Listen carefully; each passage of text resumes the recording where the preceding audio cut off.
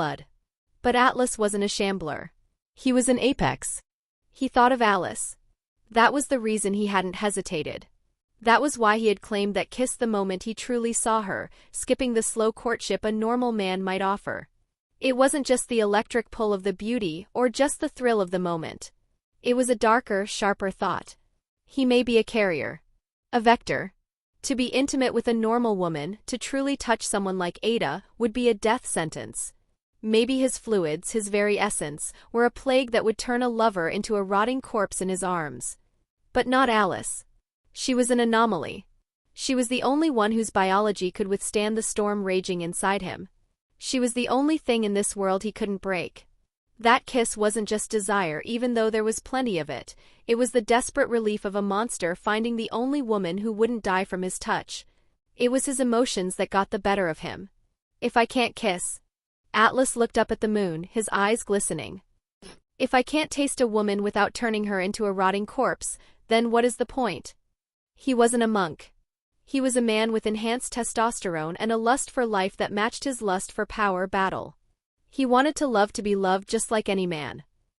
Chapter 57, Raccoon City was dead. That kiss wasn't just desire, even though there was plenty of it. It was the desperate relief of a monster finding the only woman who wouldn't die from his touch. It was his emotions that got the better of him. If I can't kiss. Atlas looked up at the moon, his eyes glistening. If I can't taste a woman without turning her into a rotting corpse, then what is the point? He wasn't a monk. He was a man with enhanced testosterone and a lust for life that matched his lust for power battle. He wanted to love to be loved just like any man. He wanted to bury his face in a woman's neck and bite down in the heat of passion. He wanted to worship their bodies, breasts, thighs, pussies with his tongue and teeth.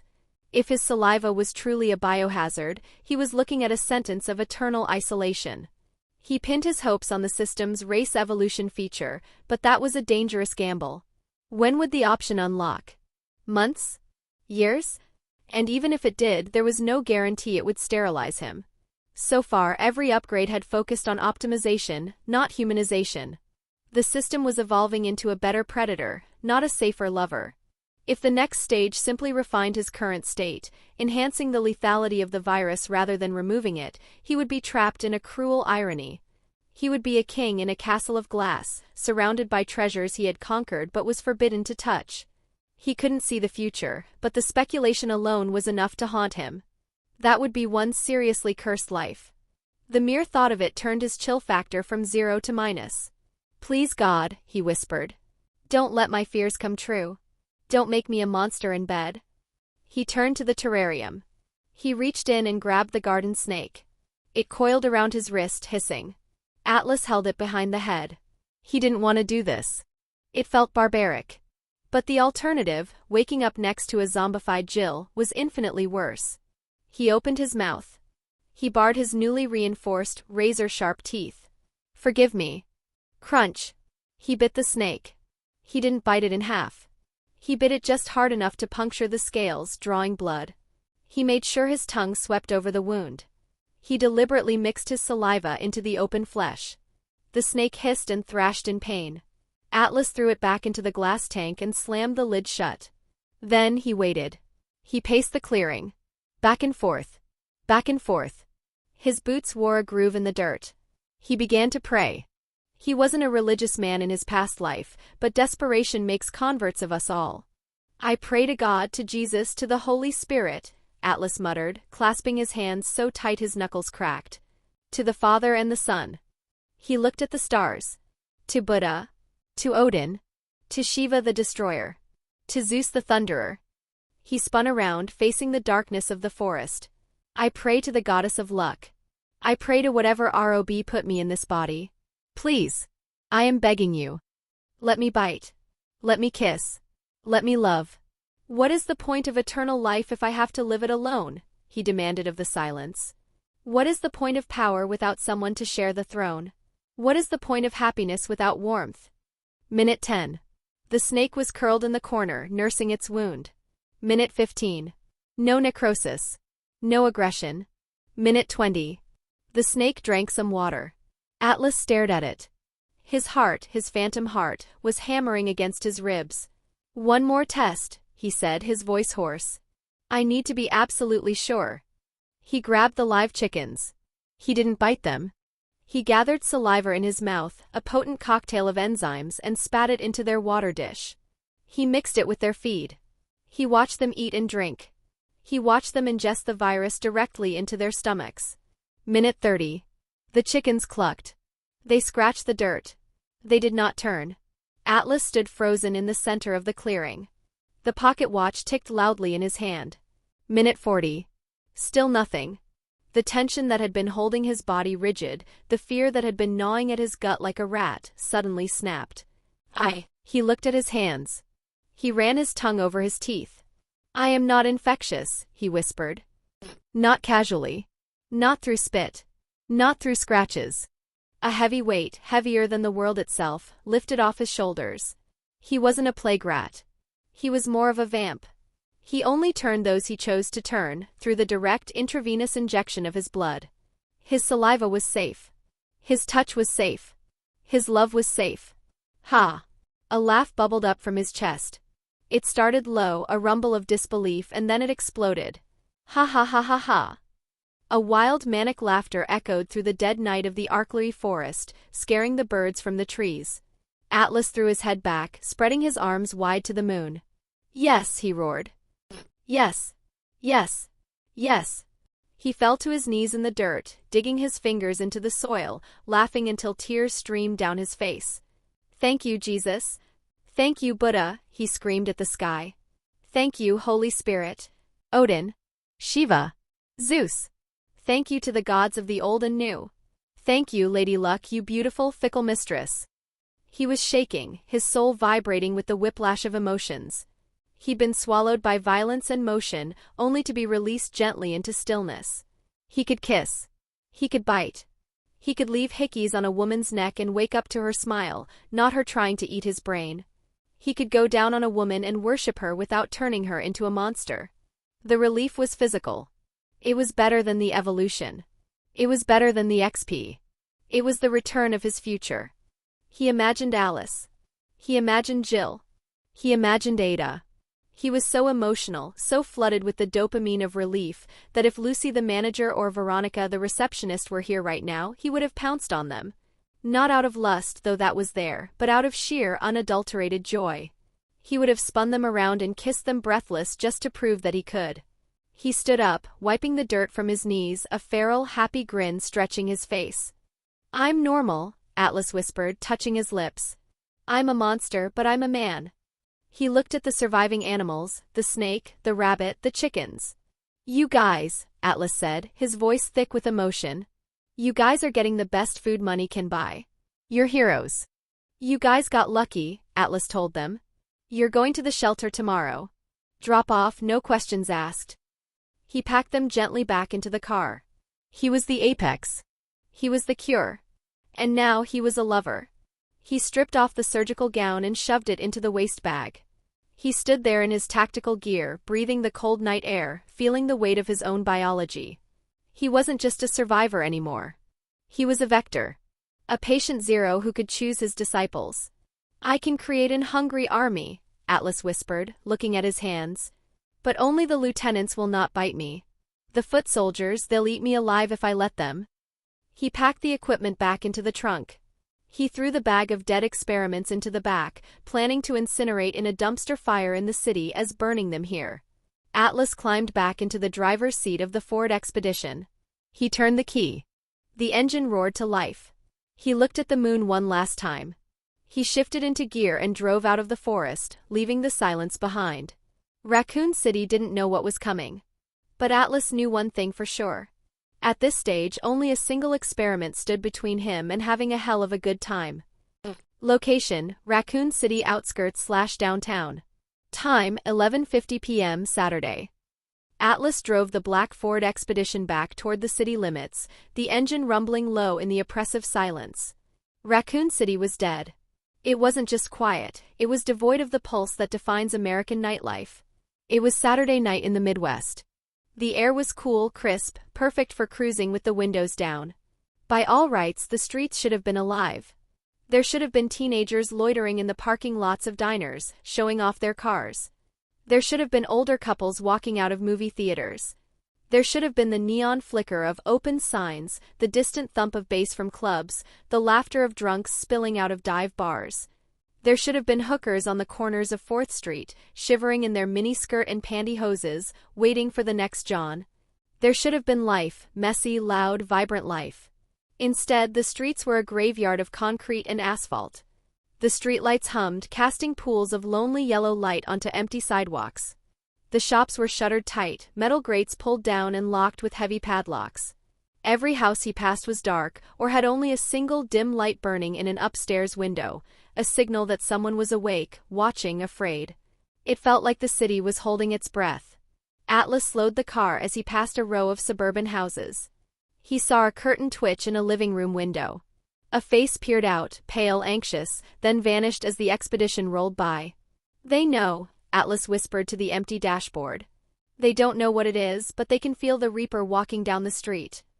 The cannibal sickness hadn't fully erupted yet. The zombies weren't roaming in hordes. But the fear was viral. The disappearances. The wild dog attacks. The strange rashes that were plaguing half the population. It had driven the people into a self-imposed quarantine. He reached a secluded alleyway behind an industrial park on the edge of the city. He pulled the car in, killing the headlights. He got out and grabbed the heavy black plastic bag from the trunk, the one containing the experiments, the needles, bodies, and the bloody gown. He walked to a rusted metal dumpster. He tossed the bag in. He pulled a small jerry can of gasoline from the back seat and doused the bag. He struck a match. Whoosh! The fire roared to life, consuming the evidence of his science. The smell of burning plastic and organic matter filled the alley, masking the scent of the virus. Atlas watched it burn for a moment, his face illuminated by the flames. He felt nothing for the dead rats or the fish. They were data points. But the survivors, that was different. He got back in the car and drove to the Raccoon City Animal Shelter. Chapter 58, Sand Isn't Much Better. The fire roared to life, consuming the evidence of his science. The smell of burning plastic and organic matter filled the alley, masking the scent of the virus. Atlas watched it burn for a moment, his face illuminated by the flames. He felt nothing for the dead rats or the fish. They were data points. But the survivors, that was different. He got back in the car and drove to the Raccoon City Animal Shelter. It was a small brick building near the park. It was closed for the night, dark and silent. Atlas parked in front of the gate. He opened the trunk. The dog, the scruffy terrier, looked up at him and wagged its tail. The cat meowed softly from its carrier. The hamster was running on its wheel, oblivious to the apocalypse. Atlas lifted the cages out, one by one, placing them gently on the concrete step under the shelter's awning where they would be dry. He opened a bag of high-quality kibble and poured a generous mound into the dog's bowl. He gave the cat a tin of tuna. He made sure every animal had food and water. Then he took the envelope from his pocket. He pulled out a stack of cash, $1, 000 in 20s. He tucked it securely under the dog's collar, wrapping it in a plastic bag to keep it dry, along with a note, "Please take care of them. Donation included." He stood up and looked at them. The dog stopped eating and looked up. Its big, brown eyes locked onto Atlas. It whined, taking a step toward him, straining against the leash Atlas had tied to the gate. It didn't want the food, it wanted the man who had saved it from the cage. Atlas felt a knot form in his throat. A heavy, leaden weight that settled in his chest. He wasn't a sentimental fool. He was a soldier. He was a killer. But looking at those innocent eyes, knowing what was coming, it hurt. "Don't look at me like that," Atlas whispered, his voice rough. He knew the math. Raccoon City had a population of roughly 130,000 people. When the infection hit critical mass, 90% of them would die in the first wave. They would be eaten in their homes, in their cars, in the streets. Of the survivors, most would die when the thermobaric missile hit. "You're dead," Atlas said softly to the dog. "You're all dead. Even if the shelter takes you in, you have a few days." He looked up at the sky. If this world followed the game lore, this was just the beginning. The T-virus would spread. The C-virus would burn China. The Las Plagas would consume Spain.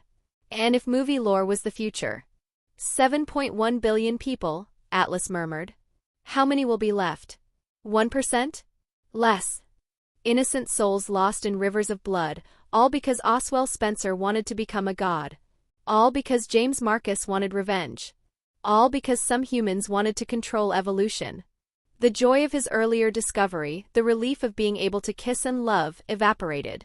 It was replaced by a hollow, aching coldness. He reached down and patted the dog's head. He scratched the cat behind the ears. "May you rise beyond mortal grasp," Atlas spoke, his tone heavy and solemn, reciting a prayer he didn't really believe in before. Ascending to a heaven forever out of reach. He wasn't a religious man. He had been raised by Christian parents, but the desert of Afghanistan had burned that faith out of him. He had seen young men blow themselves up for Allah. He had seen good men die for oil. He had learned that if there was a God, he was either absent or cruel. But standing here in this place at the edge of the end of the world, it was easy to want to believe. It was easy to hope that there was somewhere else for these innocents to go when the fire came. "Goodbye," Atlas whispered. He turned away abruptly. He couldn't look back. He got into the car, slammed the door, and drove off, leaving the small menagerie of survivors alone in the dark. Atlas drove aimlessly for 30 minutes. He passed the hospital where the lights were blazing in the ER entrance, but the doors were guarded by private security. He passed the police station, which looked like a fortress under siege. He didn't want to go back to the hotel. The suite was too quiet. The luxury felt suffocating. He needed noise. He needed a drink. He needed to be around something that wasn't a monster or a victim. He saw a neon sign flickering down a side street. "Strips and Sips. Gentlemen's Club. Open." It was a garish pink and blue sign, buzzing with a faulty transformer. Atlas parked the Expedition in the empty lot. There wasn't a single other car. "Perfect," he muttered. He stalked the streets, too wired to sleep, too evolved to rest. The silence grated on him. He wanted interaction, but the city had shut down, retreating into a slumber that felt ancient. It was like walking through a museum exhibit of the Dark Ages. It felt primitive. It reminded him of history books describing the old times, simple lives where people rose with the dawn and hid under their covers the moment the light faded. Perhaps insomnia, he realized, was a double-edged sword. With his evolved undead physiology, the need for sleep had diminished, leaving him with hours of solitude that stretched out like a desert. Humans are social animals just like anyone. He craved interaction, noise, life, but this place was a ghost town. The nightlife here wasn't just quiet, it was extinct. It felt archaic, a throwback to an era where humanity lived and died by the rising of the sun. Perhaps not being able to sleep wasn't that good. "It feels like a rehearsal," he muttered to himself, looking up at the artificial glow of the street lamps. "I better get used to this," he whispered, kicking a pebble into the gloom. He looked at the electric lights humming overhead, the only things anchoring him to the modern era. Without them, he could have been anywhere. Or anywhen. His mind drifted to the worlds on his itinerary: Game of Thrones, The Witcher, Castlevania, Attack on Titan, Dragon Age. In those realms there was no nightlife. There were no clubs, no late-night diners, no neon signs. Number 24-hour convenience stores. There was only the setting sun and the terror that followed it. In the world of Goblin Slayer or Akame Ga Kill, you didn't go out at night to socialize. You barred the door and prayed the fire didn't go out. Here, the darkness was just boring. There, the darkness was alive. "Enjoy the boredom, Atlas," he told himself grimly. He walked to the entrance. Usually, a place like this on a Saturday night would have a bouncer the size of a fridge checking IDs and a line of rowdy college kids or tired businessmen. Tonight, the door was unguarded. He pushed it open. The interior was what you'd expect from a mid-tier strip club. Red velvet walls, brass rails, low tables with sticky surfaces, and the smell of cheap perfume masking the scent of stale beer and desperation. But it was empty. The main stage was dark. The pole stood lonely in the spotlight. There were no dancers. No servers. No customers. Just the music, a slow, sultry jazz track playing over the PA system, and one man standing behind the bar. He was an older black man, likely in his early 60s, with close-cropped gray hair and a face that looked like it had been carved out of granite. He wore a crisp white shirt with the sleeves rolled up, revealing forearms that were still thick with muscle despite his age. He was polishing a glass with a rag, his movements slow and methodical. Atlas walked across the empty dance floor, his boots echoing on the hardwood. It seems the night doesn't suit Raccoon City anymore, Atlas announced, his voice carrying in the empty room. The bartender looked up. He didn't smile, but he didn't scowl either. He had the eyes of a man who had seen everything and was surprised by nothing. You must be new here, son, the bartender said, his voice a deep, gravelly baritone. Walking around at this time of night. Most folks have locked their doors and loaded their shotguns. Atlas reached the bar and sat on a stool. I'm just passing through, Atlas said. And I have insomnia. Whiskey. Neat. Make it a double. The bartender nodded. He grabbed a bottle of Jack Daniels and poured a generous measure into a tumbler. He slid it across the mahogany counter. Tyrone, the bartender introduced himself. Atlas, he replied, taking the glass. He took a sip. The burn was good. It grounded him. So, old man, Atlas asked, leaning his elbows on the bar. Aren't you afraid someone will rob you in this time and place? You're alone here. No security. No bouncers. Tyrone chuckled, a dry, rasping sound. Well, what can I do? Tyrone shrugged, picking up another glass to polish. My workers aren't leaving their homes. My girls called in sick 2 days ago. They're afraid of the ghosts and the diseases appearing around the city. He looked around the empty club. It feels like a dead city at night. Even the mornings aren't good. People are afraid. With the deaths in the mountains and the sudden increase in skin problems at the hospitals, folks are whispering about a plague. Atlas nodded slowly. The skin problems. Rosacea. Eczema. Acne. The symptoms of trace amounts of T-virus in the water supply. It wasn't enough to turn them into zombies yet, the viral load was too low, but it was enough to make their hair fall out, their skin itch, their tempers fray. The city was physically rotting before it died. As for the goons, Tyrone continued, his expression hardening. Let them try. His hand moved under the bar. It wasn't a frantic grab, it was a practiced, fluid motion. Clack. He placed a Benelli M4 Super 90 shotgun on the counter. Beside it he laid a Glock 17. I'll teach them some life lessons with these, Tyrone said calmly, tapping the shotgun receiver. Atlas raised an eyebrow. He looked at the weapons. They were clean, well-oiled, and the safety was off on the shotgun.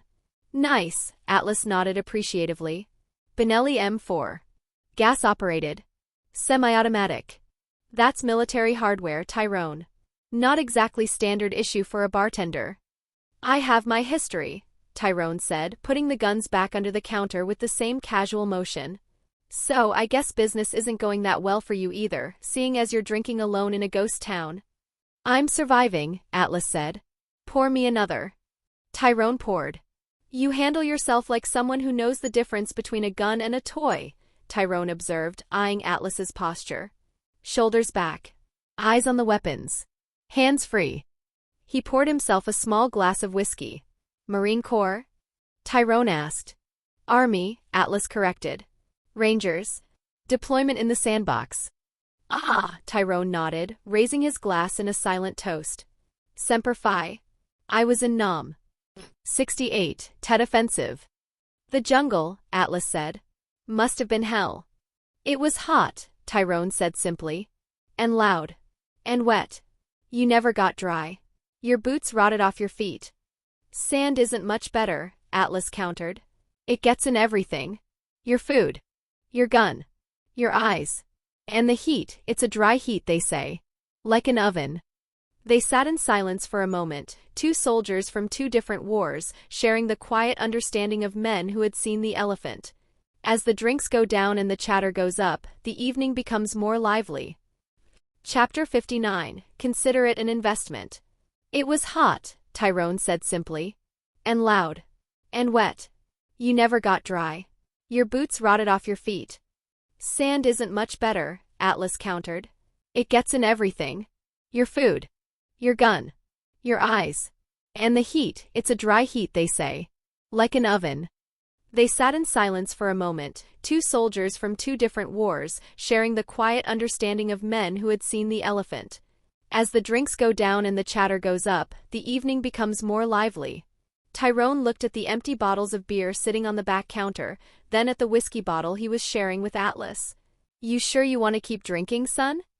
Tyrone asked, eyeing the bottle. You don't want to get me drunk and then rob the place, do you? Ha ha ha, Atlas laughed, the sound genuine and loud in the empty room. Come on, old man. Relax. I'm not going to rob you. He leaned in, flashing a grin. If I wanted to rob you, Tyrone, even your experienced hands wouldn't be able to stop me. Tyrone stared at him. He looked at Atlas's frame, the unnatural width of the shoulders, the density of the muscle under the jacket. He saw the confidence. It wasn't arrogance, it was fact. He laughed. He couldn't help it. He glanced at Atlas, sizing him up in a heartbeat. The kid was a specimen, no doubt, broad shoulders, dense muscle, a frame built for violence. But flesh was still flesh. Can a man outflex a claymore? Can he catch shrapnel with his abs? The answer was a hard no. The soldier relaxed, his guard down. To him, Atlas was just a well-dressed, well-behaved civilian. He didn't mind the bravado. He just knew it wouldn't survive first contact with shrapnel. Tyrone laughed, shaking his head. Sure, Tyrone conceded. You're a big lad. But as they say, rule number 1, a dealer who dips into his own stash won't last long. Don't get high on your own supply, it's bad for business. He took a sip of his own drink. True to all, Atlas replied, slapping $100 bill onto the counter. But rule of the tonight, everything's on me. Drink like an addict, you make money, you have fun. Everybody wins.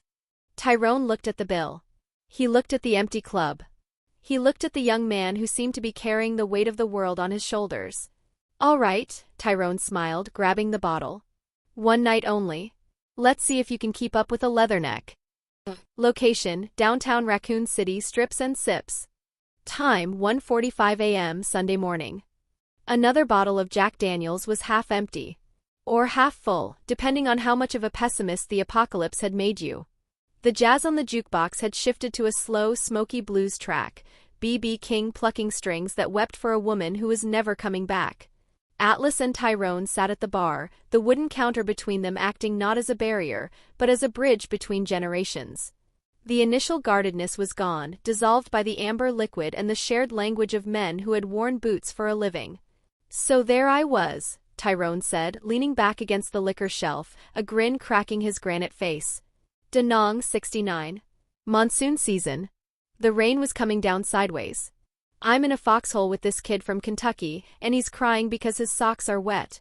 I tell him, son, your socks are the least of your problems. The mosquitoes out here are big enough to carry off a water buffalo. Atlas laughed, shaking his head. We had the camel spiders in Kandahar.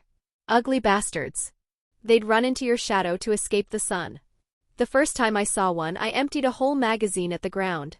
My sergeant made me dig latrines for a week for wasting ammo. Latrine duty, Tyrone groaned, pouring them both another shot. The universal punishment. It doesn't matter if it's jungle rot or desert dust, the smell of burning shit is the same in every war. It's the smell of gunpowder, Atlas quipped, raising his glass. It's the smell of a CO with a stick up his ass, Tyrone corrected, clinking his glass against Atlas's. They drank. For Atlas, the alcohol was a pleasant fiction. His constant regeneration and superactive metabolism burned the ethanol almost instantly. He couldn't get drunk, not really. He felt a phantom warmth, a placebo relaxation. He missed the buzz, the blurring of the edges, but he enjoyed the ritual. He enjoyed the company more. Tyrone was the kind of man the world was running out of. Solid. Uncomplaining. A man who built things with his hands and protected what was his. You know, Tyrone said, looking into his glass, his mood turning contemplative. I bought this place 10 years ago. Used my pension. Fixed the wiring myself. Sandy these floors on my hands and knees. It's a nice place, Tyrone, Atlas said genuinely. It's got soul. It had life, Tyrone sighed. Before this, whatever this is. This sickness. This fear.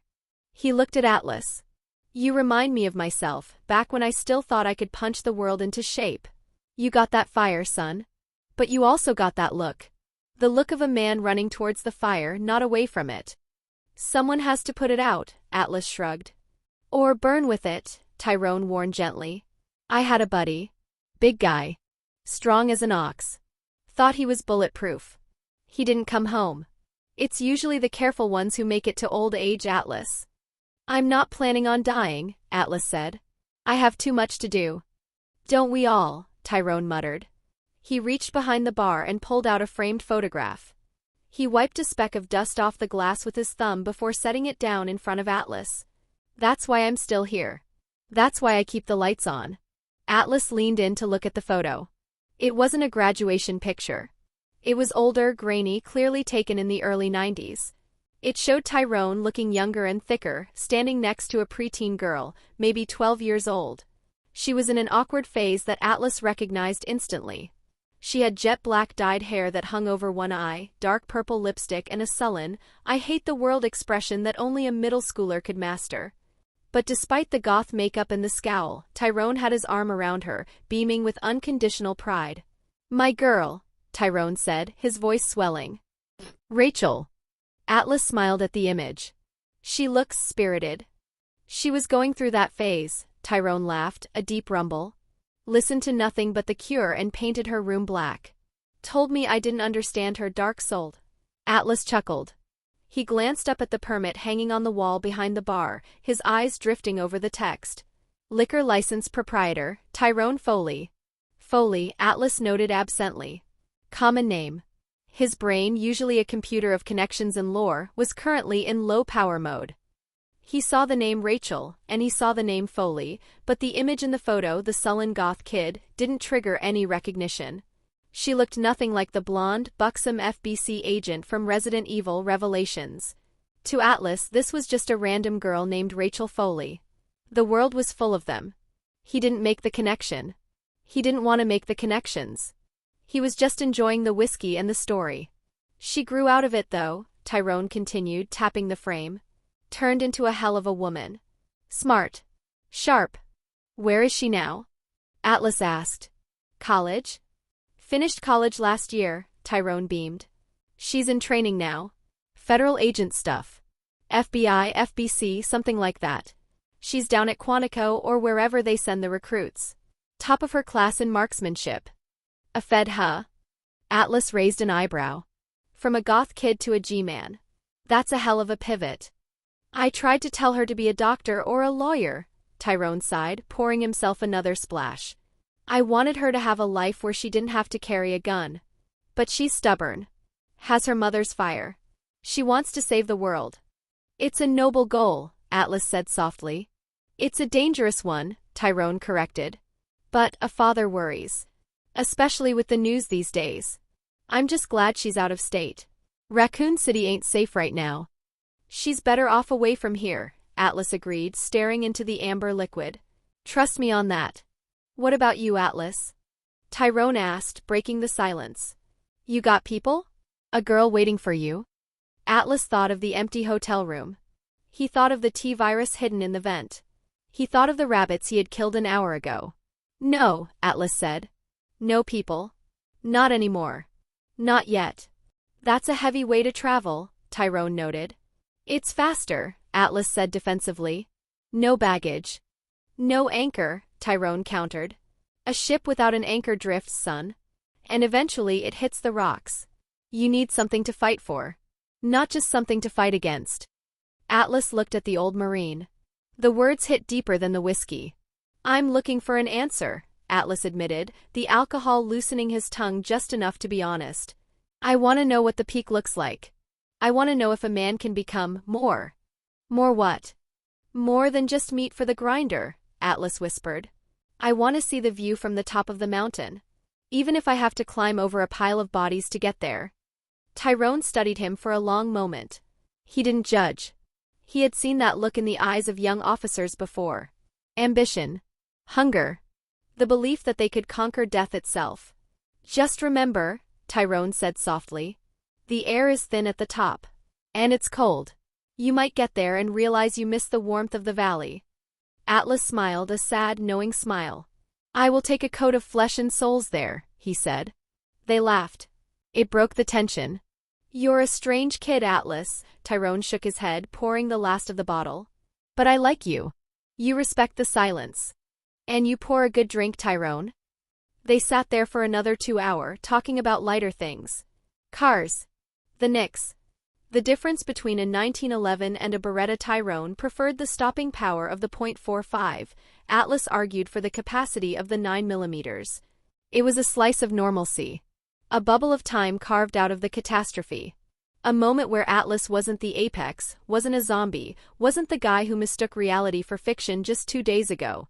He was just a guy having a drink with a good bartender. Finally, Atlas looked at the clock on the wall. 3:30 a.m. I should go, Atlas said, standing up. He felt steady, focused, energized. Yeah, Tyrone stood up, stretching his back. I should lock up. Not that anyone's coming in.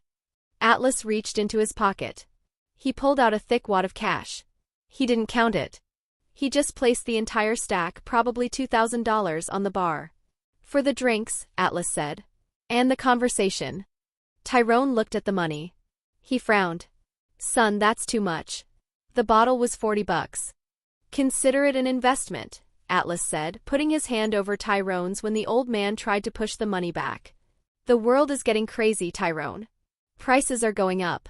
You might need to buy supplies. Or ammo. After uttering those words, he didn't look back. He stepped out into the night. Chapter 60, My Neighbor's Dog. For the drinks, Atlas said. And the conversation. Tyrone looked at the money. He frowned. Son, that's too much. The bottle was $40. Consider it an investment, Atlas said, putting his hand over Tyrone's when the old man tried to push the money back. The world is getting crazy, Tyrone. Prices are going up. You might need to buy supplies. Or ammo. After uttering those words, he didn't look back. He stepped out into the night.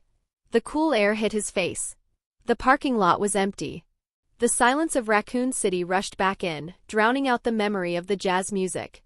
Atlas walked to his car. He looked back at the neon sign, strips and sips. He knew he would never see Tyrone again in a few days. The nuke was coming in a few days.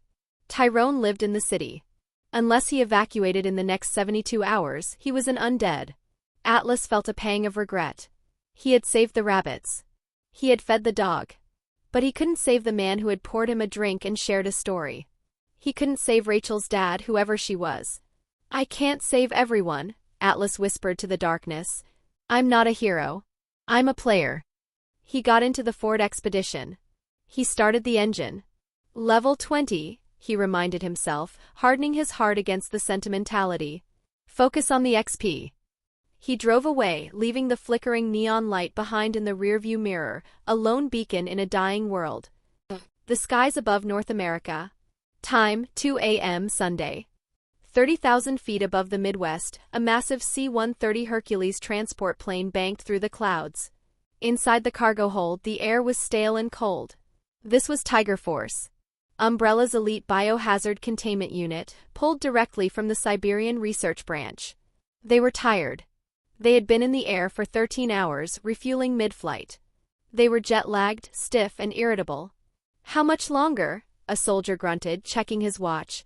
We land at the private airfield at 2000 hours, Commander Bill Snake Wilson replied. He was a mountain of a man, scarred and grim, chewing on an unlit cigar. Then we board the train. A train? The lead scientist, Dr. Barnes, scoffed from his seat. He adjusted his glasses, looking miserable. We fly halfway around the world to secure a mothballed facility in the woods, and we have to take a vintage train to get there? Doesn't Dr. White have helicopters? Airspace is locked down, Doc, Wilson said. The military has initiated Protocol 4-4 over Raccoon City. Nothing flies in or out without being shot down. The rail line is the only back door, as the front door is in full lockdown. Barnes muttered something about budget cuts and incompetence. They didn't know the truth. They didn't know that Dr. White had summoned them not as saviors, but as a desperate gamble. They were the last chips on the table.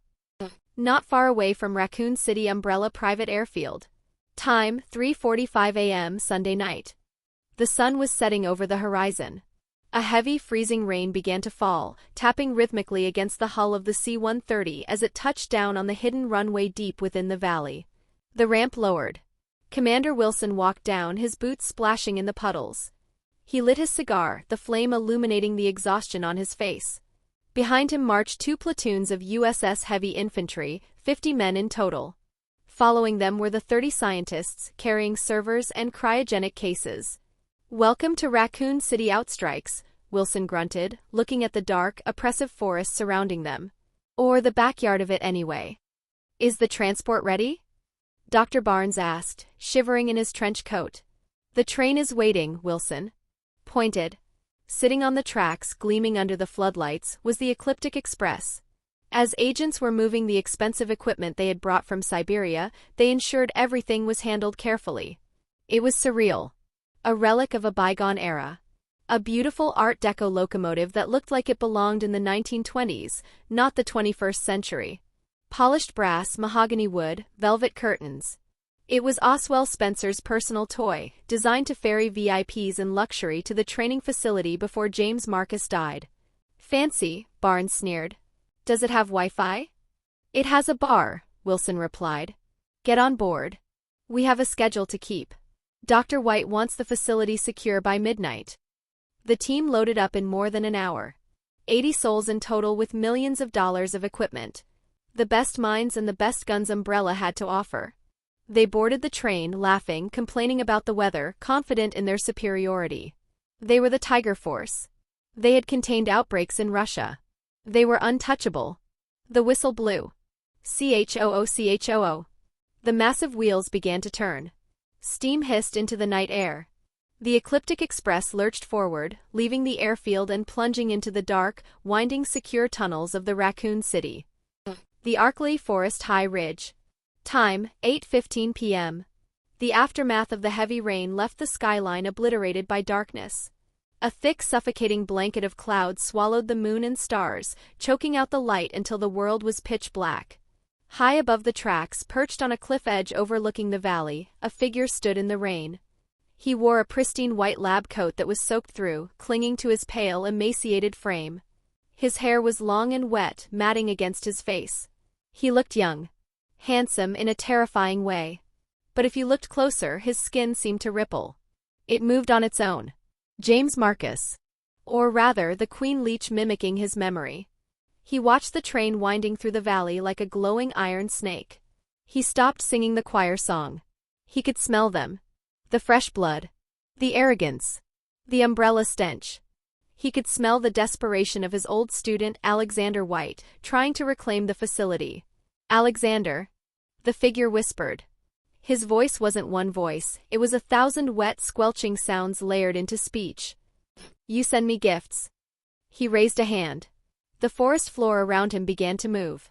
It wasn't mud. It was leeches. Thousands of them. Slick, black, segmented nightmares. They poured out of the earth, out of the trees, out of his very cloths. They flowed like a river of oil, sliding down the cliff face toward the tracks. The figure began to sing again. It was a haunting, operatic aria. High and mournful. Dies irae, dies illa. The leeches responded to the song. They surged forward, a tidal wave of biological hatred. Eat, Marcus commanded. Raccoon City. Time, 10:30 a.m. Sunday, June 9, 2002. The sun rising over Raccoon City with a deceptive brilliance. It was a beautiful Sunday morning. The sky was a piercing blue, the birds were singing in Raccoon Park, and the autumn leaves drifted lazily onto the pavement. To the uninitiated, it looked like a perfect day. To Atlas, it looked like the calm before a nuclear detonation. He walked down Ennerdale Street, a steaming cup of black coffee in his hand. He looked like the picture of urban success, a tall, devastatingly handsome man in dark tactical jeans, a tight gray t-shirt that struggled to contain his new build, and a high-quality leather jacket. But his eyes were constantly scanning. He saw the cracks in the facade. He saw the garbage piling up on the corners because the sanitation union had quietly walked off the job 2 days ago. He saw the closed signs on half the storefronts. He saw the police cruiser speeding past with its siren silent, but its lights flashing, the officers inside looking pale and terrified. The skin plague was no longer a rumor whispered in corners. It was screaming from the headlines of the Raccoon City Times in the newspaper boxes. Violent riots in suburbs, police declare curfew. Atlas turned a corner and approached the modest brick building with the sign, Kendo Gun Shop. But the usually quiet storefront was a riot. There was a line outside, spilling onto the sidewalk. It wasn't a line of hunters or hobbyists. It was a chaotic parade of frightened fathers, sweating shopkeepers, and people who had seen things that logic couldn't explain. I need a shotgun for home defense, a man in a rumpled business suit shouted, banging his gold card on the glass. I don't care about the price. Those wild dogs are in my neighborhood, a woman sobbed. My neighbor's dog. It tried to bite me, said another man. Back of the line, the owner shouted, his voice hoarse. He was trying to adhere to the law, checking permits with shaking hands, but the tide was overwhelming him. Inside, the owner was fighting a losing battle to maintain federal order while the world collapsed. He stood behind the counter, a bastion of lawful stubbornness in a city going to hell. I cannot sell to you without a valid ID. Federal law does not stop just because you are scared, the owner roared, slamming a stack of paperwork onto the counter. Fill out Form 4473. The Nix phone lines are jammed solid.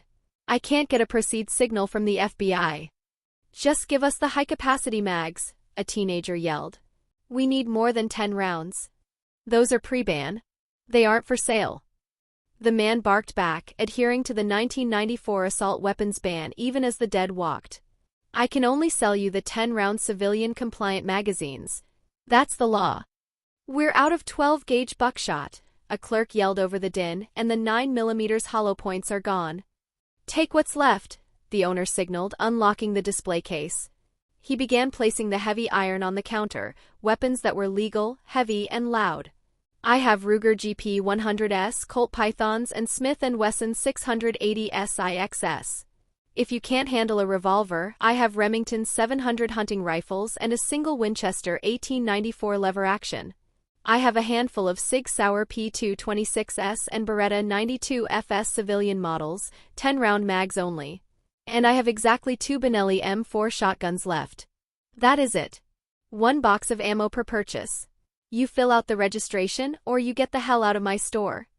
We are out of the Glock 19s. The Mossberg 500s are sold out, the owner announced, wiping sweat from his brow. If you want protection, this is what is left. Take them or go home. Atlas stood in the periphery, watching the madness. They grabbed at the firearms like frantic shoppers at a fish market, haggling over the price of their own lives. This wasn't an isolated incident. It was the new status quo. All across Raccoon City, the story was the same. Every gun range was packed, every sporting goods store was empty.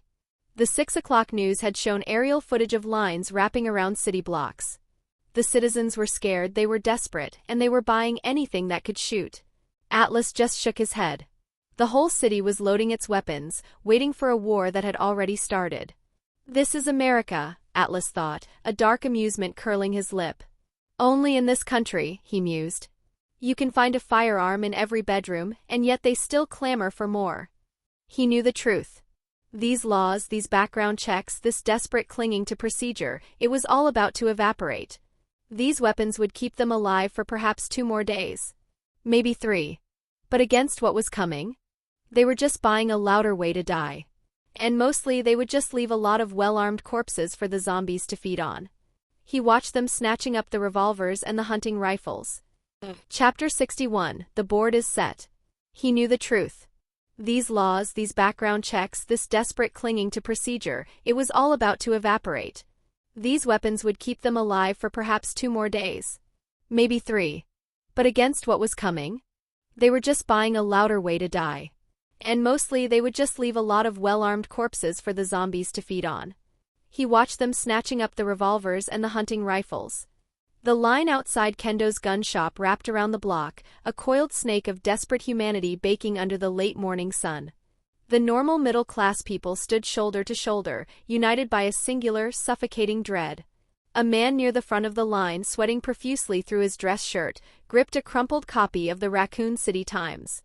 His knuckles were white. He wasn't reading it, he was staring at it, as if hoping the words would change if he looked hard enough. Terror in Raccoon City. New victims found.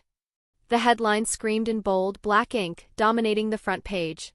The mutilated bodies of Dean Rush and Christopher Smith, both 19, were discovered early this morning on the west shore of Victory Lake. The teenagers, reported missing by their families on the 20th, were reportedly attempting to vigilante search for other missing persons in the Victory Park area. Forensic analysis confirms they were killed by the same perpetrator responsible for the recent string of wild dog attacks. Police are currently pursuing a serial killer theory. A serial killer? a woman behind him whispered, her voice trembling. She was scratching her arm incessantly, a patch of angry black rash visible just above her elbow. They keep saying it's a serial killer. But what kind of man tears people apart like that? Russian Smith, it was a closed casket. My sister knows the mortician. She said there wasn't enough left to. She trailed off, unable to finish the thought. The fear in the crowd was palpable. It was a physical weight, heavier than the humidity. Inside the shop window, a small television set was broadcasting Mayor Michael Warren's emergency press conference. The volume was turned up, filtering through the glass to the street. I want to assure the citizens of Raccoon City that the RPD is doing everything in its power, the mayor said. He looked polished, his suit expensive, but beads of sweat glistened on his forehead. He avoided the camera's lens. However, for your own safety, we are enforcing a strict 6 p.m. curfew. We appeal to the general public to respect the ban on nighttime travel. Stay indoors. Lock your doors. He didn't mention the murders. He didn't mention the bodies found in the sewers. He just talked about safety and curfews like a parent scolding unruly children. Liar, a construction worker in the line spat, watching the screen. He's packing his bags. I saw a mover's truck at City Hall this morning. It's not just the curfew, a college student chimed in, holding his phone up. Have you checked the forums? People are trying to leave. My roommate tried to drive to Stoneville this morning to stay with his parents. He got turned back at the highway. A murmur of panic rippled through the line. Turn back? The National Guard, the student hissed, lowering his voice. They have a blockade set up on Route 6. Concrete barriers. Men in black. They told him the city is under preventative quarantine due to a chemical spill. Nobody gets out. Nobody gets in. The realization hit the crowd like a cold wave. They weren't just being protected, they were being caged. The anxiety was compounded by the physical state of the city itself. Raccoon City felt sick. The water coming out of the taps this morning had a faint metallic taste, leaving a slick residue in the sink. The air smelled wrong, a mixture of summer heat and something rotting rising from the storm drains.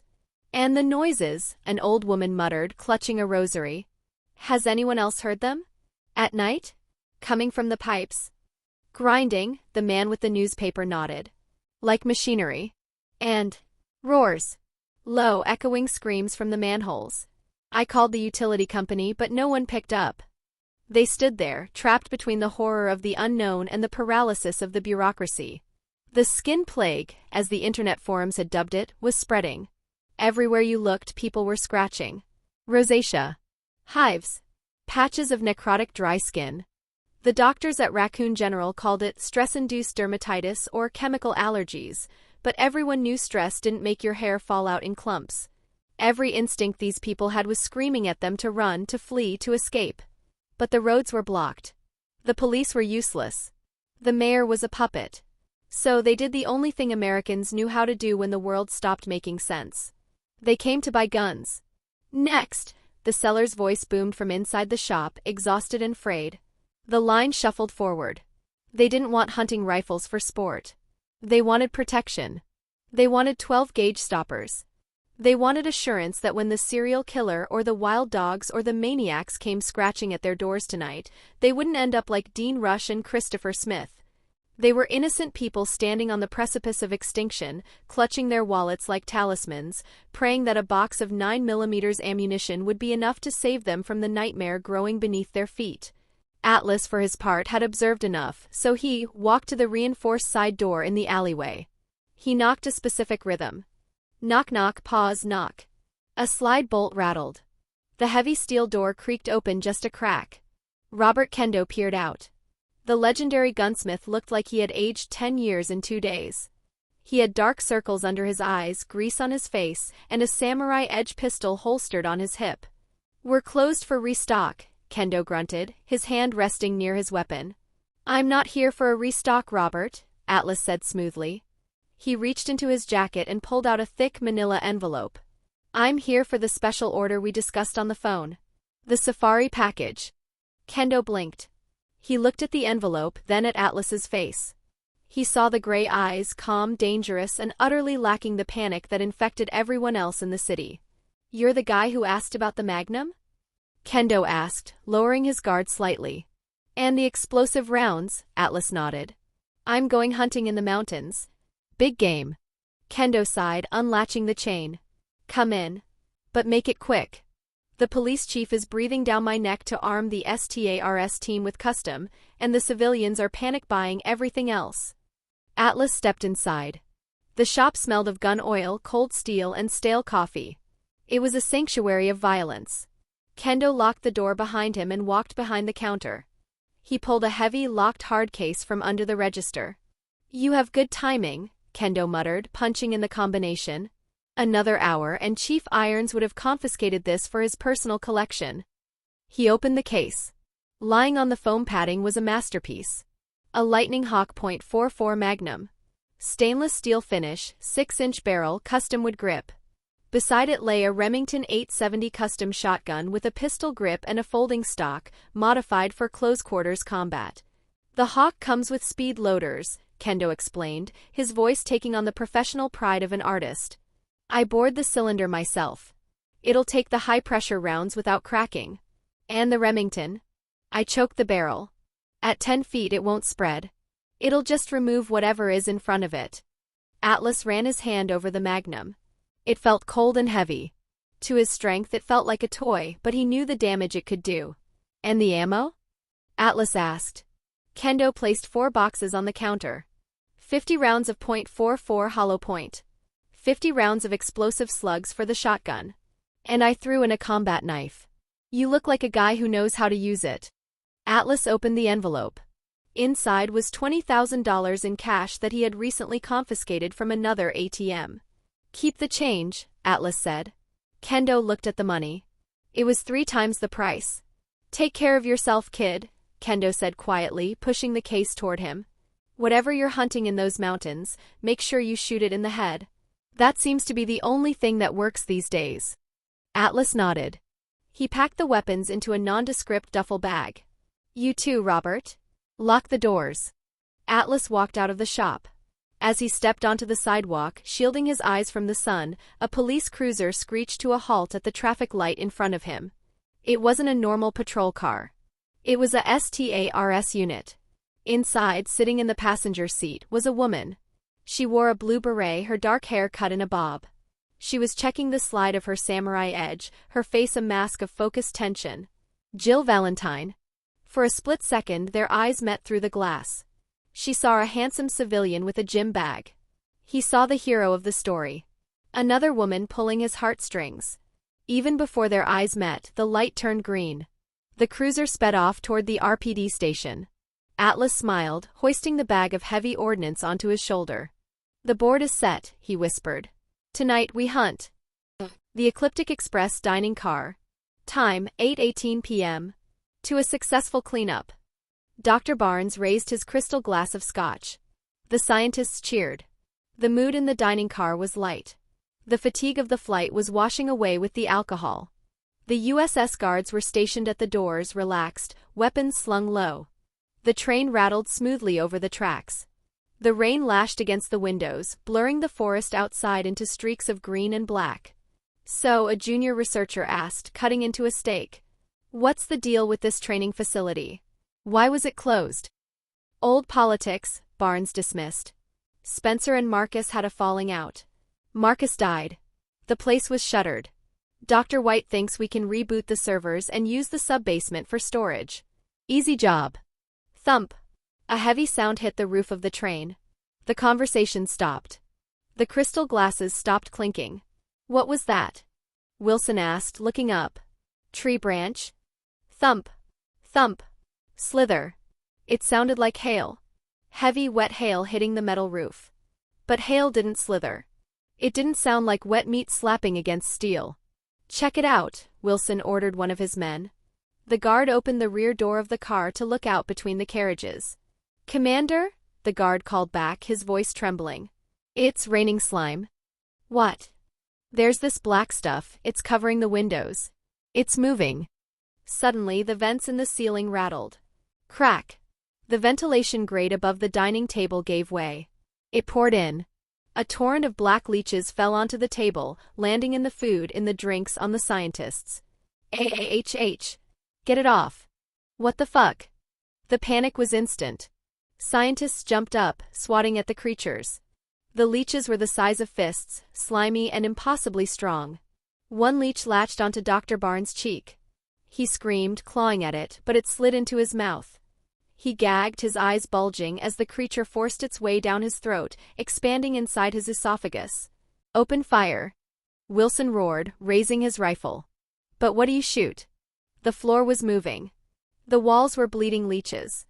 The windows shattered inward. Crash! More leeches poured in from the outside. And with them the infected leeches. They were humanoid shapes formed entirely of the slimy creatures. They pulled themselves through the broken windows, grabbing the nearest guards. Chapter 62: The Hunter and the Prey. "Open fire," Wilson roared, raising his rifle. "But what do you shoot?" The floor was moving. The walls were bleeding leeches. The windows shattered inward. Crash! More leeches poured in from the outside. And with them the infected leeches. They were humanoid shapes formed entirely of the slimy creatures. They pulled themselves through the broken windows, grabbing the nearest guards. Contact! Contact! Gunfire erupted in the confined space. Bullets tore through the leech zombies, splashing slime everywhere, but the creatures just reformed, the colony knitting back together. "It's inside me," a woman screamed, ripping her shirt open. A lump was moving under her skin, traveling toward her heart. She convulsed, foam dripping from her mouth, and collapsed. A few seconds later, she stood up. Her eyes were gone, replaced by a smooth gray film. She lunged at her colleague, biting his throat out. The viral infection speed was accelerated. The progenitor virus strain in the leeches was potent, raw, and merciless. Additionally, such a high amount of it got into the blood of these people. It didn't take hours, it took seconds. "Fall back to the engine," Wilson shouted, firing his shotgun at a mass of slime. "Detach the rear cars." But there was nowhere to run. The train was sealed. In the conductor's cabin at the front, the driver screamed as the glass shattered. A massive scorpion-like claw, the Stinger, reached in and crushed him against the controls. The train didn't stop. It accelerated. The dead man's hand was jammed on the throttle. The Ecliptic Express became a bullet train of death, hurtling through the darkness at 80 miles an hour, carrying a cargo of 80 fresh zombies and a swarm of prehistoric parasites toward the abandoned facility. The train will only stop when its power is out. Location: the Arkley Forest, Sector 4, the Deep Woods. Time: 9:55 p.m. Sunday. The Arkley Forest was a lie. To the hikers and the tourists it was a sprawling, majestic wilderness, a testament to the untouched beauty of the Midwest. The pines were ancient, the air was crisp, and the moonlight filtering through the canopy painted the forest floor in shades of silver and indigo. But I knew better. Beneath the loamy soil and the twisting roots, the earth was hollow. It was a Swiss cheese of concrete bunkers, trams, laboratories, and chemical disposal sites. Umbrella had turned this mountain range into a hollowed-out fortress. The Hive sat miles beneath the city, the Spencer Mansion perched like a vulture on the cliffs, and the training facility rotted in the deep valleys. It was a massive subterranean tumor wrapped in the skin of a national park. There was something perversely impressive about the sheer scale of the deception. Despite the billions of dollars, the bribes, and the construction, they had managed to keep the monster hidden in plain sight. I'd almost call it beautiful in a Machiavellian sort of way, if not for the filth they churned out in those labs. I adjusted the strap of the Remington 870 Custom across my back. The weight was comforting. No backpack tonight. No T-virus samples. Just me, the guns, and the hunt. I wasn't running. I was stalking. I moved through the underbrush with a silence that defied my new mass. My boots sank into the soft earth, but I made no sound. My agility wasn't just about speed, it was about control. It was the ability to shift my center of gravity instantly, to step over dry twigs without snapping them, to breathe in sync with the wind. I checked the Lightning Hawk Magnum strapped to my thigh. Cold steel. Heavy stopping power. And at my waist the Glock 19, reliable, high capacity. Overkill, a part of my mind whispered. Preparation, the soldier in me answered. Shaking my head at the constant childish bitterness of my thoughts, I returned to the present and resumed my stride, keeping it slow instead of satisfying my growing urge to see just how fast I could go, as I was following the clues left by the prey. But no matter how much I wanted to revel in the simple pleasure of superhuman movement, I was cursed with the peculiar ailment of not being an idiot. There would be time to smash into them later. I stopped near a large oak tree. I crouched, running a gloved hand over the bark. There were deep gouges in the wood, 3 parallel lines stripped clean to the white sapwood. My walk around the roundabout was not a waste of time either, as my eyes were quickly drawn by the numerous marks dotting the land and trees around me. Claw marks. I narrowed my eyes with my enhanced vision. The darkness of the forest seemed to brighten a little. A quick glance with my eyes and an even quicker calculation, and I had the approximate idea of what they all had on offer. Too big for a wolf. Too jagged for a bear. And the smell, faintly necrotic with a hint of sulfur. Cerberus, no, not cerberus, but zombie dogs. Found you, I whispered. My earlier talk with Tyrone was nothing if not thought-provoking, and finally I was able to stop worrying about the present and think about the future. For a moment at least. And the future I wanted was as simple as it could be. Evolution was my passion and my path to power. It was my path to the peak. Not the soft power of money or influence, Dr. White had those, and he was currently losing his mind in a bunker somewhere, but the power of simply being greater than those who stood against you. Power to see if absolute power truly holds the answer I want. And of course in this path I can't forget about the dangly bits of my body. Why would I not want to experience all this wonderful life had to offer? Shaking those thoughts away, to reach that power I decided on a few reasonable initial objectives. Just as I was reflecting on my initial objectives, I heard the clear sounds. Snap! A twig broke to my left. I didn't turn. I didn't flinch. I let my peripheral senses expand. Grr! A low, wet growl vibrated through the air. I slowly pivoted. They emerged from the shadows like ghosts. 5 of them. Dobermans once. Now they were skinless nightmares. Their muscles were exposed, glistening with slime and raw nerves. Their eyes glowed with a crimson, viral luminescence. Patches of rot marred their flanks where the T-virus had accelerated their evolution.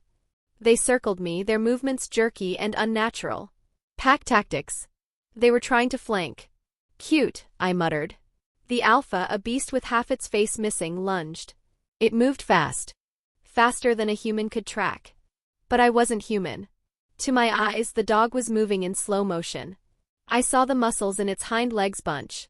I saw the saliva fly from its jaws. I didn't panic. I didn't scramble. I reached over my shoulder and drew the Remington. The motion was fluid, a singular arc of steel. Clack clack. I didn't aim. I pointed. Boom.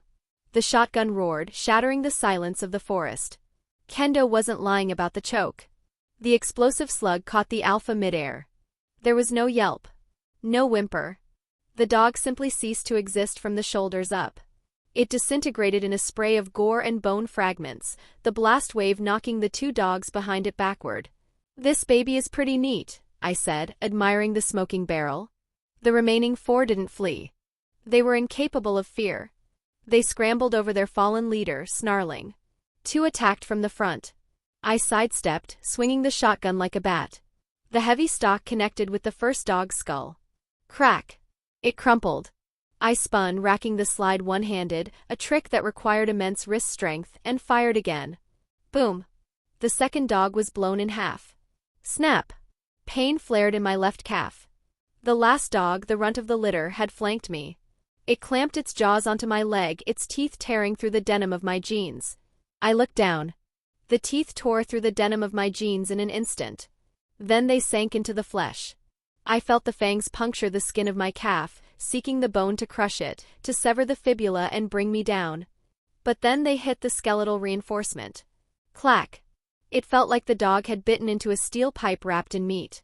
The fangs scraped aggressively against my high-density shin bone, unable to crack the calcium lattice structure. My leg didn't snap. It didn't even buckle. The structural integrity held absolute. I sighed, looking down at the creature trying to gnaw through an unyielding pillar while my dark silver-flecked blood began to ooze around its teeth. Bad dog. I reached down. I didn't use a weapon. I grabbed the dog by the throat with my free hand. It thrashed, growling, its claws raking uselessly against my tactical gloves, blood dripping from its muzzle, my blood. I lifted it into the air. It weighed 80 pounds. It felt like a feather. I looked into its glowing red eyes. There was nothing there. No soul. Just hunger. I squeezed. Crunch. The sound was wet and final. The vertebrae collapsed under my grip like dry twigs. The dog went limp instantly. I threw the carcass into the bushes, watching as the puncture wounds on my legs stopped bleeding almost immediately, the constant regeneration already pushing the torn tissue back together as nearly all blood flowed back inside. Too easy, I muttered, ejecting the spent shell. It pinged off a rock. I need bigger game. This isn't hunting, it's pest control. I reloaded the shotgun, thumbing fresh shells into the tube. 1, 2, 3. Then I paused. My ears twitched. Thrum thrum. And then a second sound cut through the rain that had started to fall. Whup whup whup whup. I looked up. Through the gaps in the canopy, a searchlight cut through the clouds. A helicopter was flying low, struggling against the wind. It was a sleek police-issue bird. On the side, painted in white letters, STARS. Bravo team. Right on schedule, I whispered. I watched, tracking its trajectory. Suddenly, the engine note changed. It went from a steady roar to a sputtering cough. Smoke began to trail from the tail rotor. Engine failure, I deduced. Courtesy of Albert Weskier. The helicopter banked hard, losing altitude. The pilot was trying to flare, trying to bring it down in the dense forest near the old rail lines. Crash! The sound of metal shearing through ancient timber echoed through the valley. A fireball erupted, brief and angry, followed by a plume of black smoke rising into the night sky. I stood there for a second, the rain hissing against the hot barrel of my shotgun. The board was set. The train was full of leeches and highly trained victims. The helicopter was down. And inside that wreckage, my mind flashed to the game lore. Rebecca Chambers. The rookie medic. Sweet, innocent, completely out of her depth. But then I remembered the face I had seen in the police cruiser this morning. The blue beret. The steely eyes. Jill Valentine. Let's see who the universe decided to punish tonight, I murmured. It was midnight. The witching hour. Who knew my light hunting trip would turn into a rescue mission? I grinned, the expression feral in the dark. Lady Luck truly loves me. She throws the best meat right at my feet. I racked the slide of the shotgun one last time. Time to crash the party. I engaged my leg muscles. My skeletal locked into place. I broke into a sprint. I didn't run like a man. I ran like a car. Trees blurred into streaks of green and black. I vaulted over fallen logs, smashed through underbrush, moving faster than any human in history, heading straight toward the rising column of smoke. It was almost laughable, really. The sheer convenience of it all gnawed at the back of my mind as I tore through the woods. I had stood on this exact soil yesterday night, playing God with rabbits and chickens, hearing nothing but the wind and my own ambition. I had planned to come back tomorrow, fully prepped, specifically to hunt down the Leech Queen in the train. But tonight? Tonight was supposed to be a filler episode. A quick XP grind and some detective work for BOWS. And yet here was the main plot, crashing down right in front of me as if waiting for my arrival. If I didn't know better, I'd say the world wasn't just spinning on its own axis anymore, it was spinning around me. Look, if you've actually made it this far into the video and you're still here, come on then, hit subscribe. And honestly, if you think a friend of yours would like this, go on and share it with them. It really helps out. Right, I'm done. I'll get out of your hair now so you can get back to the good stuff. But seriously, stick around till the end. It's well worth it. Chapter 63, They All Looked Dead. I didn't run like a man. I ran like a car. Trees blurred into streaks of green and black. I vaulted over fallen logs, smashed through underbrush, moving faster than any human in history, heading straight toward the rising column of smoke. It was almost laughable, really. The sheer convenience of it all gnawed at the back of my mind as I tore through the woods. I had stood on this exact soil yesterday night, playing God with rabbits and chickens, hearing nothing but the wind and my own ambition. I had planned to come back tomorrow, fully prepped, specifically to hunt down the Leech Queen in the train. But tonight? Tonight was supposed to be a filler episode. A quick XP grind and some detective work for BOWS. And yet here was the main plot, crashing down right in front of me as if waiting for my arrival. If I didn't know better, I'd say the world wasn't just spinning on its own axis anymore, it was spinning around me. Location, airspace above Arkley Mountains / Sector 4. Time, 10:15 p.m. Sunday. POV, third person, Rebecca Chambers / Bravo team. The night was supposed to be a routine reconnaissance mission. A wild dog sweep. But in the Arkley Mountains, nothing was routine. The rotor blades of the STARS helicopter screamed, a high-pitched mechanical shriek that tore through the cabin's silence, drowning out the static of the radio. The chopper lurched violently to the left, throwing the elite officers against their harnesses. What the hell is going on? Captain Enrico Marini shouted, grabbing the overhead bar, his voice straining against the sudden G-force. We lost the tail rotor. Main engine is surging. Kevin Dooley, the pilot, roared back. His hands flew across the instrument panel, flipping switches that refused to respond. I have no control. We're going down. In the back, Rebecca Chambers felt her stomach drop into her boots. She gripped her medical bag with white-knuckled intensity. This was her first mission. She was 18 years old, a prodigy with a degree in chemistry, but no amount of university training prepared you for falling out of the sky in a tin can. Hold on tight. Kevin yelled, wrestling the stick with both hands, his veins bulging. I'm going to make an emergency soft crash landing. Brace for impact. The world outside the window became a blur of spinning black trees and moonlight. The helicopter clipped the top of an ancient pine, the sound of metal shearing through wood deafening inside the cabin. Crash! The chopper spun, snapping branches like matchsticks. It slammed into the forest floor, skidding through the mud and underbrush, tearing a furrow in the earth before coming to a violent, shuddering halt. Silence rushed back in, broken only by the hissing of the overheated engine and the groans of the metal hull settling. Sound off, Enrico commanded, his voice shaking but authoritative. I'm good, Richard Aiken coughed, unbuckling his harness. Still in one piece, Forrest Spire grunted, checking his grenade launcher. Clear, Kenneth J. Sullivan added, kicking the side door open. Rebecca let out a breath she didn't realize she was holding. She checked her limbs. Nothing broken. Well done, Kevin, Enrico patted the pilot's shoulder, a look of genuine relief on his face. You threaded the needle.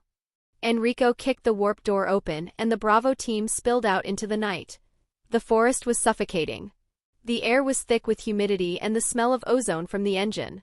It was pitch black, a darkness so absolute it felt physical. Rebecca fumbled for her tactical flashlight, clicking it on. The beam cut through the gloom, illuminating towering pines that seemed to loom over them like prison bars. Situation report, Enrico barked. Engine is smoked, Captain, Kevin called out from the cockpit, flipping shutdown switches. Navigation is dead. Radio is static. I think the alternator fried the comms array. Great, Forrest muttered. We're grounded and blind. Okay, listen up, Enrico ordered, switching into command mode. We stick to the mission. We search the area separately but maintain visual or auditory range. If you see anything at all, you pop a flare or fire a warning shot. Do not go too far. I'll stay with the bird, Kevin volunteered, pulling his sidearm. I'll try to fix the wiring and radio for backup. Agreed, Enrico nodded. Bravo team, move out. The team dispersed into the tree line. Rebecca adjusted her gloves. She felt small out here. The heavy STARS vest felt like it weighed a ton. She pulled her standard-issue samurai edge from its holster, checking the chamber. Click-clack. Stay sharp, Rebecca, she whispered to herself. She moved away from the crash site, her flashlight sweeping the wet ground. The forest was dead silent. No crickets. No owls. Just the wet squelch of her boots on the moss. She walked for 5 minutes, the isolation creeping in. Then her light hit something metallic. Captain, Rebecca called out. I found something. She moved closer. It wasn't a civilian car. It was a heavy-duty military transport truck, overturned on its side. The words military police were stenciled on the door, scratched and dented. Enrico and Edward Dewey emerged from the brush, joining her. What is this doing out here? Edward asked, raising his rifle. Rebecca shined her light into the cab. The windshield was shattered from the inside out. Oh God, she gasped. There were bodies. 2 military police officers. One was thrown clear of the wreckage, his body twisted at an unnatural angle. The other was still strapped in the driver's seat. But they hadn't died from the crash. Their faces were gone. Eaten. Not by animals, but by something precise. Their skin was pale, drained of blood, and covered in a thick, translucent slime that glistened in the flashlight beam. Savage, Enrico muttered, checking the pulse of the driver. Dead for hours. Look at these wounds. Torn apart. Rebecca stepped around the vehicle, fighting the urge to vomit.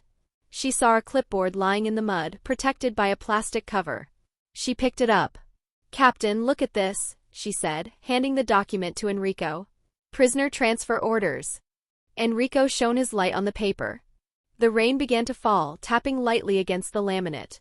Prisoner Billy Cohen. Rank, 2nd Lieutenant, U.S. Marine Corps former. Crime, first-degree murder 23 counts. Sentence, death by execution. Billy Cohen, Enrico read the name with disgust. Ex-Marine. Killed 23 people. They were transporting him to the Regulate base for execution. To think this guy actually killed the military police officers and escaped, Edward spat, looking at the mutilated bodies. He's a monster. Rebecca looked at the empty cage in the back of the truck. The bars were bent. He's loose, she whispered. Out here. With us. Enrico crumpled the paper.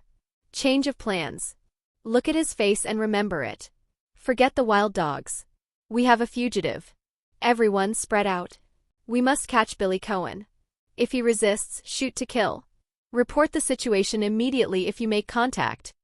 Yes, sir. The team fanned out again, this time with a new purpose.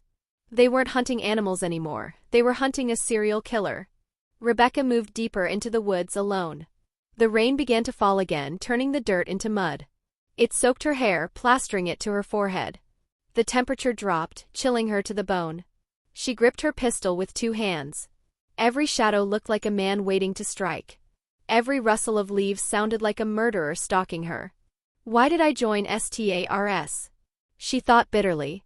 I could be in a lab right now, titrating solutions. Instead, I'm playing hide-and-seek with a psychopath in a thunderstorm. She crested a small ridge. Through the downpour, she saw a light. It wasn't a flashlight. It was warm, yellow, steady. She squinted, wiping the rain from her eyes. What in the world? Sitting in the middle of the forest on tracks that shouldn't have been active was a train. It was surreal. A beautiful vintage steam locomotive, polished to a shine, looking like it had driven straight out of the 1920s and parked itself in the Arkley wilderness. The windows glowed with inviting light. Why is there a train here? Rebecca whispered, confusion warring with caution. She checked her radio. Static. She looked back. The rest of Bravo team was gone, swallowed by the darkness and the rain. She looked at the train. It was shelter. It might have a radio. Or maybe Billy Cohen was hiding inside. Even if nothing else, it would help shield her from the rain. Rebecca took a deep breath, steeling her nerves. She walked down the embankment, her boots sliding on the wet gravel of the tracks. She approached the rear car. The door was slightly ajar. She raised her samurai edge, holding it steady despite her trembling hands. STARS, she announced, her voice cracking slightly before she found her strength. This is the police. Is anyone there? Silence answered her. Only the sound of the rain drumming on the metal roof. She stepped inside. The air in the train car smelled expensive, mahogany and perfume. But underneath that there was another smell. Something copper. Something wet. The smell of blood. Rebecca Chambers stepped fully into the light of the passenger car, the heavy sliding door clicking shut behind her, muting the torrential rain outside to a dull roar. The atmosphere inside was heavy, suffocating. It smelled of expensive mahogany, stale perfume, and something else, something metallic and sharp. Copper, Rebecca's medic brain supplied unhelpfully. Arterial spray. Old blood. There was only the static hiss of the intercom radio in the carriage, buzzing like an angry insect. 5 people lay slumped on the velvet train seats, their bodies twisted in unnatural angles, motionless. STARS? She called out again, her voice trembling slightly, betraying the 18-year-old girl beneath the tactical vest. Police. Is anyone hurt? Silence. Then a rustle of fabric. Movement in the 3rd row. A man was sitting there. He was wearing a gray business suit, stained dark at the collar. He was slumped forward, chin to chest. Sir? Rebecca lowered her weapon slightly, her instincts shifting from officer to healer. She took a step forward. "Sir, I'm an officer with STARS. Are you injured? Do you need assistance?" Rebecca walked closer, her boots squeaking softly on the blood-slicked carpet. She reached out a gloved hand to touch his shoulder. The man groaned. It wasn't a cry for help. It was a wet, gurgling sound, like air bubbling through fluid in a punctured lung. He slowly turned his head. Rebecca froze. The breath trapped in her throat turned to ice. The person in the seat was dead. Biologically, clinically, undeniably dead. Half of the man's face was missing. The skin was gray, peeling away from the skull like wet paper. His jaw hung slack, the mouth smeared with fresh crimson blood that dripped onto his tie. But it was the eyes that broke her reality. They were bulging, clouded with a milky, cataract-white haze that stared at nothing and everything. At that moment, the corpse in the chair didn't slump over. It stood up. It roared, a guttural, hungry sound, and stretched out its hands, stumbling toward her with jerky, spasmodic movements. This shocked Rebecca to her core. Her mind, trained in chemistry and biology, screamed a rejection. Dead tissues do not contract. Synapses do not fire after cessation of heart function. This is impossible. Then the woman next to him stood up. Her neck was broken, head lolling to the side. Then the passenger across the aisle rose, missing an arm. They all looked dead. And they were all moving. "Freeze!" Rebecca shouted, bringing her samurai edge up. Her voice cracked, high and terrified. "Stay back. I said stay back." Chapter 64, Good Girl. Deep breaths. This shocked Rebecca to her core. Her mind, trained in chemistry and biology, screamed a rejection. Dead tissues do not contract. Synapses do not fire after cessation of heart function. This is impossible. Then the woman next to him stood up. Her neck was broken, head lolling to the side. Then the passenger across the aisle rose, missing an arm. They all looked dead. And they were all moving. "Freeze!" Rebecca shouted, bringing her samurai edge up. Her voice cracked, high and terrified. "Stay back? I said stay back." The man in the gray suit lunged, stumbling over the seats, arms outstretched, fingers curled into claws. Bam! Bam!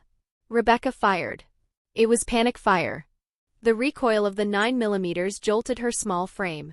The bullets hit the man in the chest, puffing dust from his expensive suit. The kinetic energy made him stumble back a step, but he didn't stop. He didn't scream. He didn't clutch the wound.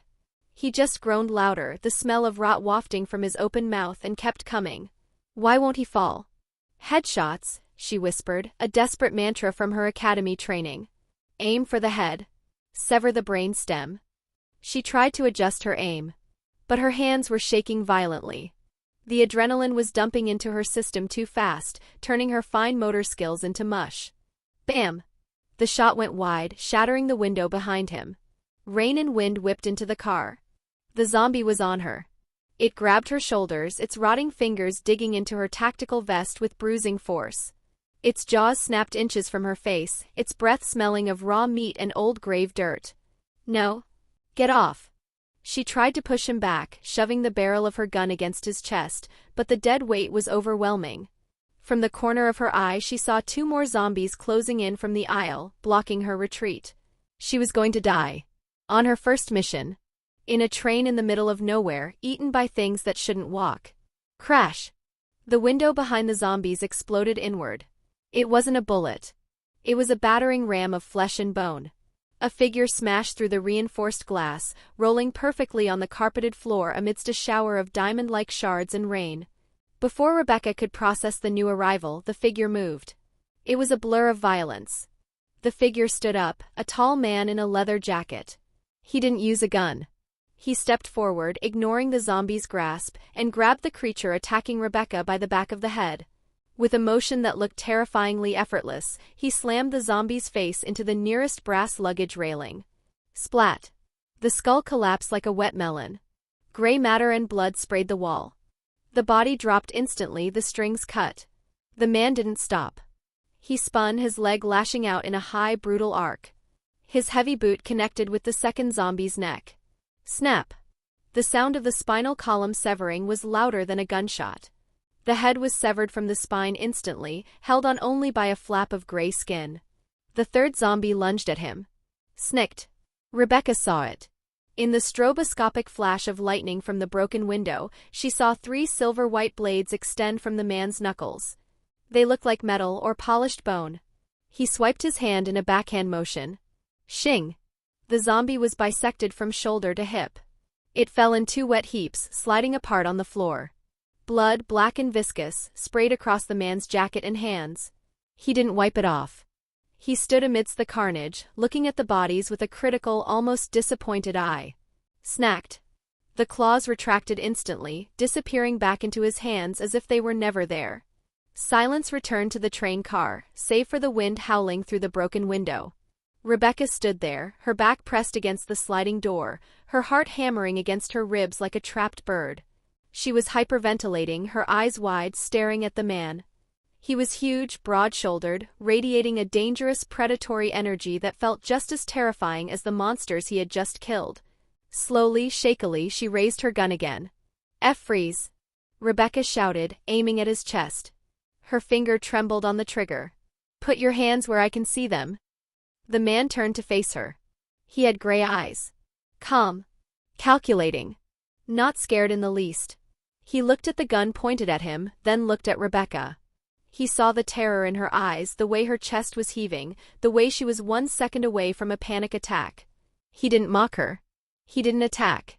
He softened his posture. He bent his knees slightly, making himself appear smaller, less threatening. He raised his hands slowly, palms open, showing he held no weapons. No claws. Just gloved hands. Easy, officer, he said. His voice was deep, smooth, and utterly composed, an anchor in the storm. Look at me. Hey. Look at me. Rebecca's eyes darted from the bodies to him. Just breathe, he instructed gently, like he was talking to a spooked horse. In through the nose. Out through the mouth. You're hyperventilating. Who are you? Rebecca stammered, tears pricking the corners of her eyes. What are you? I'm not the one trying to eat you, he said softly. I'm alive. See? No bites. No rot. He took a very slow, deliberate half-step forward, keeping his hands high. Finger off the trigger, Rebecca, he coaxed. You're safe now. But if you keep shaking like that, that gun is going to go off, and I'd really prefer not to get shot tonight. Rebecca looked at her finger. It was white-knuckled on the trigger. She forced herself to index it along the frame. She took a ragged breath. That's it, he nodded, offering a small, encouraging smile. Good girl. Deep breaths. What was that? Rebecca demanded, her voice gaining a fraction of strength. Those blades. I saw them. Experimental combat knives, the man lied smoothly, nodding toward his sleeves. Hidden gauntlets. Latest military prototype. I'm full of surprises. Stay back, she warned, the paranoia flaring up again. Identify yourself. Are you Billy Cohen? The man laughed. It was a short, sharp bark of amusement that broke the tension in the room. Billy Cohen? The Marine? He shook his head, looking genuinely amused. Do I look like a convict to you, Officer Chambers? He glanced at the patch on her vest. S.T.A.R.S. Bravo team. Medic, right? How do you know that? I know a lot of things, he said enigmatically. Like the fact that your 9mm isn't going to stop these things unless you hit the brain stem. You need to sever the connection. Body shots just annoy them. He lowered his hands slowly, hooking his thumbs into his belt, near the massive magnum strapped to his thigh.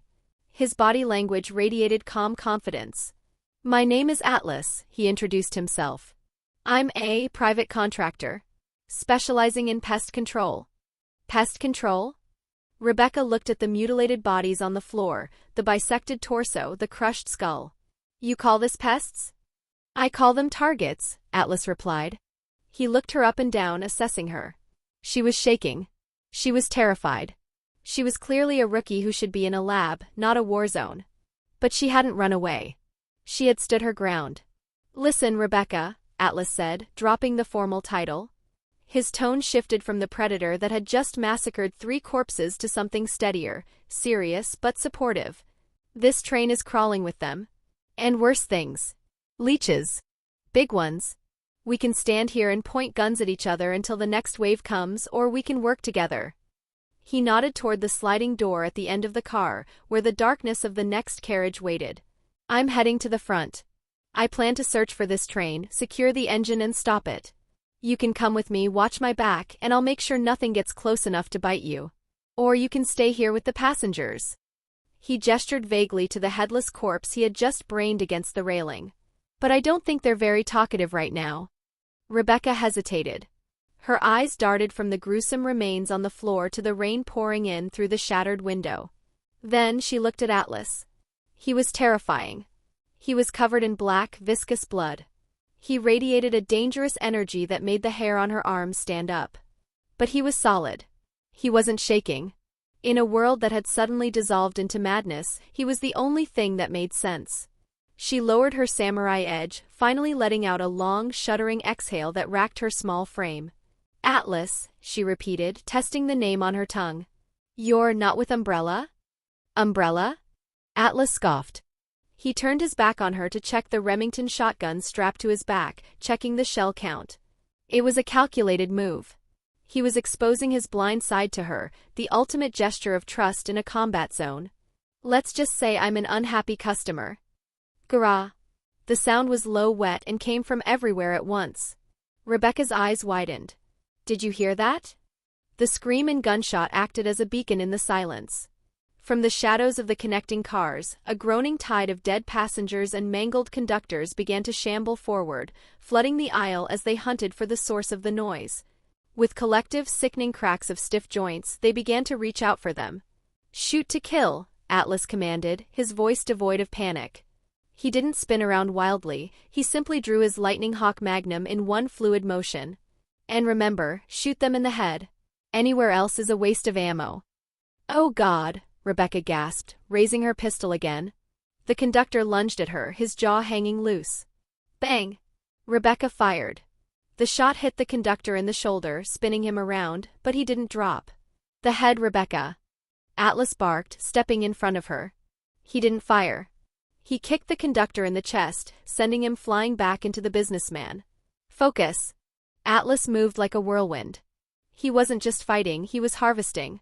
BLAM. The Magnum roared. The businessman's head vaporized. Snicked. The bone claws extended for a split second, severing the neck of the woman in the gown before she could grab Rebecca's leg. BLAM. Another headshot. In less than 50 seconds, the carriage was silent again, filled with the acrid smell of gunpowder and the heavy copper scent of old blood. Atlas glanced at the notifications floating in his periphery. 10 XP per zombie. 2 EP. No VG yet. It was a slow grind, but it was honest work. He turned to Rebecca. She was pressed against the wall, her gun smoking, her chest heaving. She looked like she was about to shatter. Hey Atlas, she stammered, staring at the carnage. Weren't those people dead? I checked their pulses before you got here. They were dead.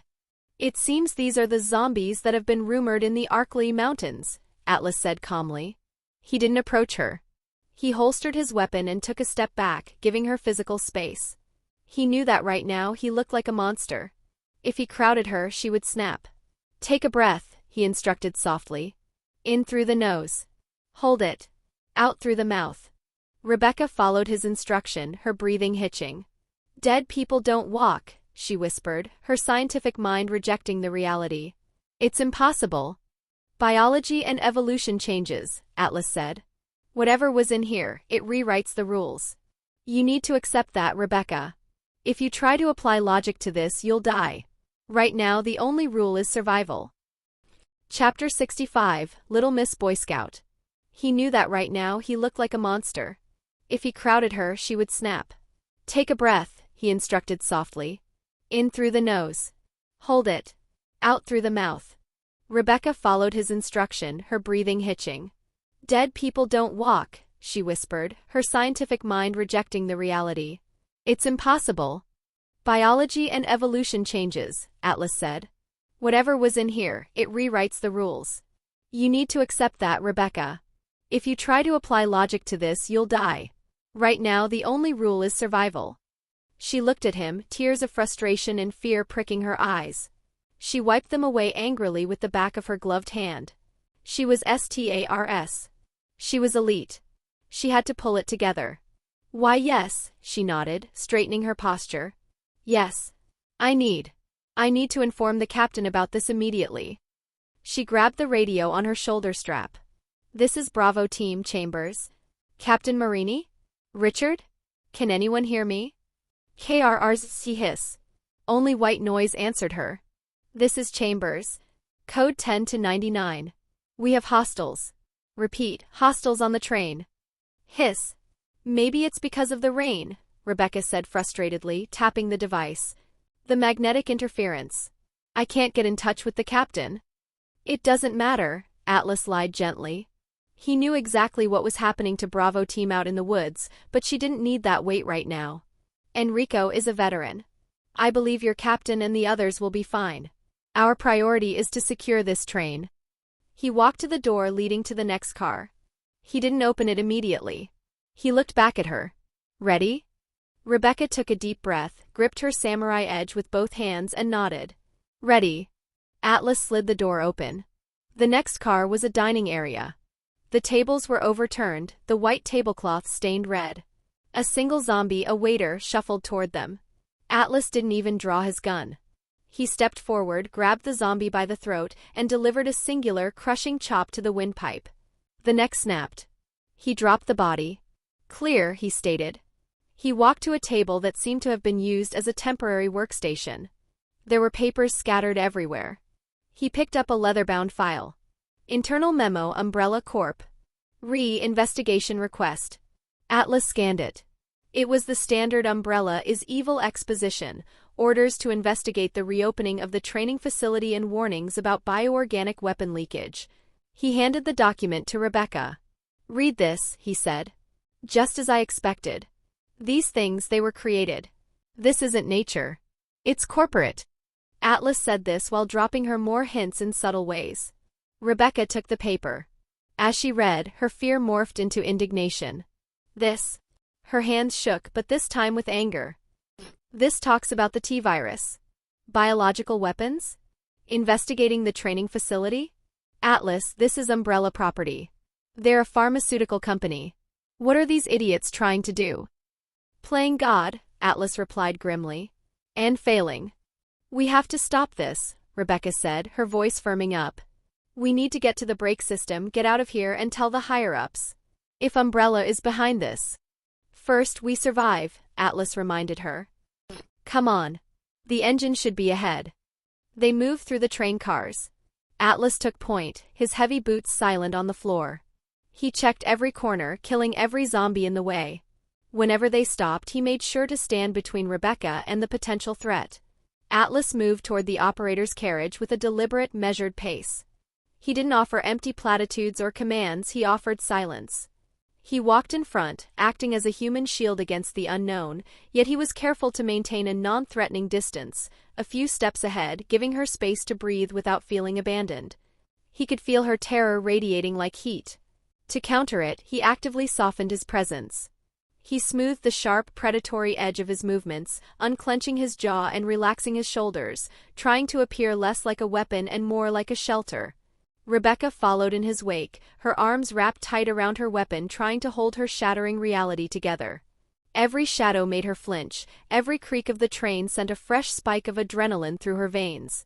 The only thing grounding her was the broad, steady back of the stranger moving calmly through the nightmare.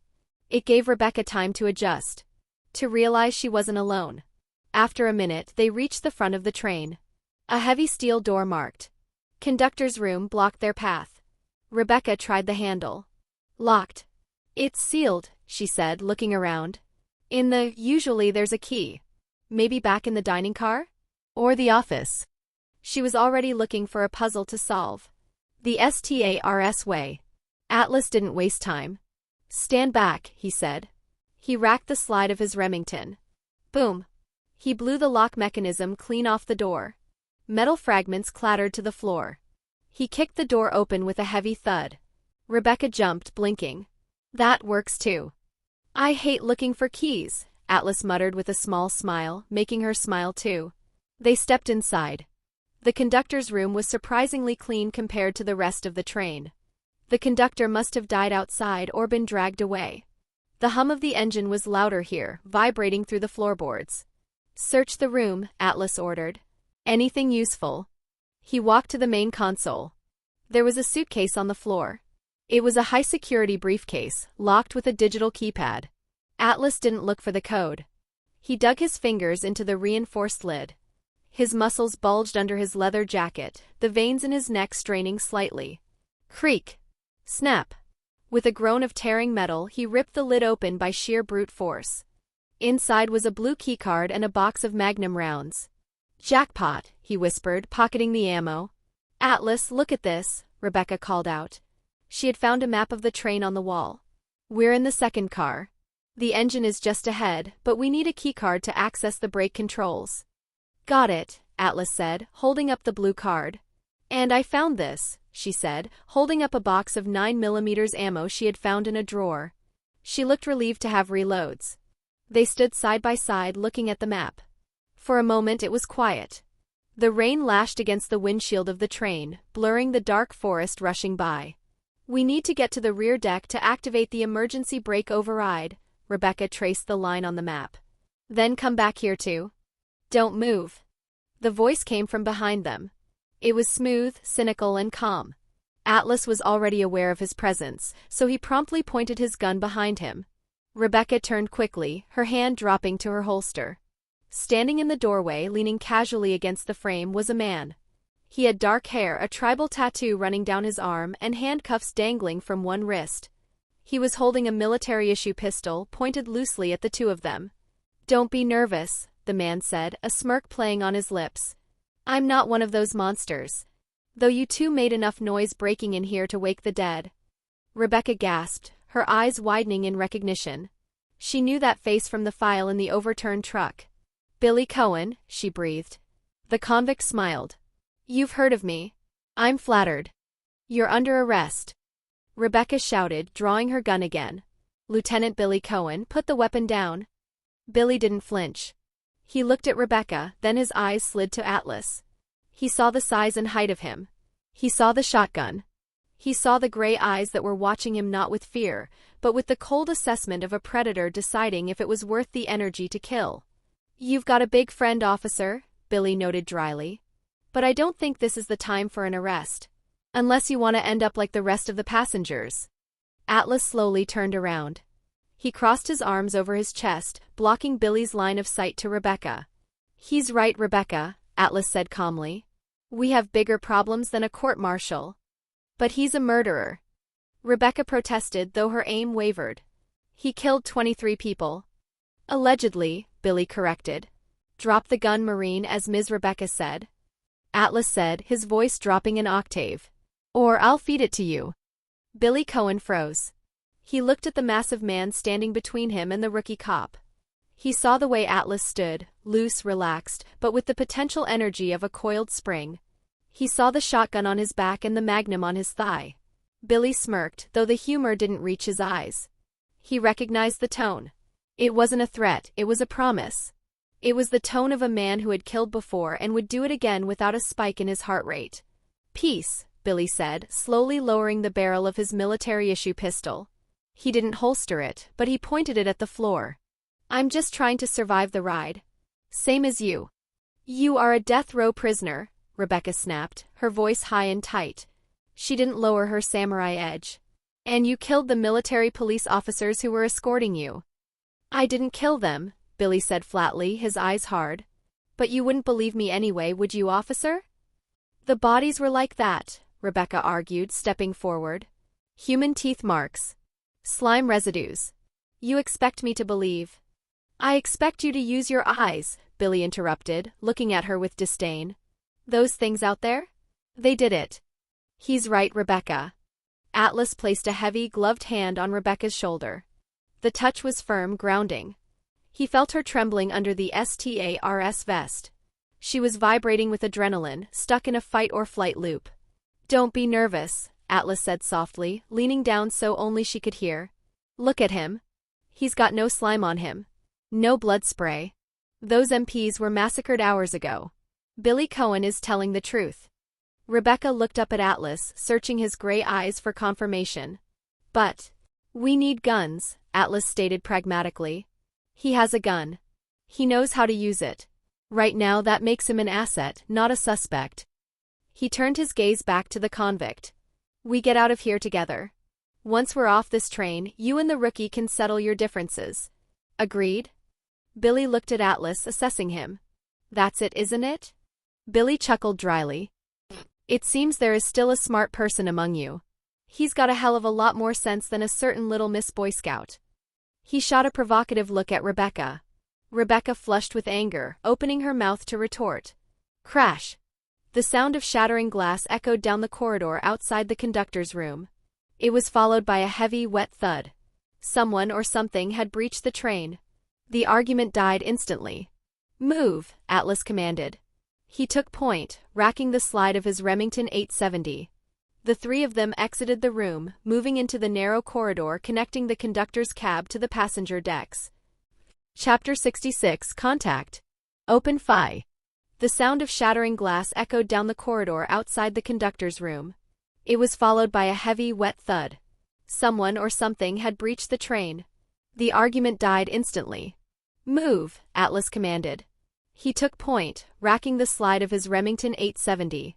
The three of them exited the room, moving into the narrow corridor connecting the conductor's cab to the passenger decks. At the far end of the hallway near the broken window a figure was standing. He was swaying on his feet, clutching his side. Wait. Rebecca squinted through the gloom. That uniform. The figure stumbled into the light. It was a large man wearing a green STARS uniform. He was drenched in rain and blood. It's Edward. Rebecca gasped. Edward Dewey. She broke into a run, holstering her weapon. Edward. Rebecca, wait. Atlas called out, but she was already at his side. Edward Dewey, the Bravo team's helicopter pilot and rear security, collapsed against the wall. He slid down to the floor, leaving a streak of crimson behind him. His condition was catastrophic. His chest was ravaged, deep claw marks tearing through the Kevlar vest. His skin was pale, sweat beading on his forehead. One of his arms hung uselessly at his side, clearly bitten. Oh God, Rebecca whispered, dropping to her knees. She ripped open her medical pouch, her hands fumbling for gauze and coagulants. Edward, stay with me. I've got you. Just hold on. Atlas and Billy stopped a few feet away. Atlas looked at the wounds. He saw the blackened veins radiating from the bite mark on the arm. He saw the glassy look in Edward's eyes. He's infected, Atlas realized. T-virus. Incubation time is nearly over. Rebecca. Edward wheezed, coughing up a mouthful of blood. He reached out with his trembling good hand, stopping her from applying the pressure bandage. Edward, don't move, Rebecca pleaded, tears welling in her eyes. I can fix this. I can stop the bleeding. No. Edward gasped, his eyes darting around in terror. The forest, it's full of them. Zombies, monsters inside the train. He gripped her arm weakly. We can't deal with them. Get out of here, quickly. His breath hitched. A final rattling exhale escaped his lips. His hand slipped from her arm and hit the floor with a heavy thud. His eyes stared blankly at the ceiling. Edward? Rebecca whispered. She shook him gently. Edward? Silence. Rebecca slumped back on her shoes. Her first mission. Her teammate. Dead in front of her. She let out a small, broken sob, burying her face in her hands. Atlas walked over. He didn't pull her up roughly. He knelt beside her, his massive presence blocking out the rest of the world. He's gone, Rebecca, Atlas said gently. He placed a hand on her back, rubbing slow, comforting circles. He died trying to warn us. Don't let that be for nothing. I couldn't save him, she choked out. I'm the medic.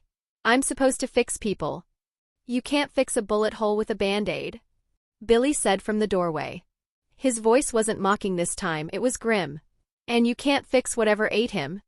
Atlas sighed, giving Edward's body a respectful nod. Rebecca, Atlas said, his voice firming up. We need his ammo.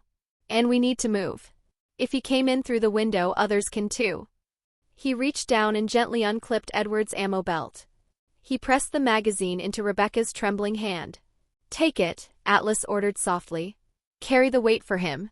Rebecca looked at the ammo, then at Edward's face. She wiped her eyes, her expression hardening into something brittle but functional. Okay, she whispered. Okay. She stood up. We have to leave quickly, Billy warned, looking at the window. Otherwise, we will suffer the same fate.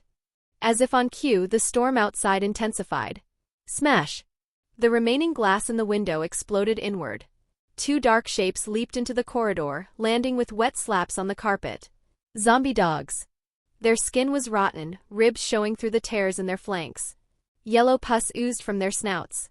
They growled low in their throats, muscles bunching to spring. Rebecca froze, her gun half raised. Go! Atlas roared.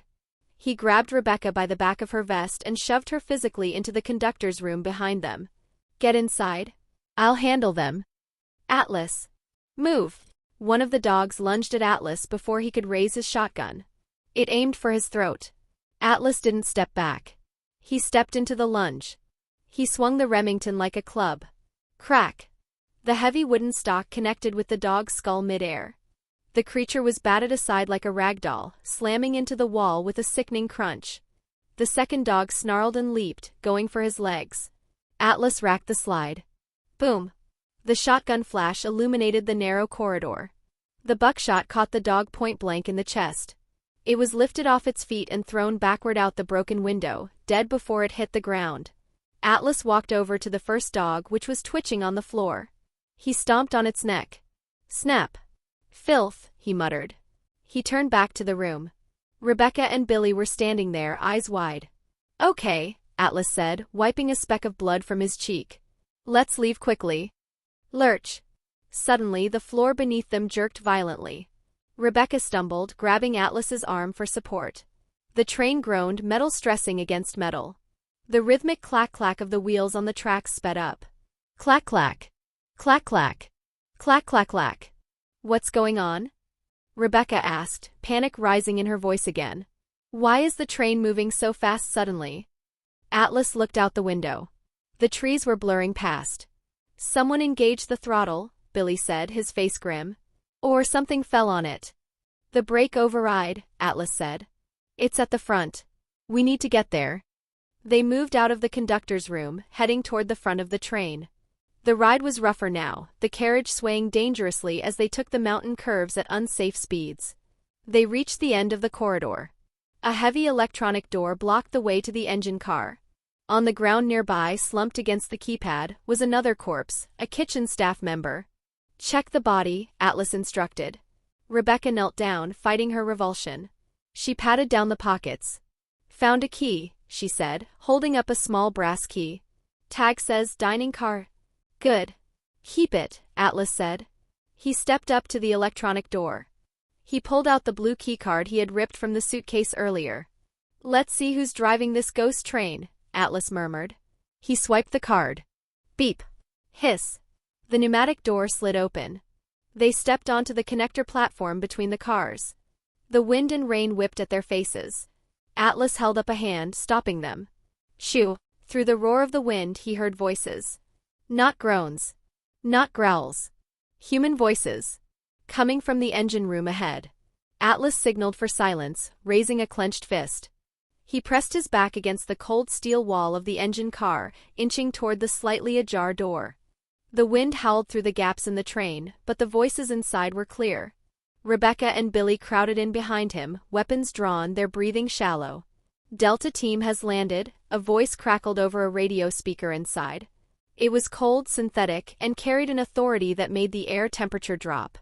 We take control of the train, over. Secure the perimeter. The train is compromised. Initiate sterilization. Understood, a second voice replied, a soldier live inside the room. His tone was professional, devoid of empathy. What about the assets on board? There are survivors. Expendable, the radio voice said. Weskier out. Atlas narrowed his eyes. Weskier. The name hung in the air like smoke. He looked at Rebecca. She hadn't heard the name over the roar of the wind, she was too focused on keeping her hands steady. But Atlas heard it. The puppet master was cutting his strings. He tightened his grip on the Remington 870. Company, Atlas whispered. He peered around the edge of the door frame. There were two soldiers standing near the control console. They were clad in the full-body gray tactical armor of the USS Delta team. Gas masks, HNK MP5 submachine guns, grenades on their belts. They were pros. Two tangos, Atlas murmured to Billy. On my mark we. Squelch. The sound came from the vents above the soldiers. Before Atlas could give the order, a mass of black slime dropped from the ceiling. It hit the floor with a wet slap and instantly surged upward, reforming into a writhing column of leeches. The soldiers spun around. Contact. Open fire. They never finished the sentence. The leeches swarmed them. It wasn't a fight, it was a consumption. The creatures burrowed into the gaps in their armor, sliding through the seals of their gas masks. The soldiers screamed, a muffled gargling sound that was cut short as their windpipes were crushed from the inside. They dropped to the floor, twitching as the leeches finished their work and slithered away into the ventilation grates, leaving the corpses behind. Silence returned to the engine room. Jesus! Billy whispered, his face pale. Clear, Atlas said grimly. Move in. Scavenge what you can. They stepped over the bodies. The smell of copper and ozone was overpowering. Billy and Rebecca moved quickly. Billy stripped a submachine gun and 2 clips from the first soldier. Rebecca, her hands trembling, managed to unclip a belt of flash grenades and a second MP5 from the other. Take this, Atlas said, tossing a walkie-talkie to Rebecca. He had grabbed it from the console. Standard frequency. Billy moved to the main control bridge. He looked at the massive array of levers and dials. The speedometer was climbing. 90 miles per hour. The train was shaking violently, the wheels screeching against the tracks as they took the mountain curves. We need to stop the train, Billy yelled over the noise. Otherwise it will derail on the bridge. He grabbed the emergency brake lever and pulled. Clank. It didn't budge. Damn it, Billy cursed, slamming his hand against the console. The brake is locked. The magnetic clamps are engaged. Someone needs to go to the rear deck and manually unlock the coupling system while I override it here. I'll go, Rebecca volunteered, though her voice was small. No, Atlas interrupted. You stay here. You cover Billy. He looked at the map on the wall. It was a long run back to the rear car. Leave it to me, Atlas decided. He grabbed the blue keycard and the magnetic key from the console. I'm faster. He turned to leave. Atlas. Rebecca reached out, grabbing the sleeve of his leather jacket. He stopped and looked down. She was looking up at him with wide, fearful eyes. In the span of a few minutes, her world had collapsed. Her team was dead or missing. She was trapped on a runaway train with monsters. And this stranger, this terrifying, capable stranger, was the only thing making her feel safe. Stay safe, Rebecca whispered, her voice trembling. We'll be waiting for you here. She didn't know him. She didn't know his past. Chapter 67, Basic Info for Shop. Evolutionary and Structural Edition. System Mall, Evolution under Current Balance. Injectable Solutions. Chemical cocktails to force immediate biological adaptation. Super Soldier Serum Marvel Peak Human Potential. Max Metabolic Efficiency. 75,000. Witcher Mutagens The Witcher Cat Eyes Night Vision, Toxin Immunity, Slowed Heart Rate. 80,000. Mirakuru DC, Arrow, Dense Muscle Tissue. Concrete Crushing Strength. Aggression Side Effect. 90,000. Spider Gland Marvel Organic Webbing Production in Wrists. 120,000. Compound V The Boy's Random Mutation Catalyst. High Durability Strength +1 Random Power. 150,000. Extremis Virus Marvel Bioelectrical Hacking. Limb Regeneration and Thermal Heat Generation. 180,000. Titan Spinal Fluid AOD transforms subject into a pure random Titan suited to you. 200,000. Blacklight Virus Prototype Total Biomass Control. Consume enemies to shapeshift and heal. 300,000. T-Virus Stabilized, Resident Evil Immense Durability, Removal of Pain Inhibitors. No intelligence loss. 350,000. Dragon Blood Elixir Generic Fantasy /D&D Draconic Hybridization. Hardens skin to scales and enables organ adaptation for elemental breath. 240,000. Serum X Generic Unstable Genetic Mutagen meant to unlock dormant junk DNA potential. 70,000.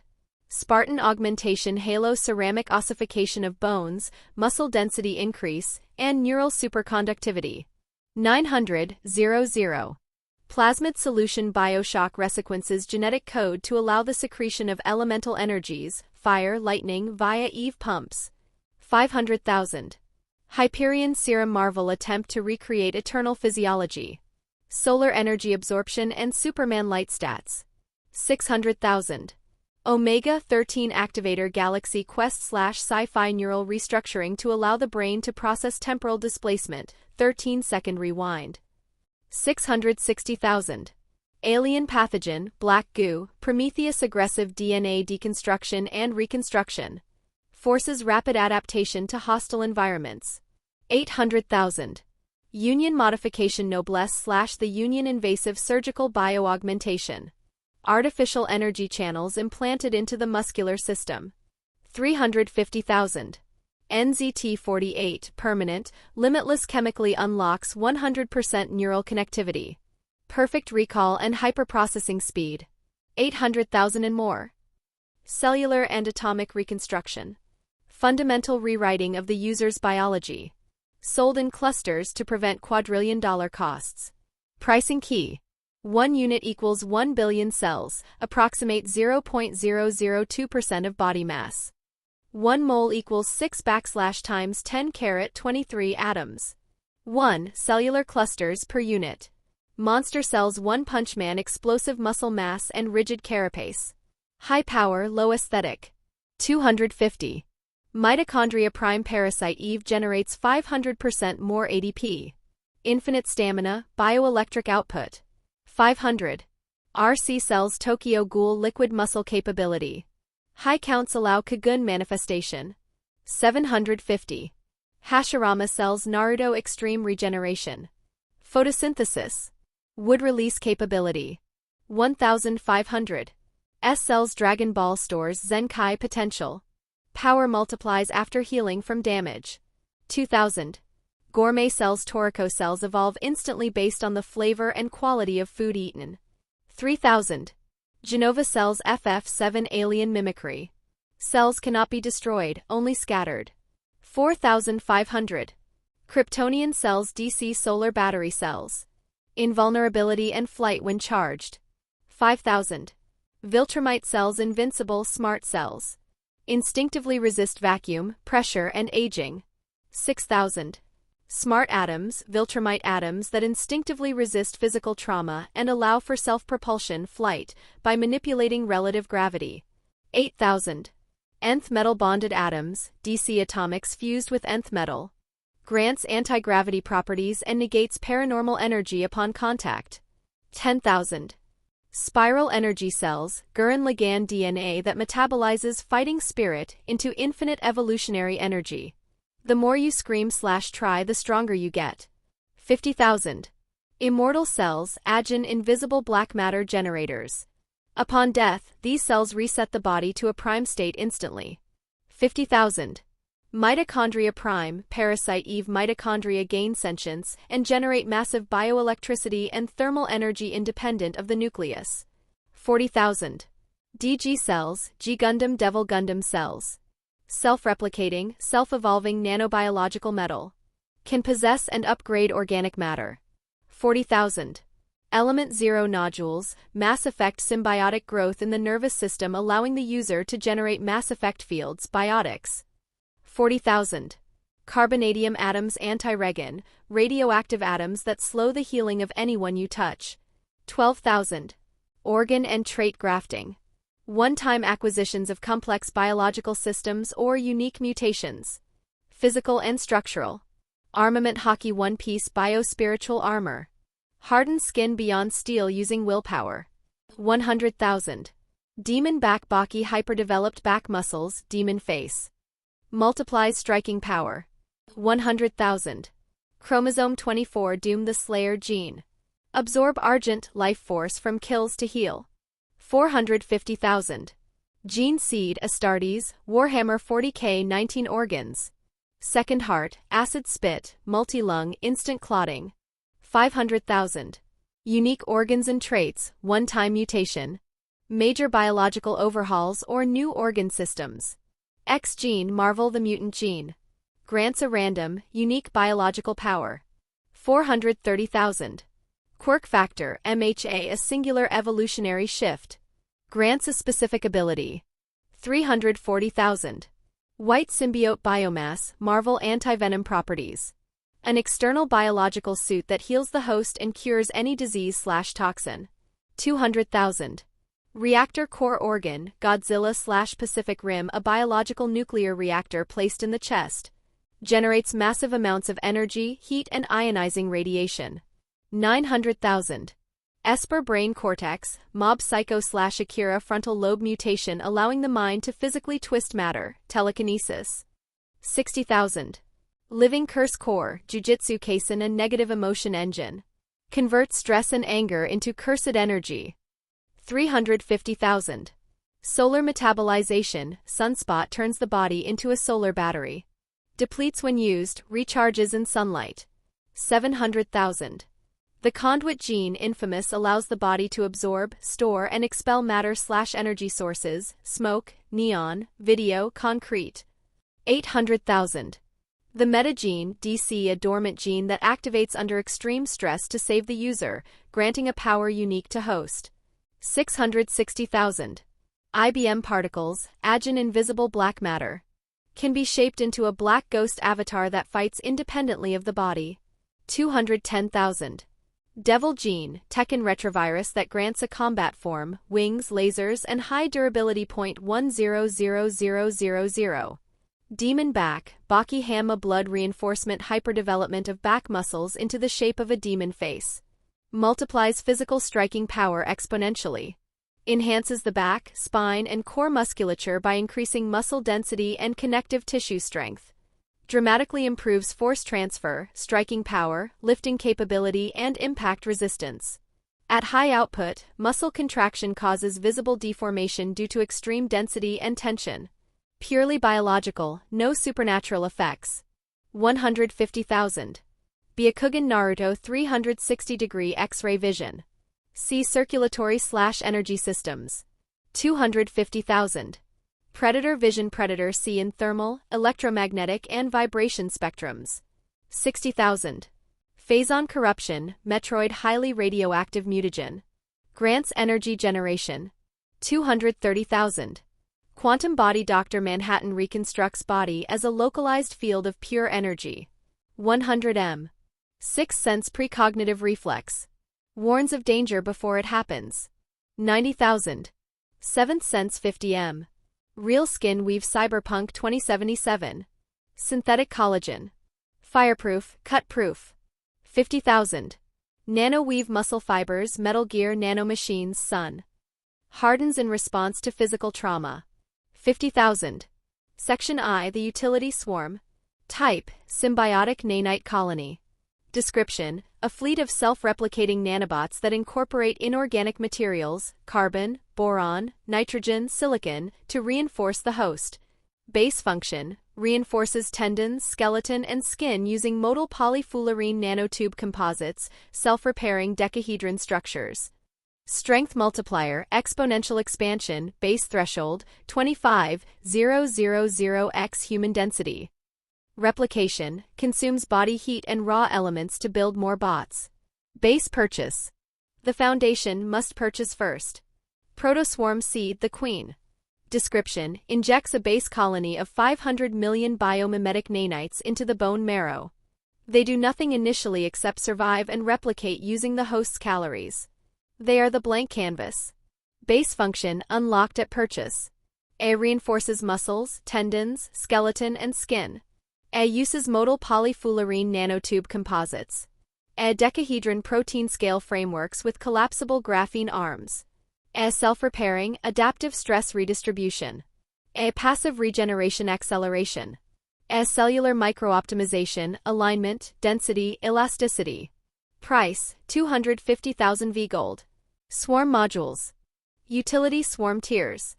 Tier 1, basic swarm. Price, 50,000 V gold. A minor reinforcement. A plus 2x muscle efficiency. A slight tendon and bone strengthening. A no independent restructuring. A limited replication speed. Tier 2 structural swarm. Price, 250,000 V gold. A reinforces skeleton and connective tissue. A begins forming compression trusses. A plus 10x physical output. A basic wound stabilization. A low-level regeneration boost. Tier 3 adaptive swarm. Price, 1 million V gold. A real-time biomechanical adaptation. A stress reactive density shifting. A plus 100x strength potential. A accelerated cellular repair. A nanobots begin co-evolving with host DNA. Tier 4 evolutionary swarm. Price, 25 million V gold. A active body redesign during combat. A reinforced organs and vascular systems. A plus 5000x strength ceiling. A extreme regeneration support. A autonomous cellular reconfiguration. Tier 5 apex swarm. Price, 1,000,000,000 plus V gold. A near-limit physical reinforcement. A multi-layer molecular truss networks. A plus 25,000x base human density threshold. A nanobots function as distributed secondary nervous system. A body approaches theoretical material strength limits. And more. These are schematics you purchase to the swarm, teaching them new ways to arrange atoms, molecules, DNA, and more. Harden_response. Reactive armor. Upon physical impact, the swarm instantly solidifies the impact point into a non-Newtonian carbon-boron shield. Skin turns black/metallic at the site of impact. Metal Gear Rising, Senator Armstrong 50,000. Bio_forge. Weapon fabrication. The swarm can exit the pores to construct simple melee weapons, blades, hammers, whips, fused to the user's limbs using excess iron and carbon. Generator Rex/prototype 75,000. Neural_ghost remote interface. Detach up to 10% of the swarm to form a small, invisible scout drone or hack external electronics by physically invading the circuitry. Ghost in the Shell 60,000. Medbay_protocol surgical repair. In critical states, the swarm manually stitches torn arteries, holds broken bones together, and acts as temporary body parts. Big Hero 6/Iron Man 100,000. Thermal_vent. Heat sink. The swarm absorbs excess thermal energy from fire attacks or user overheating, and fires it back as superheated plasma bolts from the palms. Mecha/Iron Man 85,000. Mimicry_skin. Optical camouflage. The swarm vibrates at high frequencies on the skin surface, bending light to render the user invisible or disguising them as another person. Predator/Crisis 120,000. Gray_goo_defense. Disintegration field, ultimate ability. The swarm is released into a 5-meter radius cloud, devouring all organic and inorganic matter to replenish the user's health and energy. The day the Earth stood still 500,000. Tier 2 evolution. Elemental integration protocols, the diet. The swarm cannot use materials it doesn't understand. You must buy the digestive code for each element. Once bought, you must physically consume or inject the raw element for the swarm to use it. Carbon processor, the weaver. Allows the swarm to spin carbon atoms into nanotubes. Unlock, muscle/skin reinforcement. 15,000. Boron processor, the shield. Boron nitride chains possess extreme heat resistance and hardness. Unlock, thermal protection and rigid bone plating. 20,000. Nitrogen pressurizer, the piston. Uses nitrogen to create microscopic hydraulic pressure systems in joints. Unlock, explosive leaping and striking speed. 18,000. Silicon carbide, the chip. Modifies nerve sheaths with semiconductive ceramic. Unlock, 100x neural reaction speed. 25,000. Tungsten weaver, the anchor. Heaviest natural metal. Increases body density and impact force. Unlock, immovable object status. 35,000. Graphene lattice, the razor. Single atom thick sheets of carbon. Unlock, molecular cutting edges on nails/teeth. 50,000. Structural architectures, the upgrades. Once the swarm can eat carbon/boron, you must teach it how to build. These are the specific modifications. Tier 1 reinforcement. Polyfullerene myofibrils. Requires carbon processor. Effect: weaves microscopic carbon buckyballs fullerenes into muscle fibers. Prevents tearing under stress. Stats: increases muscle tensile strength by 500x. Price: 40,000 V gold. Decahedron bone lattice. Requires boron plus carbon. Effect: rebuilds the skeleton's honeycomb structure into self-repairing decahedrons, 10-sided geometry. Stats: bones become virtually unbreakable by non-atomic force. Price: 60,000 V gold. Pressurized interstitial joints. Requires nitrogen pressurizer. Effect: creates fluid-filled shock absorbers in the knees, spine, and elbows. Stats: fall damage negation up to terminal velocity. Price: 45,000 V gold.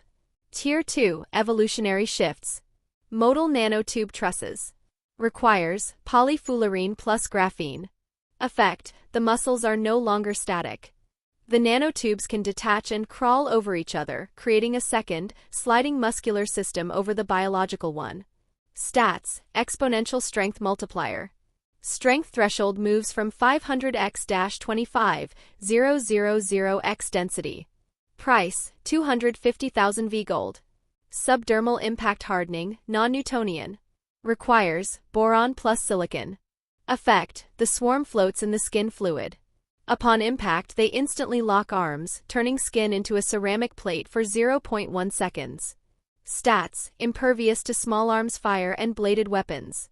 Price: 125,000 V gold. Neural lace overclocking. Requires silicon carbide. Effect: the swarm bridges the gap between neurons, allowing electrical signals to bypass chemical synapses. Stats: bullet time perception is now permanent passive state. Price: 150,000 V gold. 4 swarm colony stations internal organs. These are new organs the swarm builds inside you to manage its own population and energy. The molecular forge, stomach upgrade. Function: you can now eat scrap metal, coal, or sand. The forge breaks it down into raw atoms for the swarm to use. No need for supplements. Price: 80,000 V gold. The thermal kiln, hard upgrade. Function: the swarm captures 100% of waste body temperature from running/fighting and stores it in a high-density battery loop around the heart. Ability: overheat mode. Release all stored heat. Price: 95,000 V gold. The replication vat, liver upgrade. Function: increases nanite replication speed by 1000%. Why needed? If you take destructive damage and not salvageable loss of limb, you need trillions of new bots instantly. This organ prints them. Price: 120,000 V gold. The Hive mind cortex, brain stem upgrade. Function: gives the swarm a semi-sentient AI subroutine. Ability: autopilot. If the host is unconscious, the swarm pilots the body to fight or flee with perfect efficiency. Price: 200,000 V gold. 5. The black box, forbidden modifications. Experimental tech that pushes the swarm to dangerous limits. Gray matter conversion. Effect: slowly modified biological brain cells with quantum computing cells. Gain: infinite calculation speed.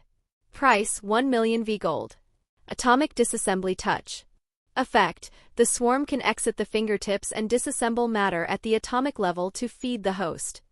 Gain: touch something - turn it into its basic atom. Price: 5 million V gold. Chapter 68. I like that gun. In the span of a few minutes her world had collapsed. Her team was dead or missing. She was trapped on a runaway train with monsters.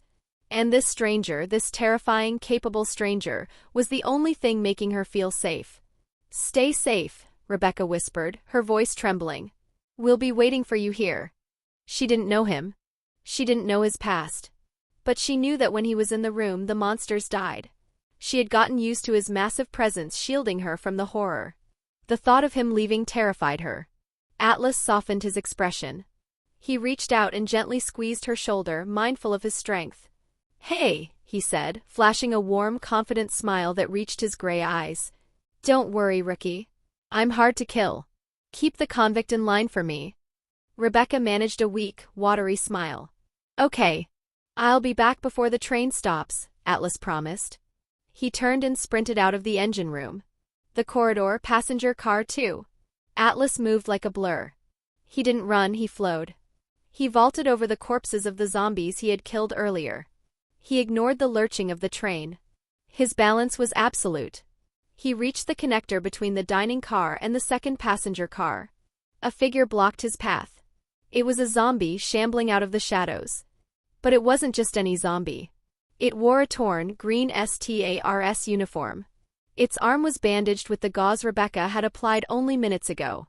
Edward Dewey. The pilot looked at Atlas. His eyes were milky white, his jaw slack. He groaned, raising his good arm, driven by the insatiable hunger by the T-virus. Atlas skidded to a halt. He looked at the man who had tried to save his team with his dying breath. "Goodbye, Mr. Edward." Atlas whispered. He didn't use the shotgun. He didn't use his claws. It felt disrespectful to blow the man like him apart like a common monster. He drew the Glock 19 from his waistband.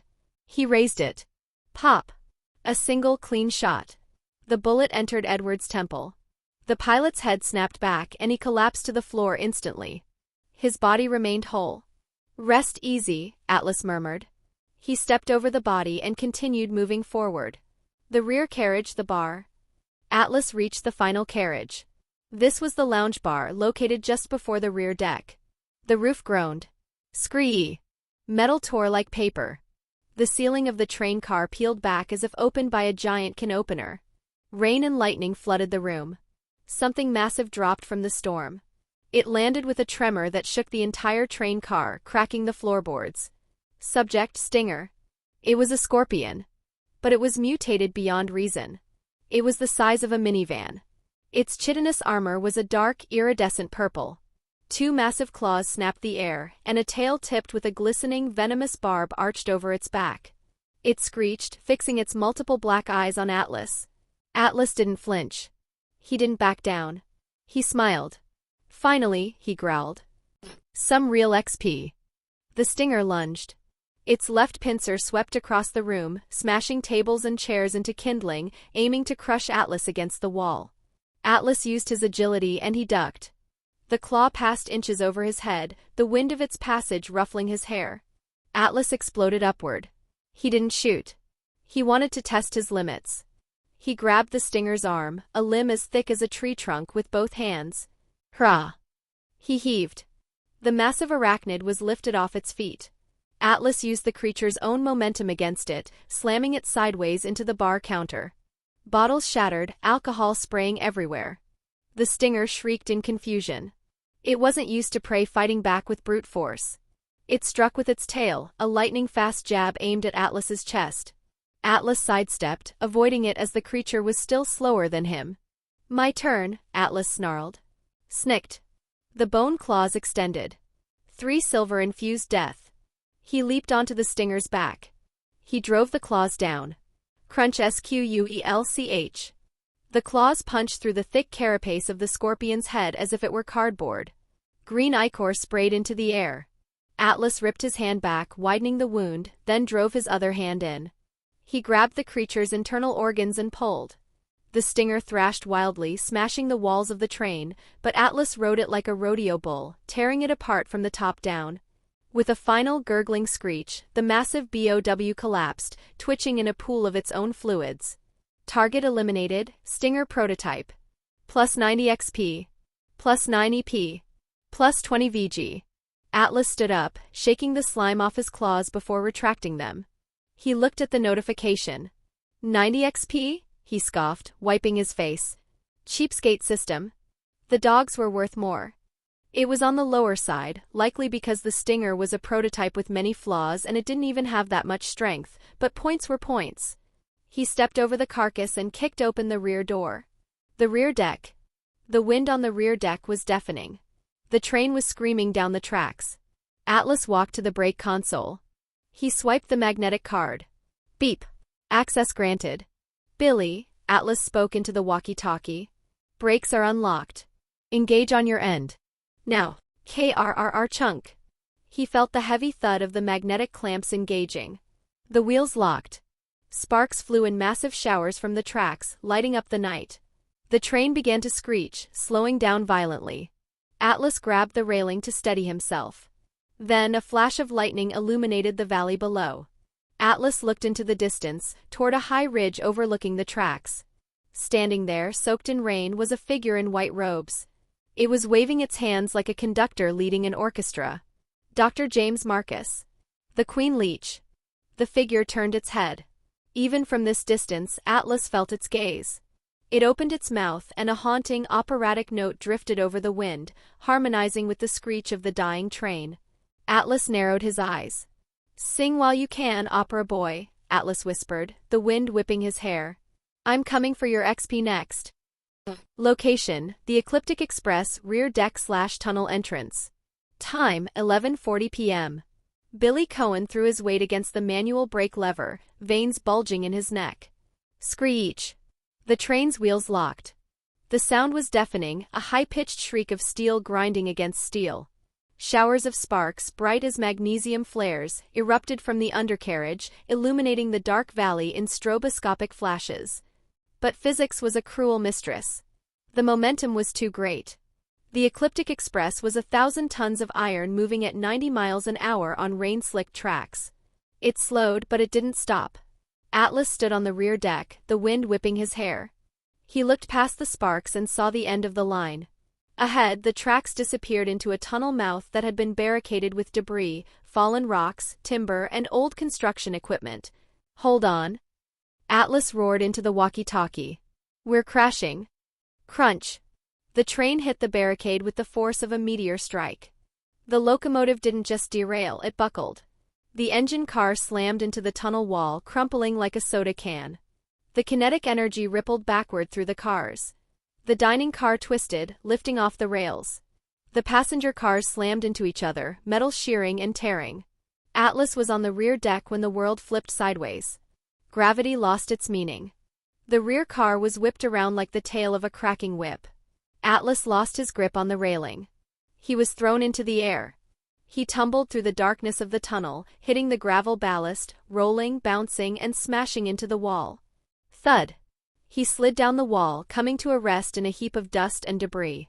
10 meters away, the train completed its death throes. The fuel tanks ruptured. Boom! A massive fireball engulfed the wreckage. The heat was instantaneous, searing the air in the confined tunnel. Silence followed, broken only by the crackle of flames and the groan of settling metal. Atlas lay in the dark. His tactical jacket was shredded. His skin was bruised slightly.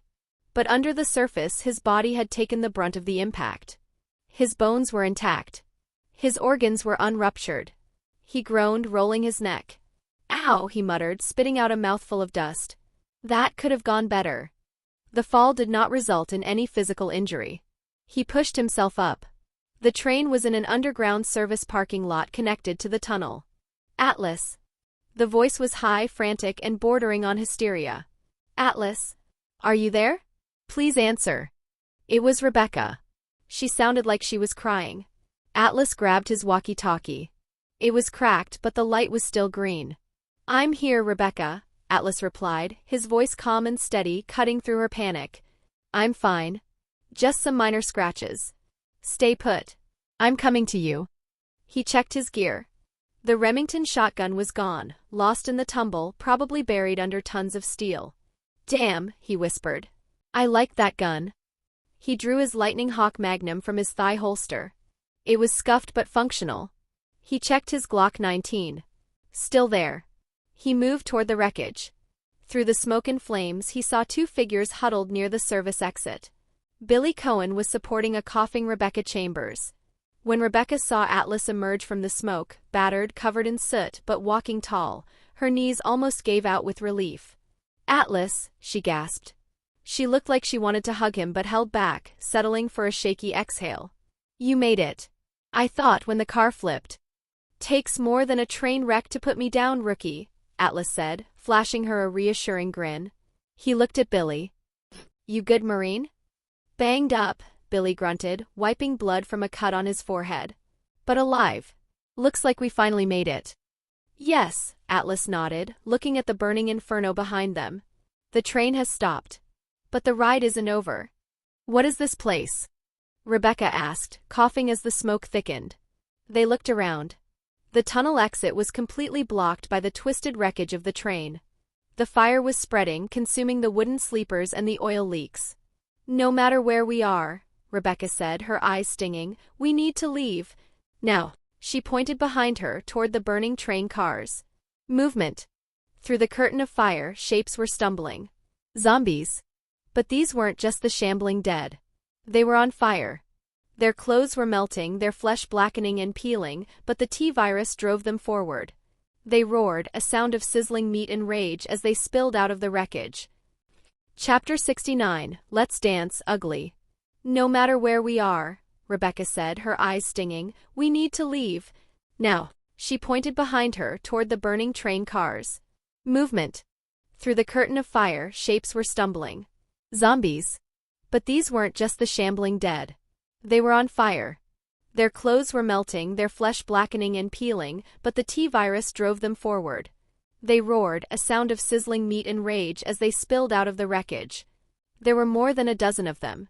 "You go first," Atlas ordered, stepping between the pair and the horde.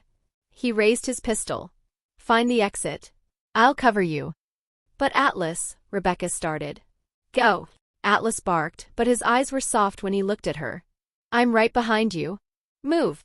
Billy grabbed Rebecca's arm. "Come on, officer. Let the big man work." They turned and ran toward the iron service door at the back of the lot. Atlas stood his ground.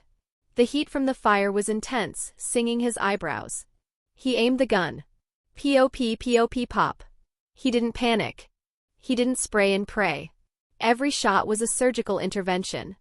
The burning zombies dropped one by one, bullets punching through their charred skulls. He didn't feel the need to use his claws for these burning zombies. And the XP was the same. He emptied the magazine. He reloaded in a blur of motion. Pop pop. The last burning figure crumbled to ash. "Atlas. We found the exit." Rebecca screamed from the doorway. "Come quickly." Atlas holstered his gun.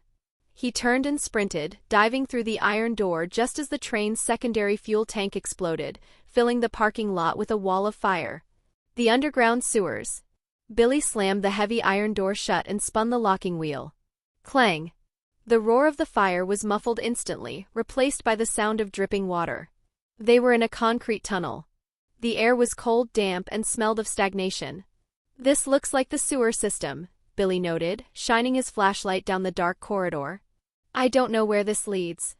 At the end of the walkway there was a drop-off into deep, murky water. Rebecca hesitated, looking at the filth. "We have to swim?" Atlas didn't hesitate. He walked past them and jumped directly into the water. Splash. It came up to his knees. He turned back, offering a hand to Rebecca. "No matter where we go," Atlas said gently, "we can't go back. The fire will suck the oxygen out of that tunnel in minutes." He looked at her, his gray eyes anchoring her. "Trust me, Rebecca. It's just water." Rebecca took a deep breath. She grabbed his hand. It was warm and strong. She jumped in. Billy followed with a grimace. "I hate sewers," the convict muttered. Atlas took the lead, cutting through the water like an icebreaker. Rebecca stayed close to him, almost clinging to the back of his jacket. In just half an hour, amidst the chaos of death and fire, she had instinctively designated him as her protector. They waited for hundreds of meters. Finally, they reached a metal ladder leading up to a maintenance hatch. "Up we go," Atlas whispered. He climbed the ladder. He pushed the heavy manhole cover. It groaned, rusted and heavy, but moved under his strength. He climbed out. He wasn't outside. He stood in a room with dusty marble floors, expensive rugs, and antique furniture. He reached down and pulled Rebecca up, then Billy. The three of them stood dripping wet in the center of a magnificent Gothic hallway. It was silent, grand, and utterly eerie. "Where are we?" Rebecca whispered, her voice echoing. Atlas looked around. He recognized the architecture. The oppressive grandeur. "Most likely is the Umbrella Training Facility," he noted internally. Atlas figured this was probably the training institute, where they train Umbrella's support staff. And yep, there was also an underground lab. I mean, can Umbrella even be Umbrella without an underground lab? "It looks like a mansion," Billy said, wiping slime off his boots. He looked at the carpet. Check the logo. Embroidered into the rug was the red and white umbrella. "It seems like this should be one of Umbrella's research centers," Billy said. Atlas, Billy, look at this, Rebecca called out. She was standing at the base of a grand staircase. Above the landing, dominating the hall, was a massive oil painting. It depicted a man in white robes with long gray hair and a stern, arrogant expression. Have we seen him before? Rebecca asked, shivering.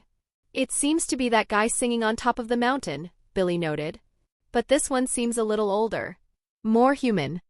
This man is Dr. James Marcus, Atlas explained, his voice echoing in the hall. One of the 3 founders of Umbrella Corporation. Along with Oswell Spencer and Edward Ashford. He looked at the portrait. But he's been dead for 10 years. Or so the history books say. Unknown location monitoring room. Miles away, deep within the Arkley network. A bank of monitors flickered to life. On the screen, 3 figures stood in the main hall of the training facility. Albert Weskier adjusted his sunglasses, leaning forward in his chair. Beside him stood Dr. William Birkin, disheveled and obsessive, clutching a clipboard. Interesting, Weskier murmured smoothly. The rookie girl, the convict, and an unknown variable. Who is the big one? Birkin asked, squinting at the screen. He's not STARS. He moves differently. Look at his vitals on the thermal scan. His body temperature is fluctuating. A mercenary? Weskier mused. Or a third party? It doesn't matter. They have entered the lion's den. Marcus is awake, Birkin whispered fearfully. If they are in there, they are test subjects. When the 3 looked at the portrait, they didn't know that their every movement was being monitored by a camera. Even Atlas forgot about it. The training facility main hall.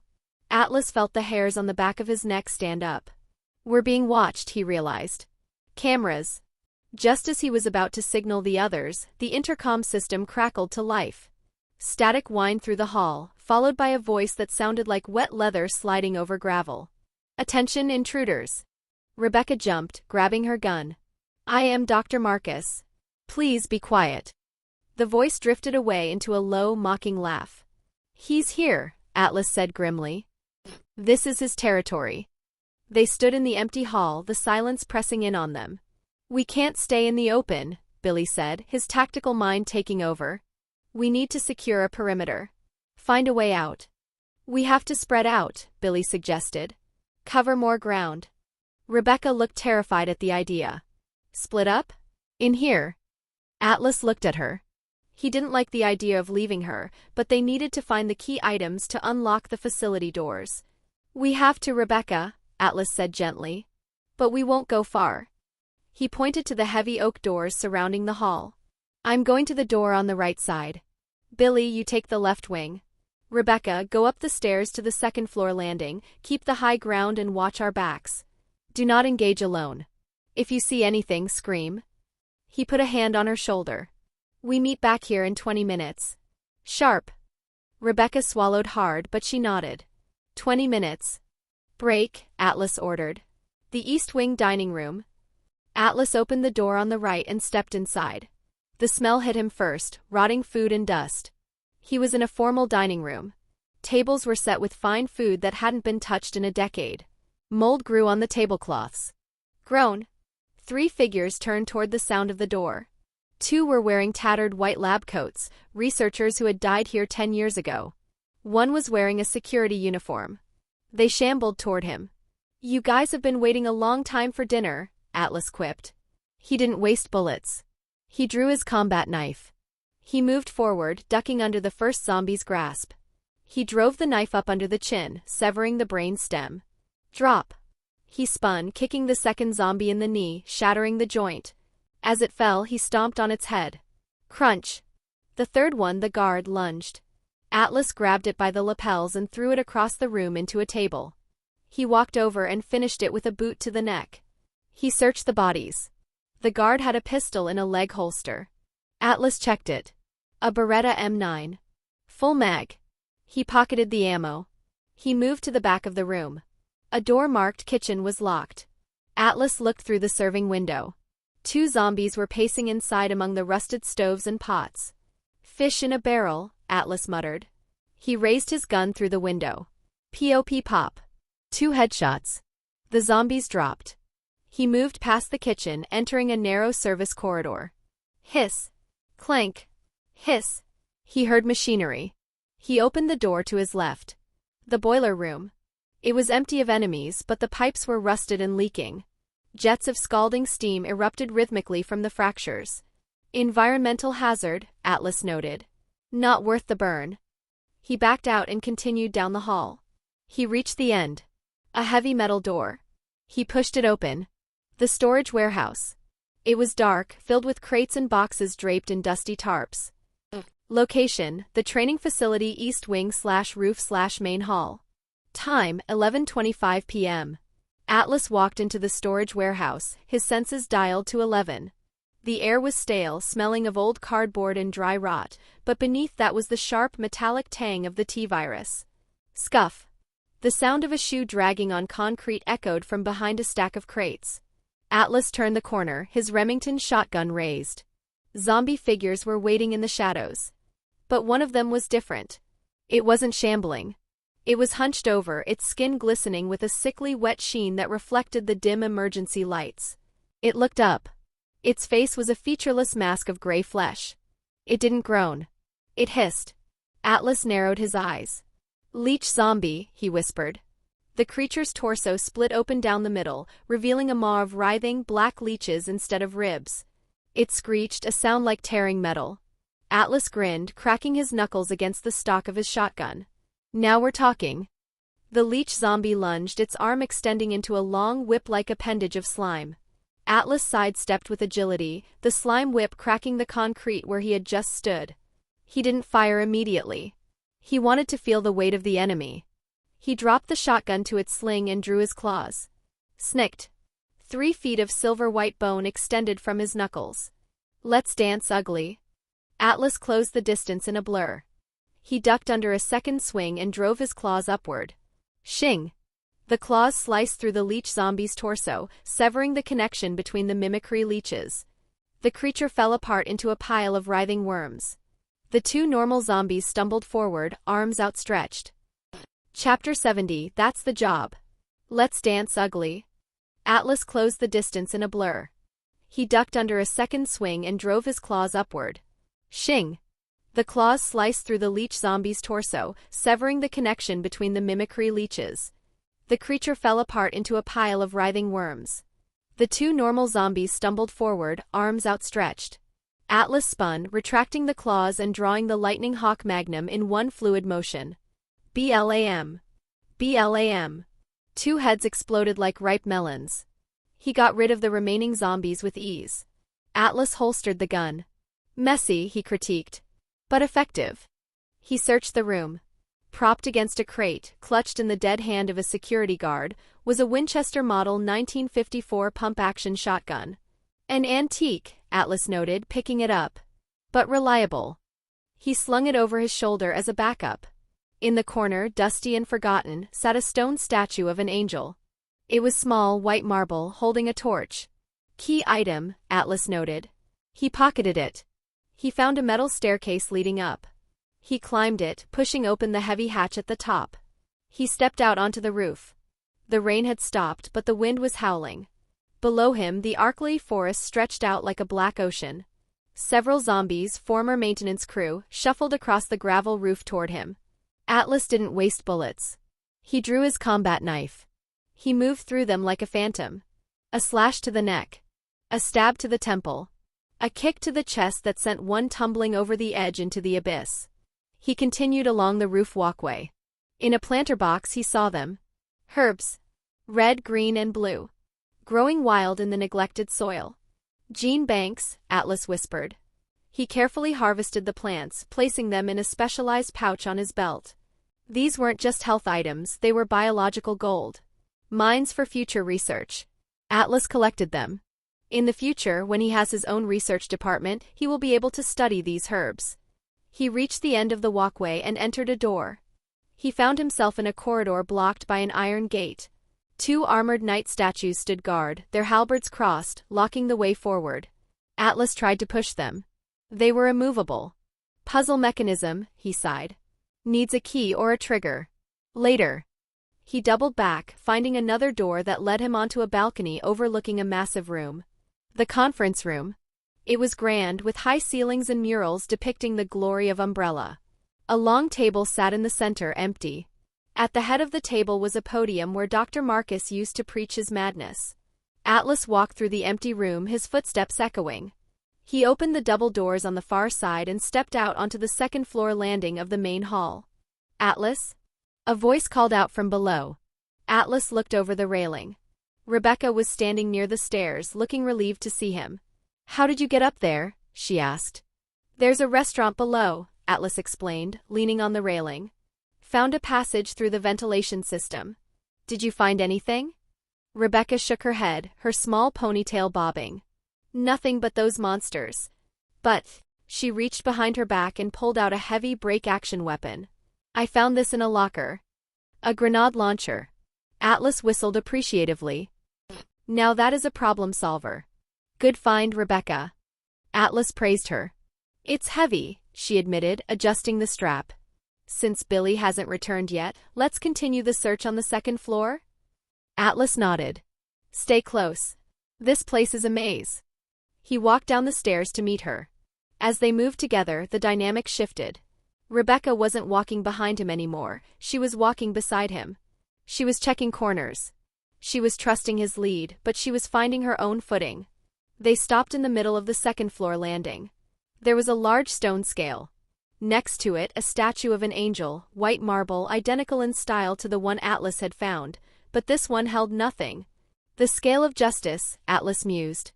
He took the angel statue, white, from his pocket and placed it on the left plate of the scale. The mechanism groaned. The scales tipped, but not enough. "What is that?"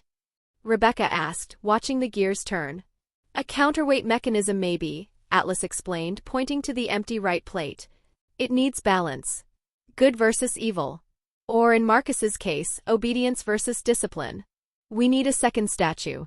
Probably black." "You know a lot about puzzles," Rebecca noted. "I played a lot of games as a kid," Atlas winked. "Come on." Atlas gave her some clues since he'd played this game before and remembered how things usually worked. They moved to the east wing corridor, walking towards a room on the second floor. Atlas kicked open a stuck door. Boom. The wood splintered. "Subtle," Rebecca dryly commented. "Effective," Atlas countered. They entered a hallway with a staircase leading up. They climbed it, emerging into a massive cathedral-like room. In the center lay a huge empty swimming pool.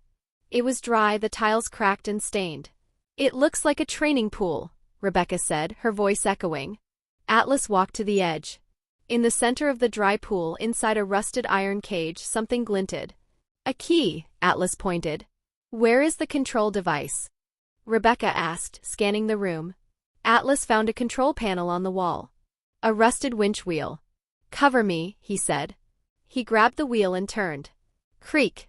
Clank. The chains groaned. The cage slowly lifted from the floor of the pool. "I've got it," Rebecca said. She vaulted over the railing, sliding down the sloped floor of the pool. She ran to the cage, reaching through the bars to grab the key. "Got it. It's the key." Rumble. The floor beneath her shook. The drain grate in the center of the pool exploded upward. Scree! A nightmare erupted from the depths. It was a giant centipede. 40 feet long. Its carapace was hard and segmented, its legs clicking like knives on the tile. Its mandibles were dripping with venom. The shadow on the ceiling didn't just move, it struck. Before Rebecca could scream, the giant centipede uncoiled, snatching her from the floor. Its segmented body wrapped tight around her waist, hoisting her 10 feet into the air as its mandibles clicked open, dripping caustic venom inches from her face. "Atlas. Help me." Atlas spun, his hand bypassing the shotgun, too much spread, and blurring to the lightning hawk at his hip. He didn't panic. He stabilized. Bang. Bang. Bang. Bang. Bang. Bang. 6 shots in less than a second. It was surgical. Every .50 caliber round hammered into the exact same inch of the creature's armored faceplate. The first round cracked the shell, the following 5 drilled into the wet brain matter beneath. Green ichor exploded from the wound. The creature shrieked, convulsing in pain and flinging Rebecca across the room like a rag doll. Atlas was already sprinting. He launched himself into the air, intercepting her arc. one arm hooked around her waist, locking her flush against his chest. He hit the floor, twisting his body to take the impact, his boots carving grooves into the tiles as they skidded to a halt. He didn't let go. He kept her clamped to his side, his body a solid wall between her and the threat. But the BOW wasn't dead. Half blind and thrashing, the centipede reared up, its hundreds of legs rippling in a frenzy as it prepared to crush them. "Rebecca!" "The launcher!" Atlas roared. She fumbled blindly for the M79, pinned against him, and fired. Thump! Kaboom! The grenade detonated against the creature's underbelly, blowing its midsection apart in a geyser of fire and gore. The monster collapsed, screeching, but its upper torso continued to drag itself forward, jaws snapping wildly. Atlas didn't retreat. With Rebecca still tucked securely under his left arm, he marched straight toward the dying beast. His right hand moved in a blur, mag drop, fresh clip, slide release, reloading with the mechanical efficiency of a machine. He didn't stop until the muzzle was feet away from the thrashing head. Bang! Bang! Bang! Chunks of carapace flew. Bang! Bang! Bang! He dismantled the skull, shot by shot, until there was nothing left but a smoking, unrecognizable stump.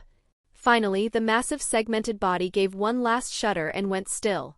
Atlas stood amidst the smoke and gore, Rebecca's chest heaving, his arms still wrapped protectively around Rebecca as she huffed and puffed. That was really big," Rebecca panted, her voice shaking. "It seems that after the mutation, animals are much more dangerous than zombies." She was trembling violently. The adrenaline dump was hitting her hard.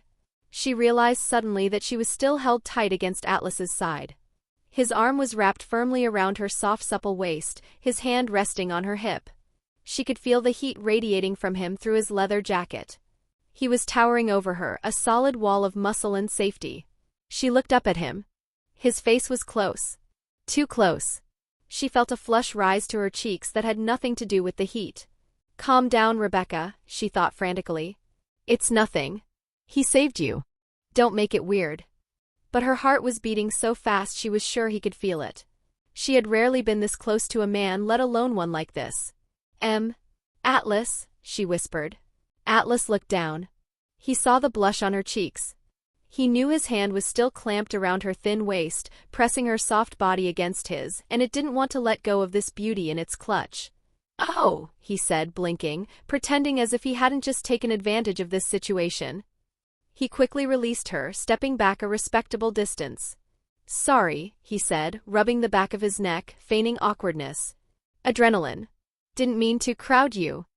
He blamed the biology, creating a graceful exit for himself in the manner of a seasoned player. "No," Rebecca said quickly, smoothing her vest. "No, don't apologize. You caught me. It might have broken my bones, or even worse. Thank you." She looked at him, her eyes soft. "You saved me. Again." "That's the job," Atlas smiled gently. "Come on. Let's get out of here before its mother shows up."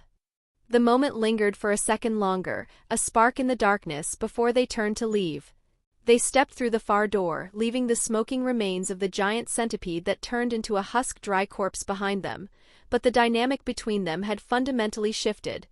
The polite, hesitant distance of strangers had evaporated in the heat of the explosion, replaced by a raw, unspoken bond forged in the violence of survival. As they moved into the shadows of the next corridor, Rebecca stayed tight to his side, no longer just following a leader, but clinging to the only unshakable thing left in her world. The outdoor porch. They exited the pool room, stepping out onto an open-air balcony. The cool night air hit their faces. There was a fountain in the center, dry and cracked, and a few stone benches. The view looked out over the dark forest.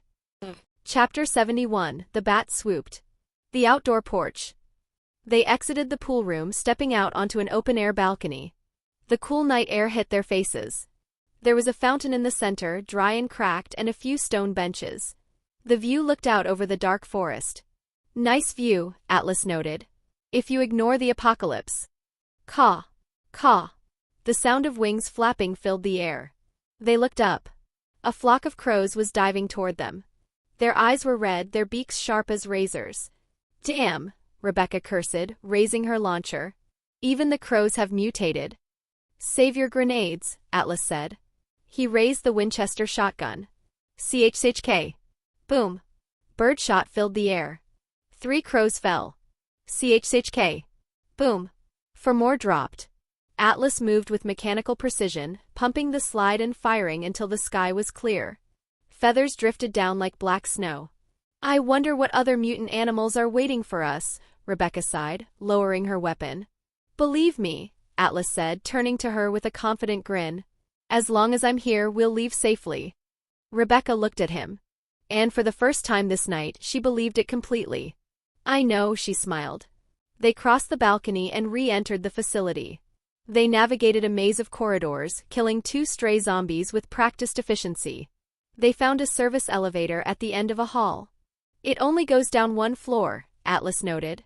They jumped down the shaft, landing in a small storage room. It was empty. They exited the room and found themselves back on the 2nd floor landing of the main hall, but on the opposite side. This building is simply a maze, Rebecca muttered, looking at the layout. I want to know who designed this. Tell me, what are you 2 doing up there? A voice called from the ground floor. They looked over the railing. Billy Cohen was standing in the main hall, looking up at them. Did you find anything? Atlas called down. Other than zombies and monsters? Billy shouted back. Just some information about Umbrella's management training protocols. Oh, and I found this. Billy reached into his pocket and threw something up to Atlas. Atlas caught it one-handed. It was a statue. A black angel statue. Perfect, Atlas grinned, looking at Rebecca. The counterweight. Location, the training facility main hall, 2nd floor. Time, 11:45 p.m. The 3 of them stood on the balcony overlooking the main hall. The black angel and the white angel were now in place on the scales, the mechanism grinding into a locked position. They had a moment of reprieve, a breath of stale air before the next horror. Billy Cohen leaned against the stone railing, checking the magazine of his stolen MP5. He looked tired. The adrenaline was fading, leaving behind the heavy reality of his situation. You handle yourself well, Marine, Atlas said, breaking the silence. He was cleaning the barrel of his lightning hawk with a rag, his movements methodical. Billy let out a dry, bitter laugh. I had practice. But not against things like this. He looked at Rebecca, who was organizing her medical kit. She paused, looking at him with a mixture of suspicion and curiosity. The report said you killed 23 people, Rebecca said softly. It wasn't an accusation anymore, it was a question. Billy sighed. He looked at the portrait of James Marcus looming over the hall, then back at his temporary allies. Africa, Billy began, his voice low. Last year. 2001, a joint task force. He stared into the middle distance, seeing ghosts. We were sent into the jungle to find a rebel hideout. Intel said they were staging a coup. We marched for days. The heat, the bugs, the guerrilla traps, my unit got chewed up. By the time we reached the coordinates, there were only 4 of us left. 4 out of 20. Rebecca stopped what she was doing, listening intently. We were sick. We were angry, Billy continued, his jaw tightening. And when we finally found the hideout, it wasn't a base. It was a village. Just mud huts, farmers, and kids. Atlas nodded slowly. He knew this story from the game, but hearing it from the man who lived it gave it a weight that pixels never could. The intel was wrong, Billy spat. I told the captain we needed to abort. But he snapped. He couldn't go back empty-handed. He ordered us to execute them. Hostile sympathizers, he called them. Billy looked at Rebecca, his eyes pleading for understanding. I refused. I threw down my weapon. So the captain knocked me out with the butt of his rifle. When I woke up, the village was gone. Burned. Everyone dead. And the captain pinned it all on me. 23 counts of first-degree murder. Silence settled over the group. The military tribunal didn't want a scandal, Billy finished quietly.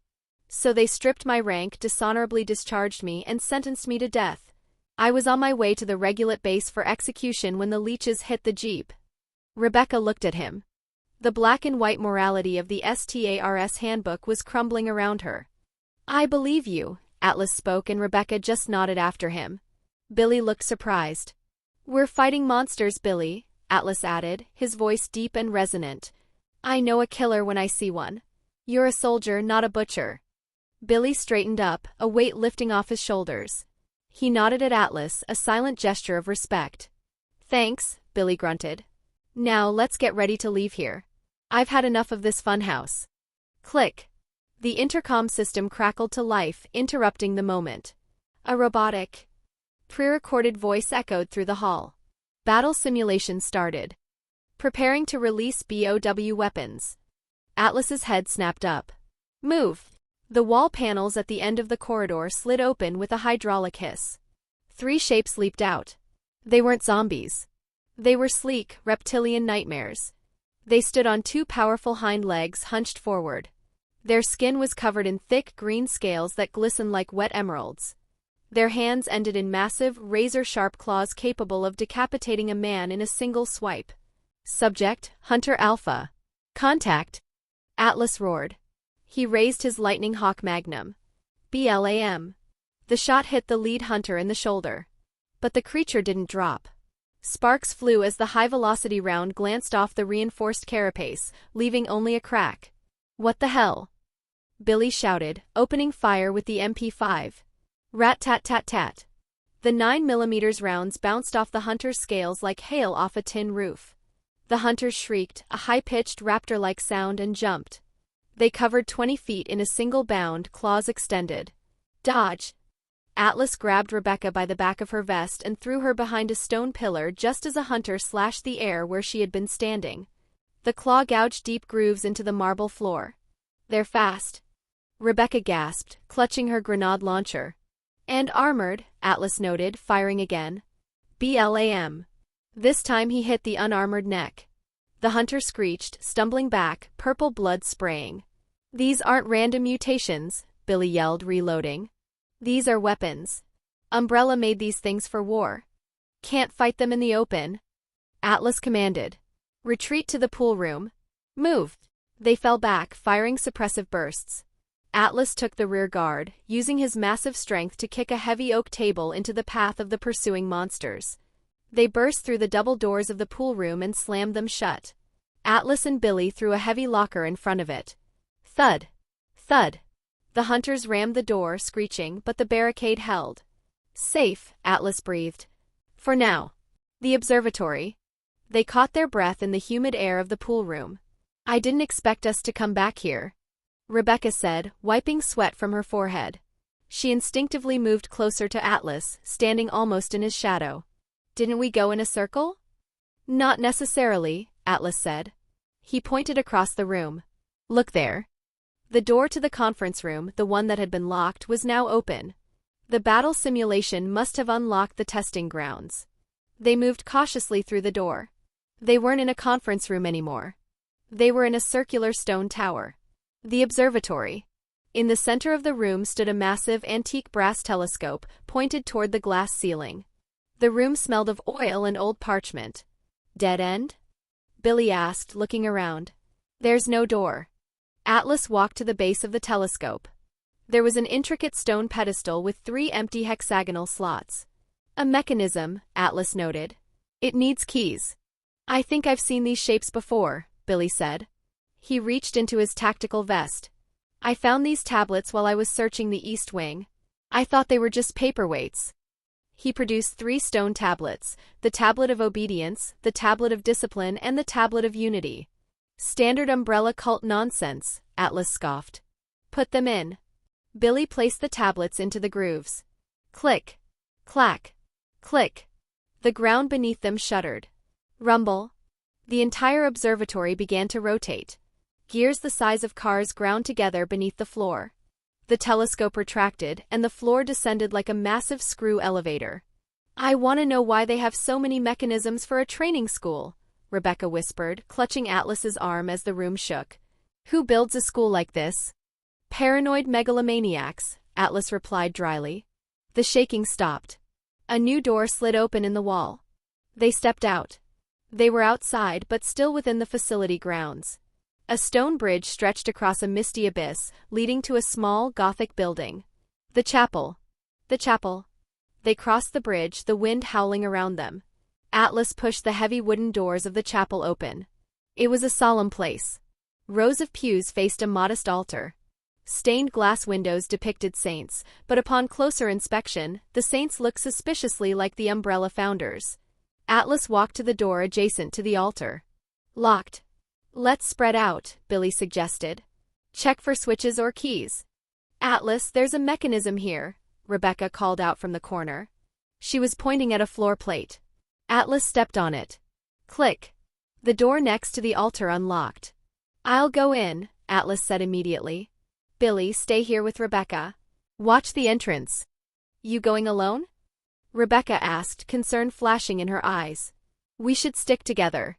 It's a small room, Atlas reassured her, his voice softening. I'm just scouting. I'll be right back. He walked into the side room. It was a sacristy, empty except for dust. Atlas frowned. Nothing here. He turned to leave. Scree! A sound like a banshee's wail tore through the roof. Atlas looked up. The stained glass skylight shattered inward. A nightmare descended. It was a bat, but mutated to gargantuan proportions. The infected bat. Its wingspan was 20 feet. Its fur was matted and gray, its muscles bulging with unnatural strength. Swarms of smaller, normal-sized bats fluttered around it like a protective cloud. Well, Atlas muttered, drawing his Winchester shotgun. You're a chunky boy. The bat swooped, its talons aiming for Atlas's face. Atlas didn't dodge. He engaged his enhanced vision. The world slowed down. He tracked the trajectory of the beast. Boom! The shotgun roared. The buckshot slammed into the bat's chest. It shrieked, veering off course and smashing into a pew. Chapter 72. Atlas raised his magnum. The bat swooped, its talons aiming for Atlas's face. Atlas didn't dodge. He engaged his enhanced vision. The world slowed down. He tracked the trajectory of the beast. Boom! The shotgun roared. The buckshot slammed into the bat's chest. It shrieked, veering off course and smashing into a pew. It scrambled up, screeching orders to its minions. The small bats swarmed Atlas, biting and scratching. Atlas ignored them. His skin was too tough for their small teeth. He pumped the shotgun. CHK. Boom. He hit the big bat again, blowing off a chunk of its wing. The noise produced by the shot alone caused the other bats to become shriek and take flight. The monster tried to lift him, to carry him into the air and drop him. It grabbed his shoulders with its massive talons. It flapped its wings, straining. It couldn't lift him. Atlas weighed nearly 200 pounds of dense bone and muscle. He planted his feet. You're not taking me anywhere, Atlas growled. He grabbed the bat's leg with his free hand. He slammed the creature into the ground like a wet towel. Crunch. He placed the barrel of the Winchester against its head. Amen. Boom. The head vanished. Plus 420 experience points. 20 more points than the centipede. Atlas dusted off his jacket. He walked out of the room. Rebecca and Billy were waiting right outside the door, weapons raised, looking terrified. We heard shooting. Rebecca gasped. She scanned him for injuries, her hands hovering as if she wanted to check him herself. Are you okay? What was in there? Just a bat, Atlas said casually, reloading a shell. A big one. It's handled. Rebecca let out a breath she'd been holding. She stepped closer to him, her shoulder brushing his arm. You scare me sometimes, she whispered. Better me than them, Atlas winked. They moved through the chapel courtyard. Atlas found a hidden switch behind a gravestone classic RE logic that restored power to the service elevator. They squeezed into the cage. The gears groaned as they descended deep underground. When the doors opened, they weren't in a Gothic castle anymore. They were in a modern, sterile corridor. The laboratory sector. This must be the reference room, Billy said, pushing open a door marked, Library. The room was filled with books and servers. In the center, on a desk, lay a leather-bound journal. Atlas picked it up. Dr. Marcus's diary. September 1978. The progenitor virus is promising, combining it with leech DNA. October 1978. Spencer is trying to steal my work. There is only one room here, Billy noted, pacing the perimeter. And there is no other way out. It's a dead end. Thunk. A small piece of plaster fell from the ceiling, hitting Atlas on the shoulder. He looked up. There was a maintenance hole in the ceiling about 12 feet up. Not a dead end, Atlas smiled. He didn't look for a ladder. He simply bent his knees. Whoosh. He jumped. It was a display of raw superhuman power that made Billy's jaw drop. Atlas soared 12 feet into the air, grabbed the ledge of the hole with one hand, and pulled himself up in a fluid motion. "Show off," Billy muttered. "You wait for me down here," Atlas called down. "I'll find the unlock switch or something." Atlas stood in the upper room. It was a biolab. Glass tanks lined the walls, filled with cloudy fluid and no floating horrors. He walked to the computer terminal. A map of the facility was displayed on the screen. Target, Leech capsule. At the end of the room, inside a pressurized container, was a pristine specimen. A blue leech. "For the collection," Atlas whispered. He grabbed a biohazard bag and sealed the specimen inside. This would be invaluable for his own research later. He found the wall release lever. Clank. The wall below slid open, revealing a hidden passage to Rebecca and Billy. "Clear." Atlas shouted down. "Move through." Rebecca didn't say anything, she just moved to his side, matching his stride. She had stopped asking how he did the things he did. She just accepted that he was the Titan, and she was safe in his shadow. "Let's go," Atlas said. "We're getting close to the Queen." Location: the laboratory sector B2 corridor/morgue. Time: 12:15 a.m. Monday.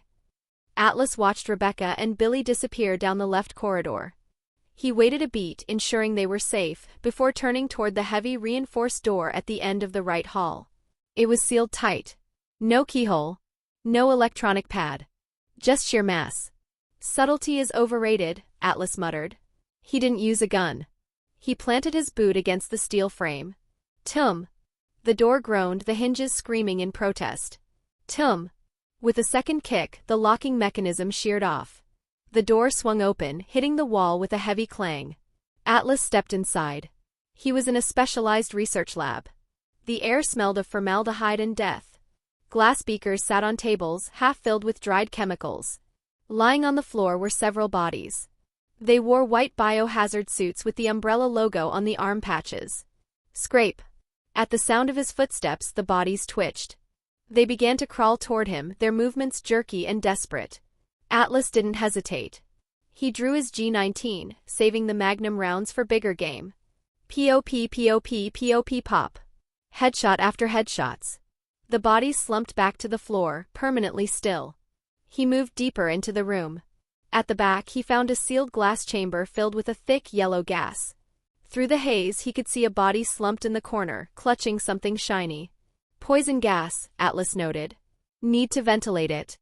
He looked at the locking mechanism on the chamber door. It had a peculiar, organic-shaped groove. Atlas reached into his biohazard bag and pulled out the blue leech specimen he had collected earlier. He pressed it into the slot. Click. Hiss. The door unlocked. Atlas stepped inside. He wasn't even breathing, so it didn't matter. The room was a morgue. A stainless steel operating table sat in the center, stained with old blood. The stench was overpowering, a cocktail of rot and chemical preservatives. To the right, a cabinet. Atlas opened it and found a canister of green chemical. "Healing herb mixer," he noted, pocketing it. To the left, another door. He opened it. This was the holding area. Cages lined the walls, most of them broken open. Scree. Two shapes dropped from the ceiling. Subject, Hunter Alpha. They landed in a crouch, their green scales glistening, their razor claws extended. They hissed, recognizing the intruder not as prey but as a threat. They lunged simultaneously. Atlas didn't dodge. He dropped into a combat stance. Snicked. "Come get some." The first hunter swiped at his head. Atlas ducked under the blow, moving with a speed that defied his size. He drove his claws upward into the creature's soft underbelly. Shing! The silver-white bone sliced through the hunter's scales like a hot knife through butter. Green blood sprayed across the room. The hunter shrieked, clutching its eviscerated stomach. The second hunter tried to flank him. Atlas spun, using the momentum of his turn to deliver a backhand slash.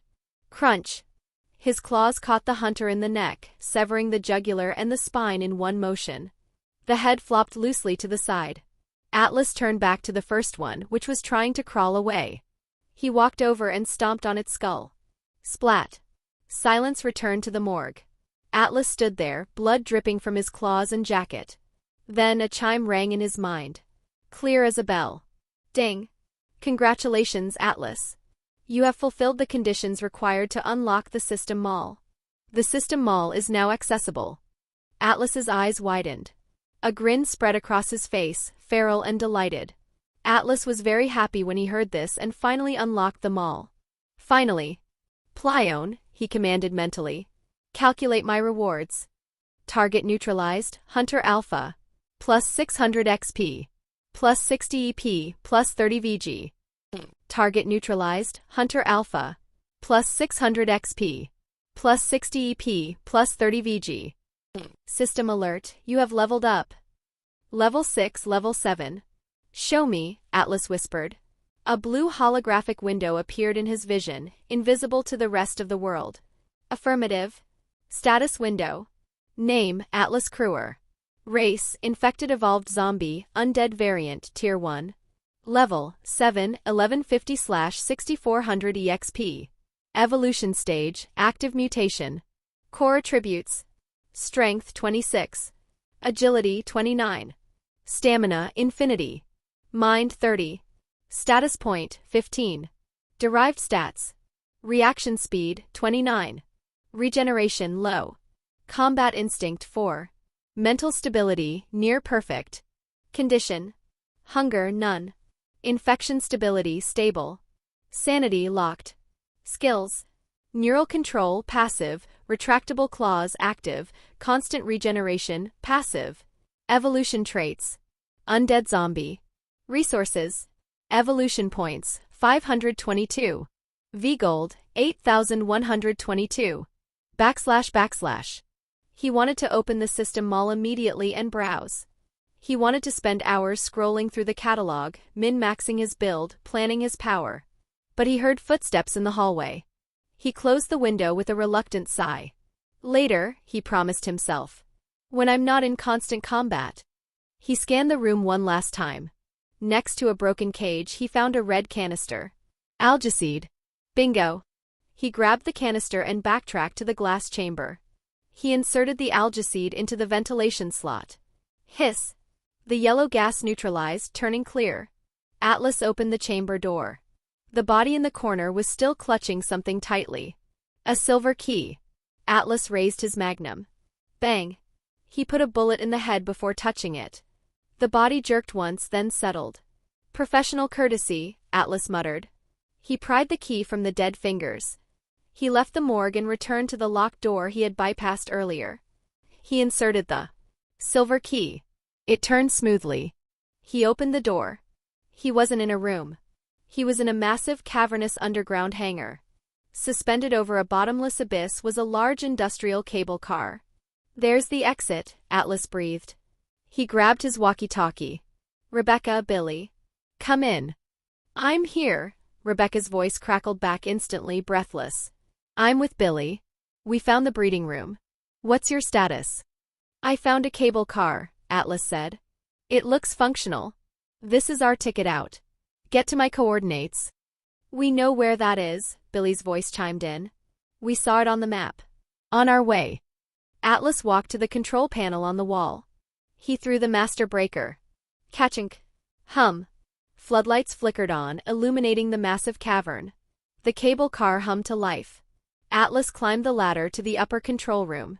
A moment later, the side door burst open. Rebecca and Billy ran in. They were covered in grime, breathing hard. When Rebecca saw Atlas standing there, calm and unharmed, her shoulders visibly sagged with relief. Her eyes swept over his body, checking for wounds, for blood that wasn't his. Atlas caught her stare. He flashed her a thumbs up and a wink. Miss me?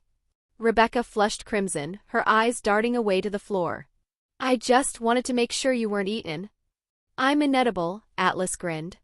The tension in the room shifted. It wasn't just survival anymore, there was a warmth there. A connection. Chapter 73, Persist Aunt Ugly Bastard.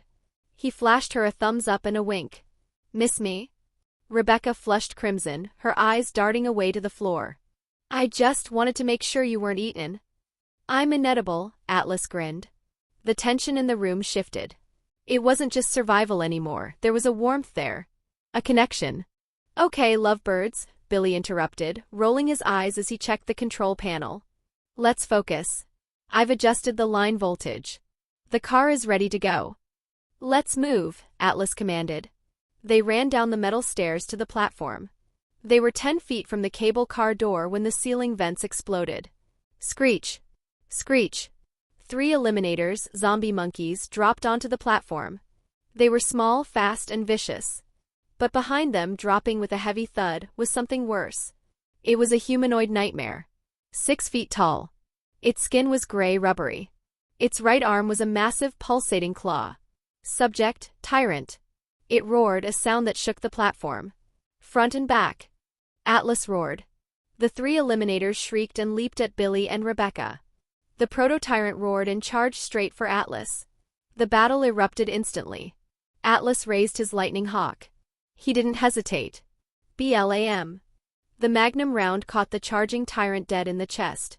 The strong kinetic force caused the large creature to rise from its feet and move backward. It slammed into the back wall of the cavern. But before the dust could settle, the tyrant stood up. It shook its head, letting out a low growl. There was a hole in the chest, but far from enough to kill it, as it didn't have the obvious weakness of the proto-tyrant, T-001. Tough bastard, Atlas muttered.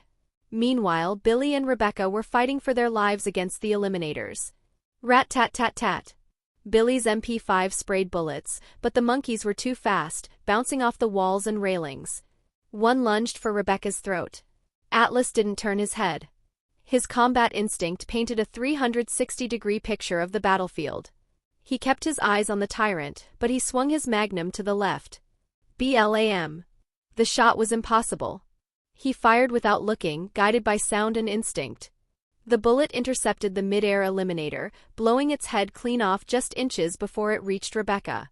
Focus on the big one. Billy shouted, reloading his submachine gun. I am. Atlas retorted. Bang! Bang! Bang! Bang! The tyrant charged again. Atlas didn't retreat. He stood his ground, firing rhythmically. BLAM. BLAM. The tyrant staggered, flinching, but it kept coming, closing the distance. At the same time, the remaining 2 eliminators tried to flank. One jumped on the railing behind Billy. Atlas pivoted, his movements a blur of agility. He ducked a claw swipe from the tyrant, spun on his heel and fired past Billy's ear. BLAM. The second monkey's chest exploded. It fell backward into the abyss. 2 down. Atlas counted. He was multitasking violence. He was weaving between the tyrant's sledgehammer blows while simultaneously covering his teammates. He was the eye of the storm. Billy and Rebecca poured fire into the last monkey, slowing it down. Atlas finished it with a snapshot to the cranium. BLAM. Clear. Rebecca gasped. But the tyrant wasn't done. Enraged by the bullets that tore through his heart, the monster let out a deafening roar. It wound up its massive mutated claw arm for a haymaker that could punch through a tank. It swung. The attack was fast, too fast for a human. But Atlas wasn't human. He saw the muscle fibers in the tyrant's shoulder twitch. He calculated the arc. Atlas dropped. He ducked smoothly, the massive claw whistling inches above his hair. Gotcha, Atlas grinned, ready to counterattack. But he hadn't accounted for the variable behind him. Billy Cohen had stepped forward, intending to support Atlas with his shotgun. When Atlas ducked, Billy was left standing directly in the path of the swing. Crack! The tyrant's backhand caught Billy squarely in the chest. Gah! The sound of ribs cracking echoed over the machinery. Billy was lifted off his feet like a rag doll. He flew backward, over the safety railing. Billy! Rebecca screamed, lunging for him. But he was gone. He plummeted into the darkness of the water treatment channel below. Damn it! Atlas snarled. The tyrant recovered from its swing, turning its beady yellow eyes toward Rebecca, raising its claw to crush her next. Oh no you don't, Atlas growled. The playfulness vanished from his face. The testing phase was over. Atlas unloaded. He didn't bother aiming for the heart. He aimed for the face. Blam blam blam blam blam. He fanned the hammer of the lightning hawk, dumping the remaining 5 rounds in less than 2 seconds as he changed the mag again, continuing to fire. The recoil would have shattered a normal man's wrist. Atlas stood like a statue. Every single bullet hit the same spot. The tyrant's face disfigured under the barrage of high-caliber lead. Its skull shattered on many points. The monster shrieked, blinded, flailing wildly. It stumbled backward, its footing lost on the slick metal. It toppled over the edge, following Billy into the dark. Silence fell on the platform, broken only by the hum of the cable car engine. Rebecca stood at the railing, staring down into the black water where Billy had vanished. She was frozen, her face pale. "Billy," she whispered. Atlas reloaded his magnum, the mechanical click loud in the quiet. Then he walked to Rebecca. He grabbed her arm. "Billy," Rebecca whispered, staring into the abyss. "He's tough," Atlas said, grabbing her arm. "He'll survive. But we have to go. Now." He pulled her toward the cable car. "But we can't leave him. We can't help him from here," Atlas argued, shoving her inside the car. Location: the cable car en route to the factory. Time: 12:45 a.m. Monday. The cable car descended into the darkness, a metal cage suspended over an abyss. Atlas sat on the bench, catching his breath. Rebecca stood by the grated window, staring back up toward the platform where Billy had fallen. "Whatever happened to Billy?" Rebecca whispered, her voice tight with worry. "We have to save him, Atlas." "I know," Atlas said, reloading his lightning hawk. "We're going down. The water treatment channel drains into the lower levels. If he survived the fall, the current would have carried him there. I believe he is still alive. He's too stubborn to die." Rebecca nodded, grateful for the reassurance. She sat down opposite him. Atlas glanced at the driver's seat of the cable car. A corpse sat slumped over the controls, a worker who had died weeks ago, a bullet hole in his temple. Lying next to the dead hand was a weapon. It was a revolver, but built like a tank. A Magnum revolver. Heavy barrel, custom grip, chambered for .357. "Waste not, want not," Atlas murmured. He picked it up. It was heavy, balanced perfectly. He spun the cylinder, putting in the explosive round he had brought. "Nice," he whispered, tucking it into his belt. The cable car jerked, signaling the end of the line. Shortly after the two departed, the Tyrant, previously collapsed on the ground, began to stir. It roared, then leapt to its feet, seemingly intent on resuming its pursuit of Atlas and Rebecca. But no one knew how long it could survive with a nice chunk of its skull shattered, its brain riddled with lead. The umbrella factory entry area. The doors slid open. They stepped out onto a metal walkway suspended over a massive industrial complex. Pipes hissed and the air tasted of sulfur. "This is a factory," Rebecca noted, looking at the layout. "Another hidden facility?" "Umbrella has more secrets than employees," Atlas replied. They moved forward. There was only one path, a narrow catwalk leading to a heavy steel door. They entered a control room. It was dusty, lit by flickering emergency lights. A large map on the wall detailed the layout of the incineration plant. "Atlas, this is the main lift control," Rebecca said, examining the console. "But I can't find the activation key. It's locked out." "Standard procedure," Atlas sighed. "Split the party to find the key." He looked at the elevator shaft in the corner. A small service lift platform was waiting. "You wait here, Rebecca. Lock the door behind me. I'll go down to the lower maintenance level and find the key." "Be careful," Rebecca said. She didn't argue. She had learned to trust his competence implicitly. "I'll monitor the cameras." Atlas stepped onto the service lift. It descended with a groan of rusted gears. He reached the bottom level, a labyrinth of pipes and machinery. He moved quickly, his boots clanging on the metal grating. He found a surveillance room at the end of the corridor. Lying on the desk amidst a pile of cold coffee cups was the up key. Atlas grabbed it. His eyes flicked to the surveillance monitors. One screen showed a holding tank deep within the facility. Inside, something was moving. It was 8 feet tall. Its skin was rotting away, exposing the spine. Its right arm was a twisted mass of claws. And in the center of its chest, pulsating with a sickening rhythm, was an exposed heart. Subject: Proto-Tyrant T-001. It wasn't the one they had fought on the platform. This was another one, even more monstrous.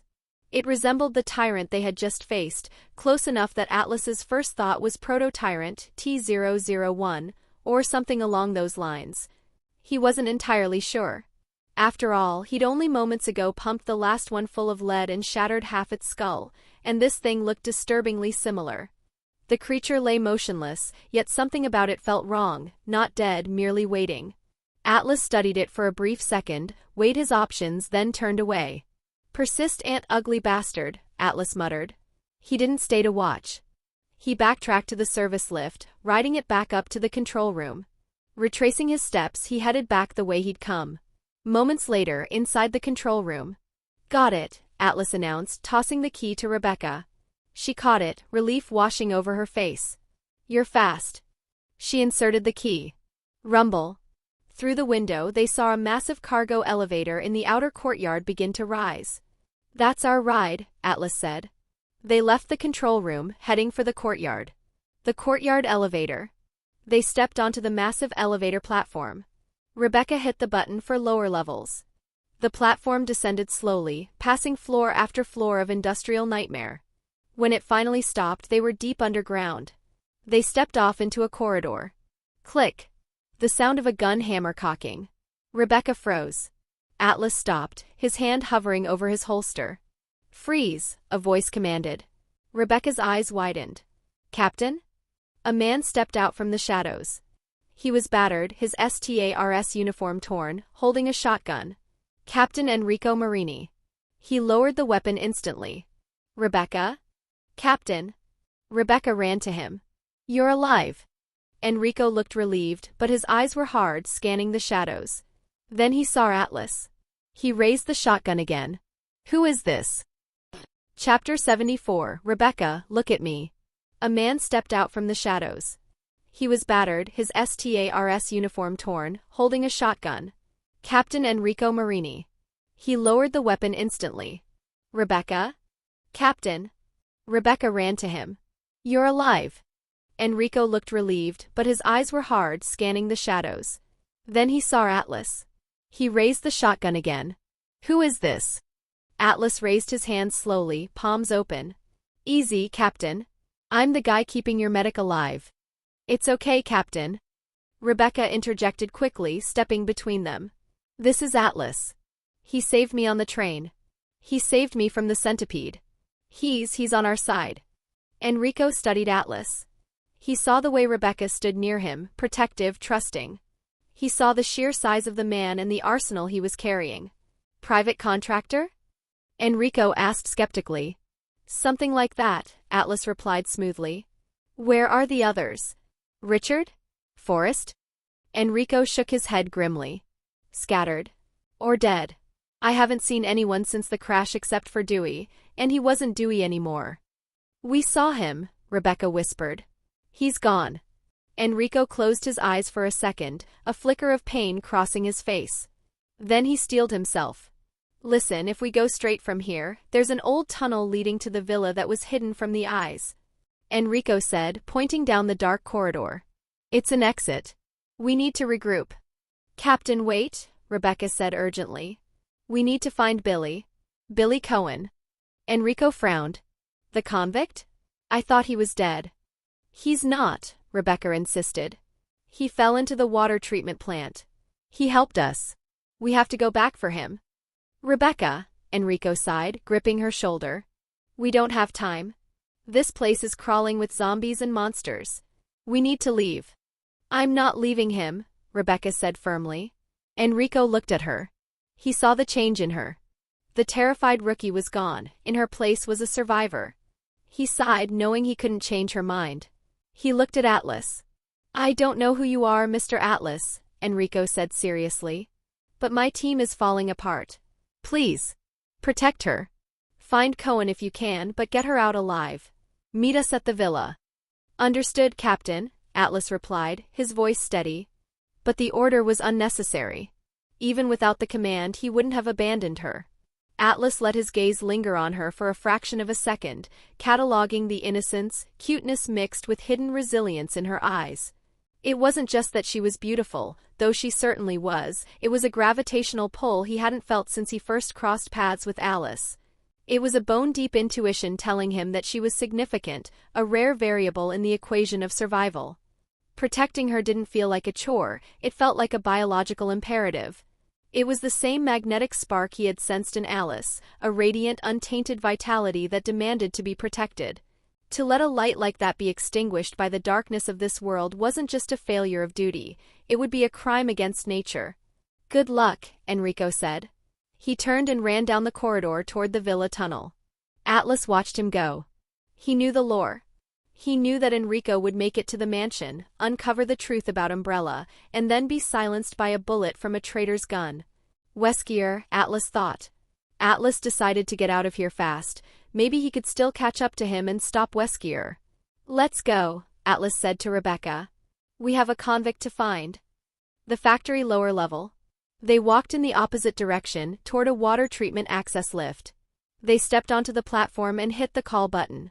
Thud. A heavy vibration shook the floor. Rebecca looked around nervously. Did you feel that? Atlas turned slowly, his eyes narrowing as he scanned the ruins not far away. We have company, he whispered. Emerging from the shadows of a collapsed retaining wall was a nightmare. Rebecca gasped, taking a step back. It was similar to the monster they had fought on the cable car platform, but this one was different. It was larger, grosser, a rejection of nature. It stood 2.5 meters tall, a towering slab of gray necrotic flesh. Subject, Proto-Tyrant T001. This was the Tyrant prototype in its rawest, ugliest form. It was a catalogue of biological failure. Its spine was exposed through the rotting flesh of its back, its shoulders were deformed, hunched under the weight of excessive muscle mass, its body was racked with constant violent spasms as the primitive T-virus burned through its nervous system. It was a creature of side effects. It had low intelligence, barely more than a beast, and its defense was non-existent due to the pulsing, exposed heart on its chest. But what it lacked in design, it made up for in sheer, tenacious vitality. It was essentially a super zombie, a failed beast with a sword-like claw on its right hand capable of shearing through steel. Another one, Rebecca breathed, horrified by the twitching, leaking monstrosity. It looks overdone. It's a mistake, Atlas said coldly. And I'm going to correct it. The Tyrant locked its milky eyes on them. It didn't strategize. It didn't flank. It just roared a wet, gurgling sound and launched itself into the air. It covered the distance in a single terrifying bound, its massive claw raised to tear them apart. Get back, Atlas ordered. This time he didn't play around. He didn't dodge. This time Atlas didn't play around and drew the magnum revolver he had scavenged from the cable car corpse. He stood his ground, legs braced, watching the mountain of meat descending on him. The creature's exposed heart was pumping wildly, a target painted in red. Atlas's vision sharpened. The world slowed down. He didn't just pull the trigger. He fanned the hammer with his left hand, turning the heavy revolver into a semi-automatic cannon. Bang! Bang! Bang! Bang! Boom! Boom! He fired all 6 rounds in less than 2 seconds. His arm was a blur, his aim superhuman. The kinetic energy was catastrophic. The first shot stripped the flesh from the heart. The second and third punched deep into the ventricle. A solid beam of explosive rounds slammed into the Proto-Tyrant's exposed heart with the force of a freight train. The sheer kinetic energy arrested the monster's charge instantly, freezing it in mid-stride. Then the rounds burrowed deep inside the organ before the fuses triggered. Boom! The Tyrant's chest cavity didn't just open, it evaporated. The explosive rounds turned the massive heart and the surrounding ribcage into a fine red mist. A geyser of black blood and shredded meat erupted from its back, painting the walls in a gruesome mural, blowing the entire heart out the back of its spine. The monster lost all momentum. It hit the ground at Atlas's feet, sliding to a halt. Its claw twitched once violently, scratching the metal floor, and then it went still. Smoke drifted lazily from the barrel of the revolver. Rebecca stared at the corpse, then at Atlas. She lowered her grenade launcher, her mouth slightly open. She hadn't even had time to disengage the safety on her weapon. You, she stammered, looking at the devastation. You killed it. Before it even landed. This monster's weakness is very obvious, Atlas said, flipping the cylinder open and dumping the smoking casings. As long as the heart in his chest is broken, this guy is dead. Bad design. It had a glass jaw, Atlas shrugged, holstering the gun. Or a glass heart. Ding. The elevator arrived behind them, the doors sliding open with a cheerful chime that felt out of place in the slaughterhouse. Elevators here, Atlas said, gesturing to the doors. Rebecca looked at him. She didn't see a mercenary anymore. She saw something almost mythical. A guardian angel with bone claws and a magnum who stood between her and the abyss. She walked into the elevator, standing close to him as the doors closed. The fear of the tyrant faded, replaced by the overwhelming sense of safety she felt in his shadow as her brain preceded the whole situation. "That was amazing," she whispered, leaning slightly against his arm, her shoulder pressing into his bicep with slightly red cheeks. Atlas looked down at her. He could feel her trembling slightly, not from fear but from the adrenaline crash. He didn't pull away. He let her lean. "Don't mention it," he said softly. The elevator descended, taking them down to the water treatment plant. Down to Billy. And down to the final confrontation with the Queen. Location: Umbrella Management Training Facility, Water Treatment Plant, B4. Time: 1:15 a.m. Monday. The industrial elevator groaned as it hit the sub-basement level. The air here was heavy with moisture, smelling of algae, rust, and the deep earthy scent of a river flowing underground. When the heavy steel doors slid open, the sound of rushing water filled the corridor. Atlas stepped out first, his magnum revolver drawn. Rebecca followed close behind, her hand instinctively reaching out to graze the back of his leather jacket, a tactile confirmation that he was there, a solid wall between her and the dark. They moved to the railing of the underground reservoir. Below them, dark water churned, fed by the runoff from the Arkley Mountains. "Atlas, look!" Rebecca gasped, pointing down into the gloom. Caught on a metal grate in the middle of the river was a figure. He was soaked, battered, and lying face down. "Billy." It was the convict. He wasn't moving. "He's alive," Atlas said, his enhanced vision picking up the subtle rise and fall of Billy's chest. "But he's out cold." "We have to get down there," Rebecca said, panic rising in her voice. She leaned over the railing. "Billy? Billy, wake up." Her voice echoed off the concrete walls. Billy didn't stir. But something else did. A massive ripple disturbed the water near the grate. A shadow, dark and slick, glided beneath the surface. It was huge, easily the size of Bike. "Something's in the water," Atlas warned, grabbing Rebecca's shoulder and pulling her back from the edge. Splash! A massive tongue-like appendage shot out of the water. It wrapped around Billy's ankle. Before they could fire a shot, a giant lurker, a mutated frog the size of a bull, breached the surface. It didn't try to eat him there, it simply yanked him. Billy was dragged off the grate. He hit the water with a splash, waking up instantly. "Gah! What the?" He screamed as the current swept him away, the lurker diving after him into the deeper tunnels. "No!" Rebecca screamed, gripping the railing until her knuckles turned white. "It took him." "It's playing with its food," Atlas said grimly. "The current leads to the filtration chamber. We can cut them off." He turned her around, his hands firm on her shoulders. "Rebecca, look at me." She looked up, her eyes wide with fear. "We will find him," Atlas promised, his voice low and vibrating with absolute confidence. "He's a Marine. He's tough. But I need you focused. Can you do that?" Rebecca took a ragged breath. She looked at Atlas, at the calm gray eyes that hadn't shown fear since this nightmare started. She nodded, drawing strength from him. "Yes," she whispered. "Let's go." Chapter 75, I'll carve us a way through. "Rebecca, look at me." She looked up, her eyes wide with fear. "We will find him," Atlas promised, his voice low and vibrating with absolute confidence.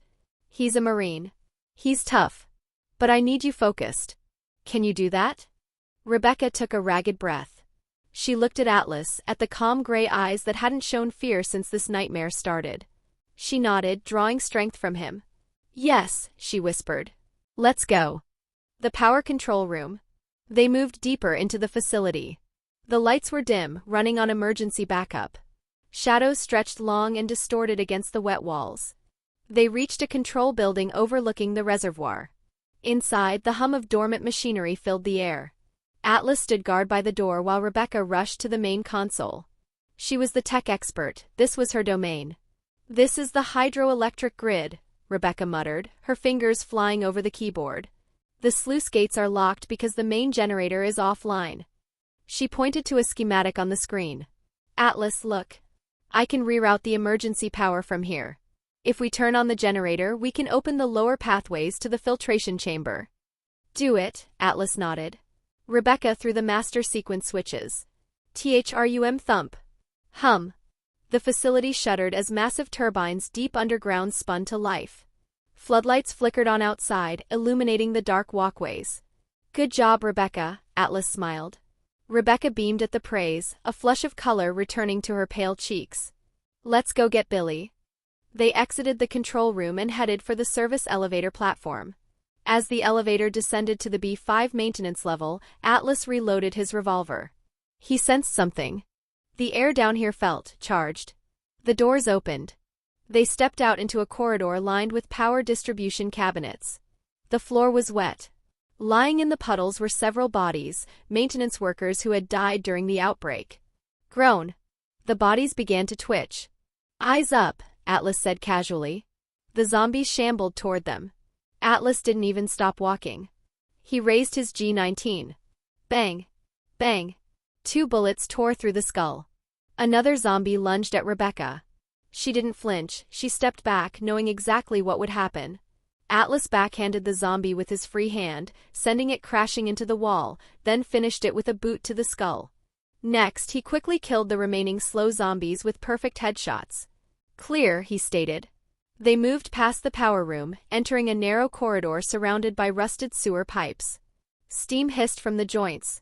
Suddenly, a heavy, dragging sound echoed from the darkness ahead. Scrape. Thud. Scrape. Rebecca froze, grabbing Atlas's arm. That sound. I know that sound.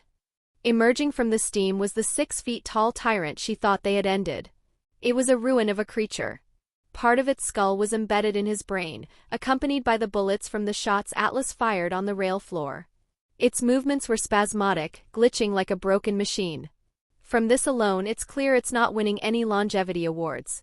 It's not dead yet? Rebecca gasped, stepping behind Atlas. It's too stupid to die, Atlas growled. Stay back.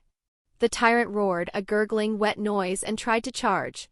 But it stumbled, its legs failing. Atlas walked toward it. He didn't run. He didn't dodge. He walked with the swagger of an executioner. He raised the magnum revolver. Stay down. Bang. Boom. The shot hit the tyrant in the exposed brain. The creature arched back, shrieking. Bang. Boom. The second shot hit the knee, shattering the joint. The monster collapsed. Atlas walked up to the writhing mass of flesh. He placed the barrel of the revolver against what was left of its head. Dismissed. Bang. Boom. The head disintegrated. The body went limp, finally, truly dead. This time, Atlas said, wiping a speck of black blood from his cheek, he's completely dead.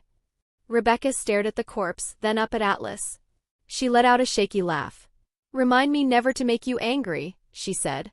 Atlas looked back at her, his expression softening. You're safe, Rebecca.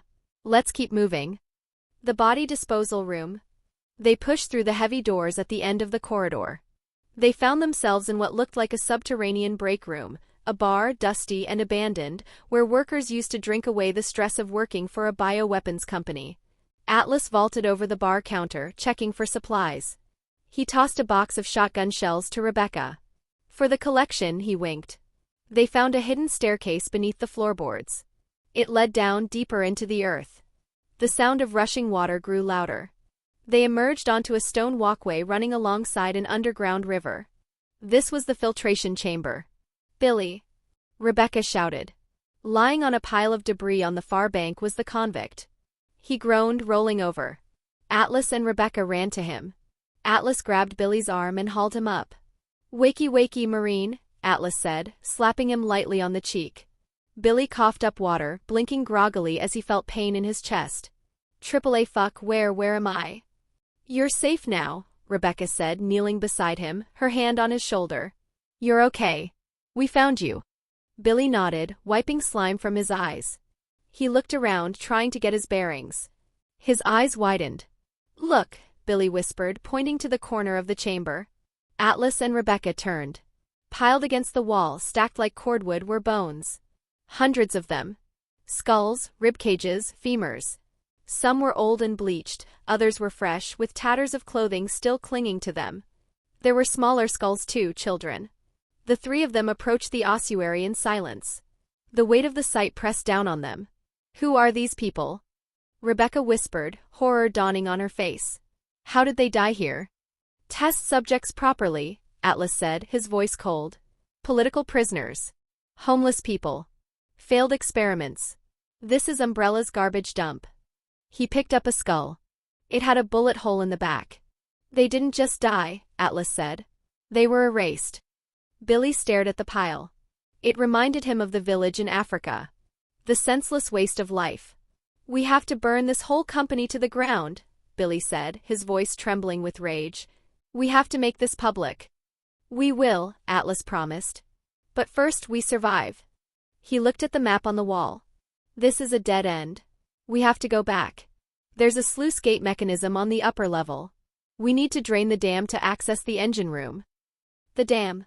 They backtracked to the upper walkway. A massive lock gate blocked the river. On the other side was the path forward. The lever to open the gate is on the other side, Atlas noted. But the bridge is out. He looked at the rusted industrial gondola suspended on a cable over the water. It was small, a metal basket barely big enough for one person. It won't hold my weight, Atlas said. Or Billy's. He looked at Rebecca. I'll go, Rebecca volunteered immediately. She didn't hesitate. She stepped toward the basket. I'm the lightest. Be careful, Atlas said. Radio check as soon as you land. Rebecca climbed into the basket. Atlas went to the control panel and threw the switch. The basket jerked and began to slide slowly across the dark water. Rebecca looked back at them, giving a thumbs up. She landed on the far platform. She ran to the control booth. Click. Clank. The gears ground. The massive sluice gates slowly opened. The water roared as it was released, draining from the upper canal and rushing into the depths. Within a few minutes the water level dropped, revealing a muddy, slime-covered path across the riverbed. Gate is open. Rebecca's voice crackled over the radio. Come on over. Atlas and Billy jumped down into the drained canal. The mud sucked at their boots. I hate sludge, Billy grumbled. They were halfway across when the mud exploded. Croak. A giant lurker, the same frog species that had taken Billy, burst from the mud. It was massive, its skin glistening with mucus, its tongue lashing out like a harpoon. It aimed for Billy again. Not this time, Kermit, Atlas snarled. He was faster than the tongue. He drew the magnum. BLAM. A single shot. The bullet entered the lurker's open mouth and exited the back of its skull. The giant frog collapsed backward into the mud, twitching. Nice shot. Billy couldn't help but be amazed at just how unbelievably fast Atlas is. They scrambled up the other side. Rebecca was waiting for them at the engine room door. Further forward is the engine room, she said. Just walk past it and there will be an elevator going up to the surface. Ready? Atlas asked. Ready, they chorused. The engine room gauntlet. They shoved the heavy double doors open. The engine room was a maze of turbines, pipes, and steam. And it was occupied. Contact! Atlas yelled. More than a dozen zombies turned toward them. These weren't just researchers, they were security personnel wearing body armor. I'll carve us a way through. Atlas roared as he unleashed hell. The gun became an extension of his will, bullets tearing free in rapid-fire bursts, slicing through the horde with ruthless, almost elegant efficiency. Each shot found its mark, skulls bursting before the infected could even comprehend death. Magazines were swapped in a blink, his hands moving faster than they could even shoot. He advanced without slowing, positioning himself squarely in front of Rebecca and Billy. Billy fired short, controlled bursts with his MP5 covering their flanks. Rebecca used her handgun to pick off stragglers. But it was Atlas who did the most of the heavy lifting with his headshots. He was farming. Let's move. They fought their way across the catwalks, leaving a trail of bodies behind them. They reached the exit door. Atlas kicked it open, ushering them through. They were in a final corridor. Barbed wire lined the walls. At the end was a large, ominous door. This is it, Atlas said. The boiler room. The heart of the facility. The boiler room. They entered the room. The heat was intense. The air shimmered. But it wasn't just heat. The room was covered in slime. The walls, the floor, the machinery, everything was coated in a thick, pulsating layer of leeches. Thousands of them. Chapter 76, Phase 2? This is it, Atlas said. The boiler room. The heart of the facility. The boiler room. They entered the room. The heat was intense. The air shimmered. But it wasn't just heat. The room was covered in slime. The walls, the floor, the machinery, everything was coated in a thick, pulsating layer of leeches. Thousands of them. Standing on a catwalk above them, looking down with an arrogant sneer, was a young man. He had long, flowing hair and wore white robes. He began to clap. A slow, mocking applause. "Welcome, welcome, great survivors," the young man sang, his voice melodic and chilling. "I'm glad you could come. Come on in. You are my honored guests." He spread his arms wide. "After all, this is your funeral." "Who are you?" Billy shouted, raising his gun. The young man smiled.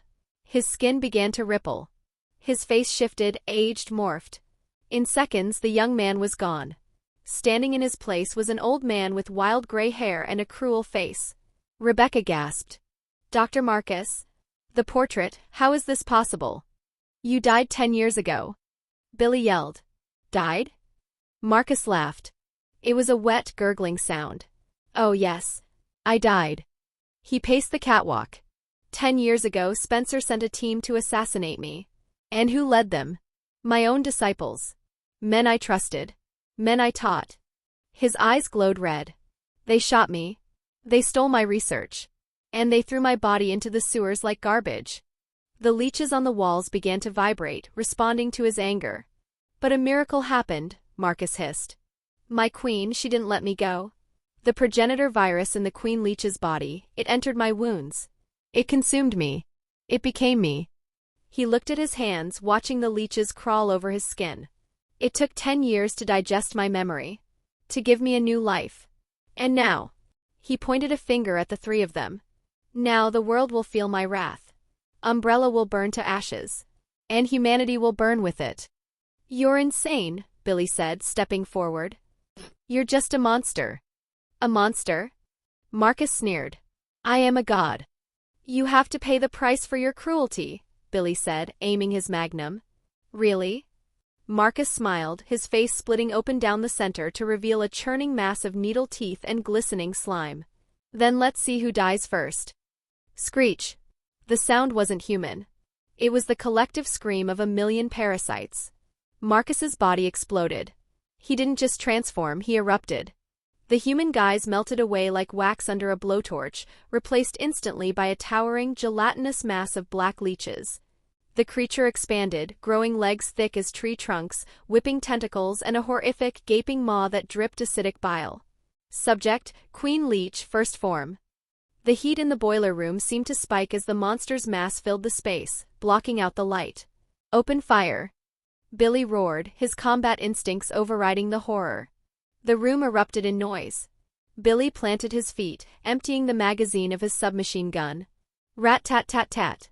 Brass casings rained onto the metal grating. Rebecca shouldered her grenade launcher. Thump! A high-explosive round sailed through the air.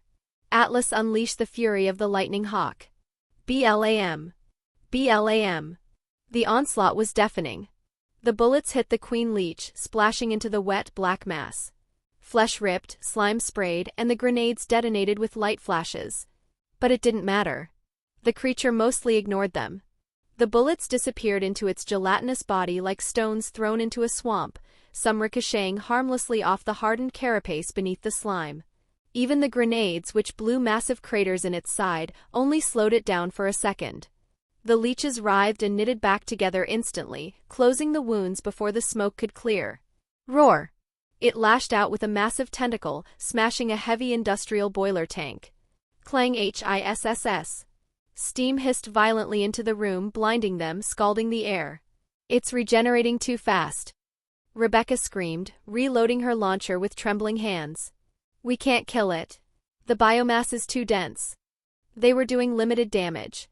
They were ants biting a mountain. "It seems we have to do this the old-fashioned way," Atlas spoke. His voice cut through the chaos, calm, bored, almost disappointed. "Now you two back down." Billy and Rebecca looked at him with questioning eyes. The order seemed insane. Back down? Against this? But they did it. They backed away slowly, still firing suppressive bursts. In the few hours they had known him, they had learned one undeniable truth: Atlas operated on a different level of reality. They were elite officers, trained to push the human body to its limit, which is exactly why they knew that what Atlas did was impossible. Once they were out of the Queen Leech's immediate reach, Atlas holstered his lightning hawk. The heavy revolver slid into place with a mechanical click. He stood alone on the catwalk, staring up at the 10-foot monstrosity. "I'll make this quick for me," Atlas said. He clenched his fists, the leather of his gloves groaning under the pressure. Snicked. Billy's eyes widened. He lowered his submachine gun, forgetting to fire. Long blades erupted from Atlas's knuckles. They weren't steel. They were white, gleaming, polished bone, humming with a lethal density that seemed to vibrate the air around them. "What the hell?" Billy whispered. Atlas didn't wait for a reaction. He didn't vanish, that would be magic. Instead, he exploded into motion with a terrifying burst of kinetic energy, cracking the metal grate beneath his boots. To Billy and Rebecca, he was a blur of black leather and white bone. The Queen Leech, sensing the sudden spike in air pressure, swung a massive, sludge-heavy arm to crush him. The limb was thick as a tree trunk, dripping with acidic slime. Atlas didn't dodge. He ran up the arm. He moved like a phantom, his boots finding purchase on the shifting, wet slime. He sprinted along the heaving tentacle, his claws trailing behind him in a blur of silver-white light. Shing shing shing. He didn't just cut, he minced. As his feet left the limb, the tentacle fell apart behind him. It disintegrated into slices of meat and slime, the cross-sections sliding off each other wetly. The limb was severed completely before the monster's primitive brain could even register the pain. Atlas leaped from the disintegrating stump, spinning midair. He landed heavily on the creature's back, his boots digging into the soft, shifting tissue of the colony. "Too slow, Marcus," Atlas taunted, his voice audible over the roar of the stem.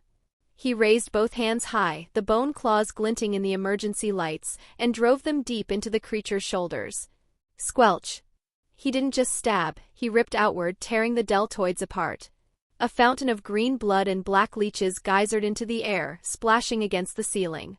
But Atlas wasn't done.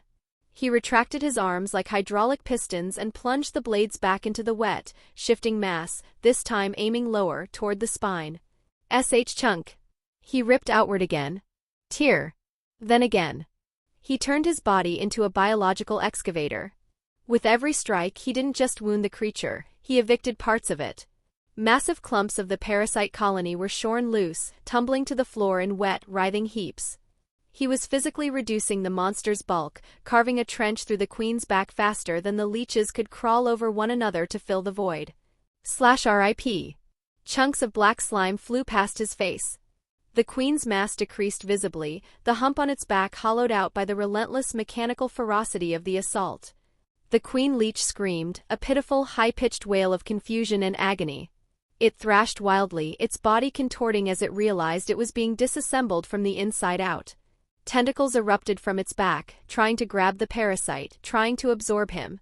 It morphed, shifting its mass to envelop him in a suffocating hug. Atlas saw the walls of slime closing in. He planted his feet on the exposed vertebrae of the monster. Atlas backflipped off the creature, executing a perfect arc and landing lightly on the floor 10 feet away. Phase 2? Atlas asked, tilting his head, his gray eyes cold. "Show me." The Queen Leech roared, the sound vibrating in their chests. It began to glow with a bioluminescent rage as more and more leeches merged with it. The slime receded slightly as its skin hardened into a glossy, chitinous armor. Spikes erupted from its torso. Its mass condensed, trading reach for density and speed. It lunged. This time it was fast. Terrifyingly fast. It unleashed a chaotic storm of tentacles and razor-sharp teeth, closing the distance in a heartbeat. Atlas's eyes narrowed. The monster had accelerated. It was no longer a stationary target, it was a siege engine moving at highway speeds. But Atlas was still faster, by a razor-thin margin. Chapter 77, Sunrise over the Arkley Mountains. Its mass condensed, trading reach for density and speed. It lunged. This time it was fast. Terrifyingly fast. It unleashed a chaotic storm of tentacles and razor-sharp teeth, closing the distance in a heartbeat. Atlas's eyes narrowed. The monster had accelerated. It was no longer a stationary target, it was a siege engine moving at highway speeds. But Atlas was still faster, by a razor-thin margin. Better, Atlas grunted. But still too slow. The clash was titanic. Clang. Atlas blocked a sweeping claw strike with his own blades. The impact created a small airwave that blew steam across the room. The Queen Leech pushed, its immense strength straining against Atlas's frame. Atlas slid back a few inches, sparks flying from his boots, before he deflected the blow upward. He dove under the creature's guard. Slash! His claws raked across the monster's ribs. The hardened carapace sparked, resisting for a microsecond before the bone claws sheared through it. The Queen Leech retaliated instantly, a second tentacle whipping around to catch Atlas in the ribs. Atlas twisted his body mid-stride, the tentacle missing him by inches. The wind of the attack ruffled his hair. He was dancing on the edge of a razor. He wasn't teleporting, he was outmaneuvering. Every dodge was calculated. To Rebecca, it looked like a high-speed ballet of gore. Slash! Atlas severed a leg at the knee joint. The Queen Leech didn't fall, it grew a new limb instantly, stabbing at Atlas with the regenerating spur. Atlas pivoted, catching the spur between his claws and snapping it. Snap! Slash! He carved the jaw off the face. The monster gurgled, spraying acid. Atlas raised his arm, his leather trench coat taking the burn as he spun into a roundhouse kick. Thud! The kick connected with the monster's chest, staggering the colony beast. It's opening up like a tin can, Billy shouted, realizing the armor was useless against the bone claws. The Queen Leech couldn't regenerate and replace fast enough. Atlas was destroying the biomass faster than the leeches could fill the gaps.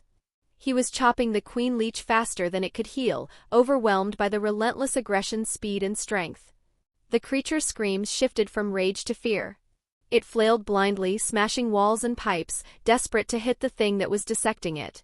A massive haymaker swung through the air, capable of crushing metal. Atlas ducked under it. He slid between its legs, slicing the hamstrings as he passed. He vaulted over its head, leaving deep gouges in its back. Every movement ended with a spray of gore. Billy watched, his mouth slightly open. He had seen combat. He had seen men kill men. But this was art. Violent, bloody, terrifying art. He's not fighting it, Billy whispered to Rebecca, who was watching with a mix of fascination, fear and something else she wasn't sure. He's butchering it. Atlas landed in front of the creature, right in the center of its mass. The Queen Leech reared back, exposing its core, preparing for one final desperate strike. Atlas saw the opening. Checkmate. He unleashed his full speed, giving his all with a flurry of strikes so fast his arms became invisible to the naked eye. T-A-T-T-A-T-T-A-T-T-A-T-T-A-T-T-A-T. The sound was like a heavy machine gun, but wet, the sound of meat being separated from bone at subsonic speeds. In the span of a few seconds, Atlas delivered over 100 slashes to the Queen Leech's entire body, working from the head down to the chest, turning the monster's core into a grid of severed nerves. He stopped abruptly, turning his back on the monster. He slicked his hair back with a gloved hand, shaking the thick, green slime off his claws. Snacked. The claws retracted. For a heartbeat, the Queen Leech stood there, frozen in its attack pose. Then, gravity took over. The monster didn't fall over. It fell apart. It collapsed into hundreds of wet, glistening chunks. The cubes of flesh slid off one another, hitting the floor with a wet, rhythmic slapping sound. They tried to merge again but failed, twitching and moving slightly before collapsing again. The regeneration factor failed completely, overwhelmed by the sheer volume of trauma. The pile of meat quivered once, hissed as the internal heat escaped, and then dissolved into a puddle of dead leeches and viral slurry. Seeing the Leech Queen die, reduced to nothing more than organic waste, the three of them breathed a heavy sigh of relief. Even after everything, Atlas still checked the system to make sure it was dead. Target neutralized, Queen Leech. Plus 4,000 EXP. Plus 400 EP. Plus 2,000 VG. Atlas towered over the carnage, drenched in Queen Leech slime and fresh blood that oozed from his hair and ruined jacket, each heavy drop striking the ground like an echo of the bloodstorm he had so recently released. He turned to his team. "Cleanup complete," he said casually. Seeing the Leech Queen die, reduced to diced sushi in less than a few minutes, the two of them breathed a sigh of relief. Rebecca lowered her grenade launcher, her legs trembling. She looked at the pile of goo that used to be a biological god, then at Atlas. "Atlas," she breathed, her voice shaking. What are you? Atlas gave a violent shake, sloughing off as much of the clinging Queen Leech slime and warm blood as he could. Then, with heavy steps, he crossed the killing ground, boots crunching over a still-twitching fragment of tentacle. I told you, he grinned, the adrenaline making his gray eyes shine in the dark. I'm the pest control. Location, the Umbrella Training Facility Boiler Room/Cliffside. Time 4:15 a.m. Monday. The silence that followed the Queen Leech's death was deafening.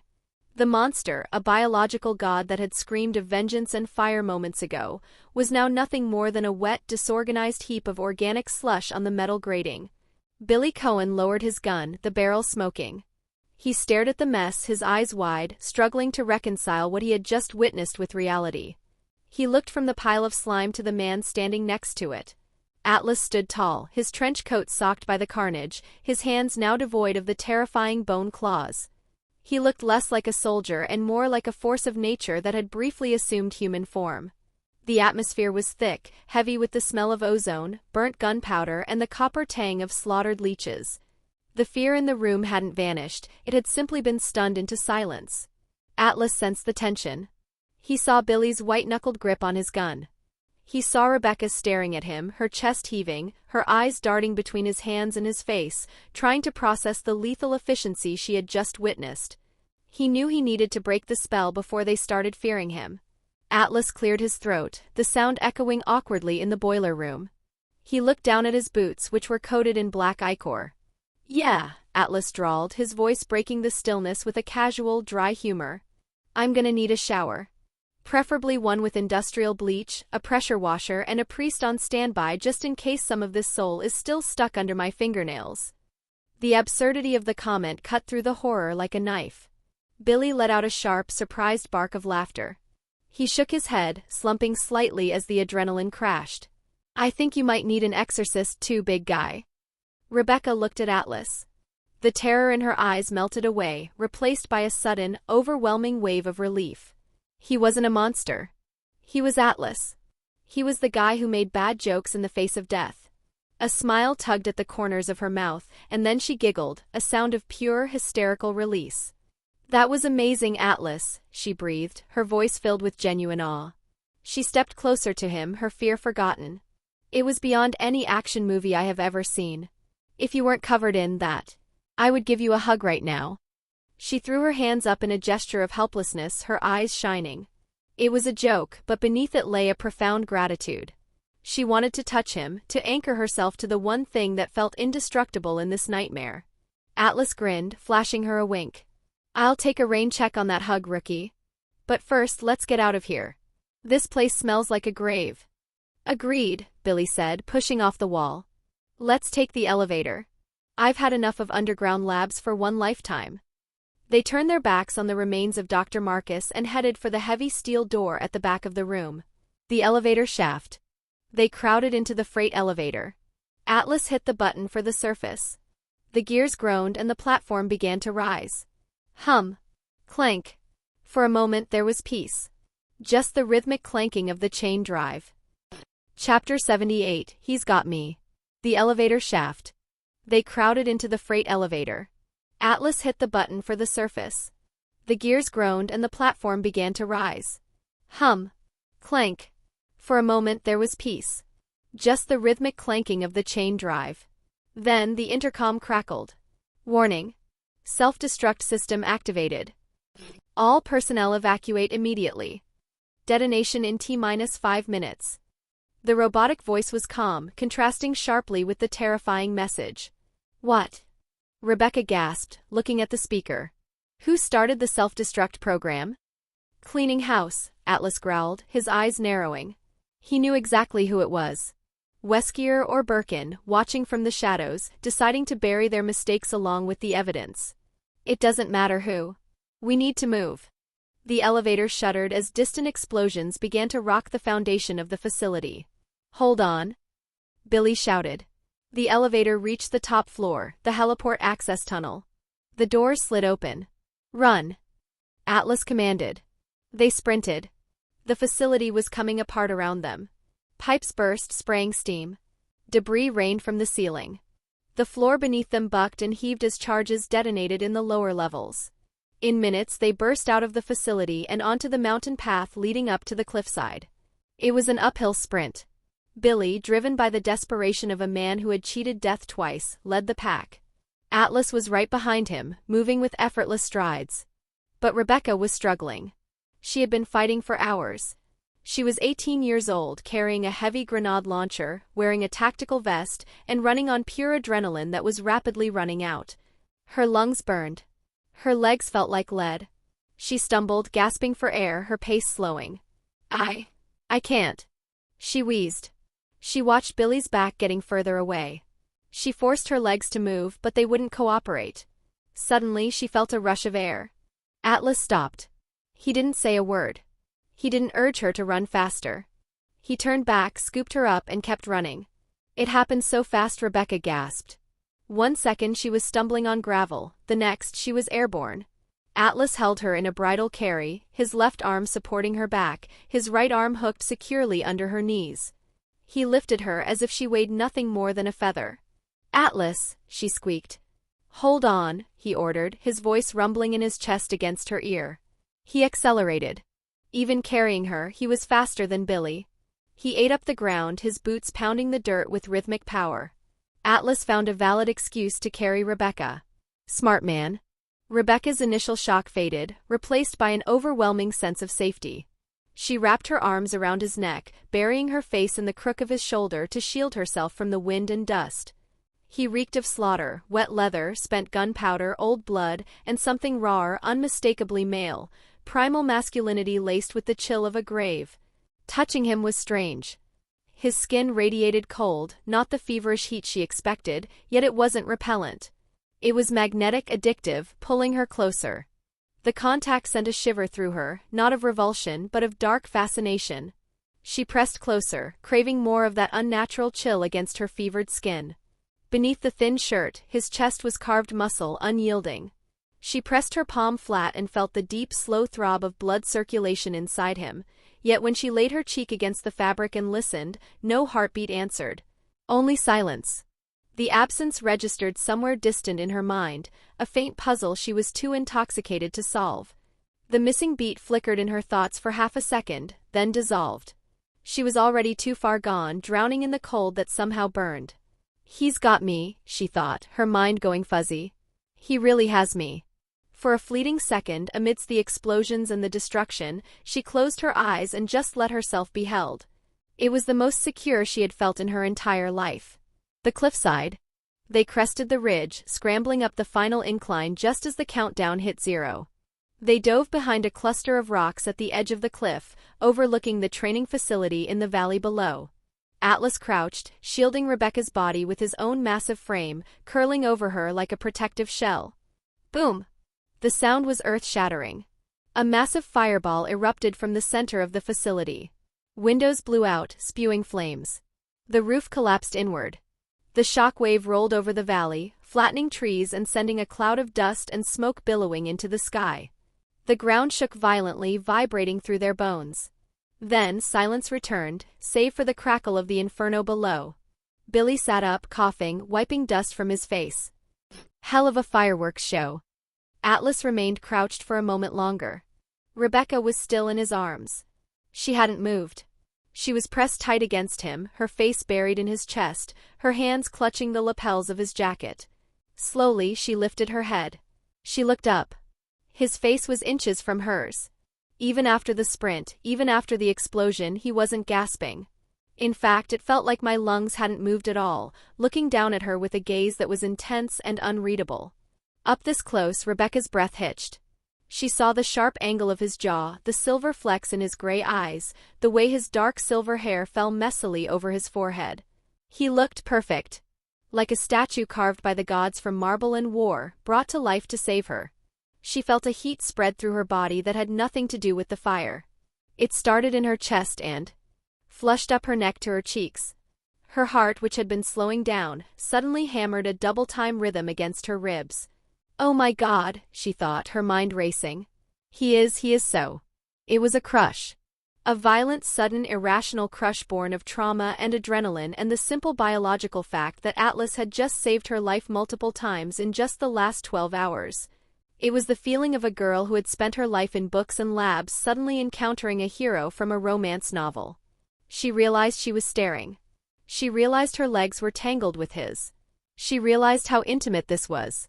She shook her head, squeezing her eyes shut for a second, trying to clear the fog. "Stop it, Rebecca. He's a mercenary. You're an officer. Focus." But when she opened her eyes, he was still there, still holding her, still looking at her. Her voice came out as a tiny, pathetic squeak. She cleared her throat, trying to regain some dignity. You can put me down now," she whispered. Her voice was so quiet it was barely audible over the wind. Atlas smirked. The expression was slow, lazy, and devastatingly charming. "Did you say something, Rebecca?" he asked, leaning in slightly closer. Rebecca turned a shade of red that rivaled a chemical burn. "I said," she repeated, her voice trembling but slightly louder, "you can put me down." Atlas chuckled, a low rumble she felt in her spine. "As you wish." He didn't drop her. He lowered her slowly, sliding her down until her boots touched the grass. He kept his hands on her waist for a second longer than necessary to steady her. Then he winked. "Careful. Don't swoon on me." Rebecca felt the heat hit her ears. She quickly turned away, pretending to check her gear, her hands fumbling with straps that were perfectly fine. "I'm fine," she squeaked. "I'm totally fine." Atlas watched her, a softness in his eyes that Billy, watching from the side, caught instantly. The convict smirked, shaking his head. "Kids." The dust settled. The sky to the east began to lighten, turning from bruised purple to a soft, hopeful gold. The sun was rising. Billy stood up, groaning as he stretched his battered limbs. He walked to the edge of the cliff and looked down at the burning ruins. "It's over," Billy said. "The facility is gone," Atlas agreed, standing up and dusting off his coat. "But the nightmare isn't. Not yet." He pointed down the valley. Nestled in the forest, untouched by the explosion, stood another massive estate. "The villa. That should be the villa that Captain Enrico mentioned," Rebecca said, her professional demeanor returning, though she stayed close to Atlas's side. "The designated rendezvous point." Billy looked at the mansion, then at the sunrise. He reached up and unclasped the silver chain around his neck. "His dog tags." "It seems like it's time to say goodbye," Billy said. He held the dog tags out to Rebecca. She looked at them. "Cohen, Billy. USMC. I can't take these," she said softly. Chapter 79, The Calm Between Storms. "It seems like it's time to say goodbye," Billy said. He held the dog tags out to Rebecca. She looked at them. "Cohen, Billy. USMC. I can't take these," she said softly. "You have to," Billy insisted, pressing them into her hand. "Officially, Lieutenant Billy Cohen died in that crash. Or in the explosion." He smiled, a genuine, lopsided grin that erased the hardness from his face. "I'm a ghost now." "A zombie," Rebecca corrected, a sad smile touching her lips. "Technically, you're listed as a zombie." Billy laughed, wincing as he touched his bruised chest. "Yeah, I'm a zombie." He turned to Atlas. The humor faded, replaced by respect. "Atlas," Billy said. "I don't know who you are. I don't know what you are. But I wouldn't be standing here without you." Atlas extended his right hand.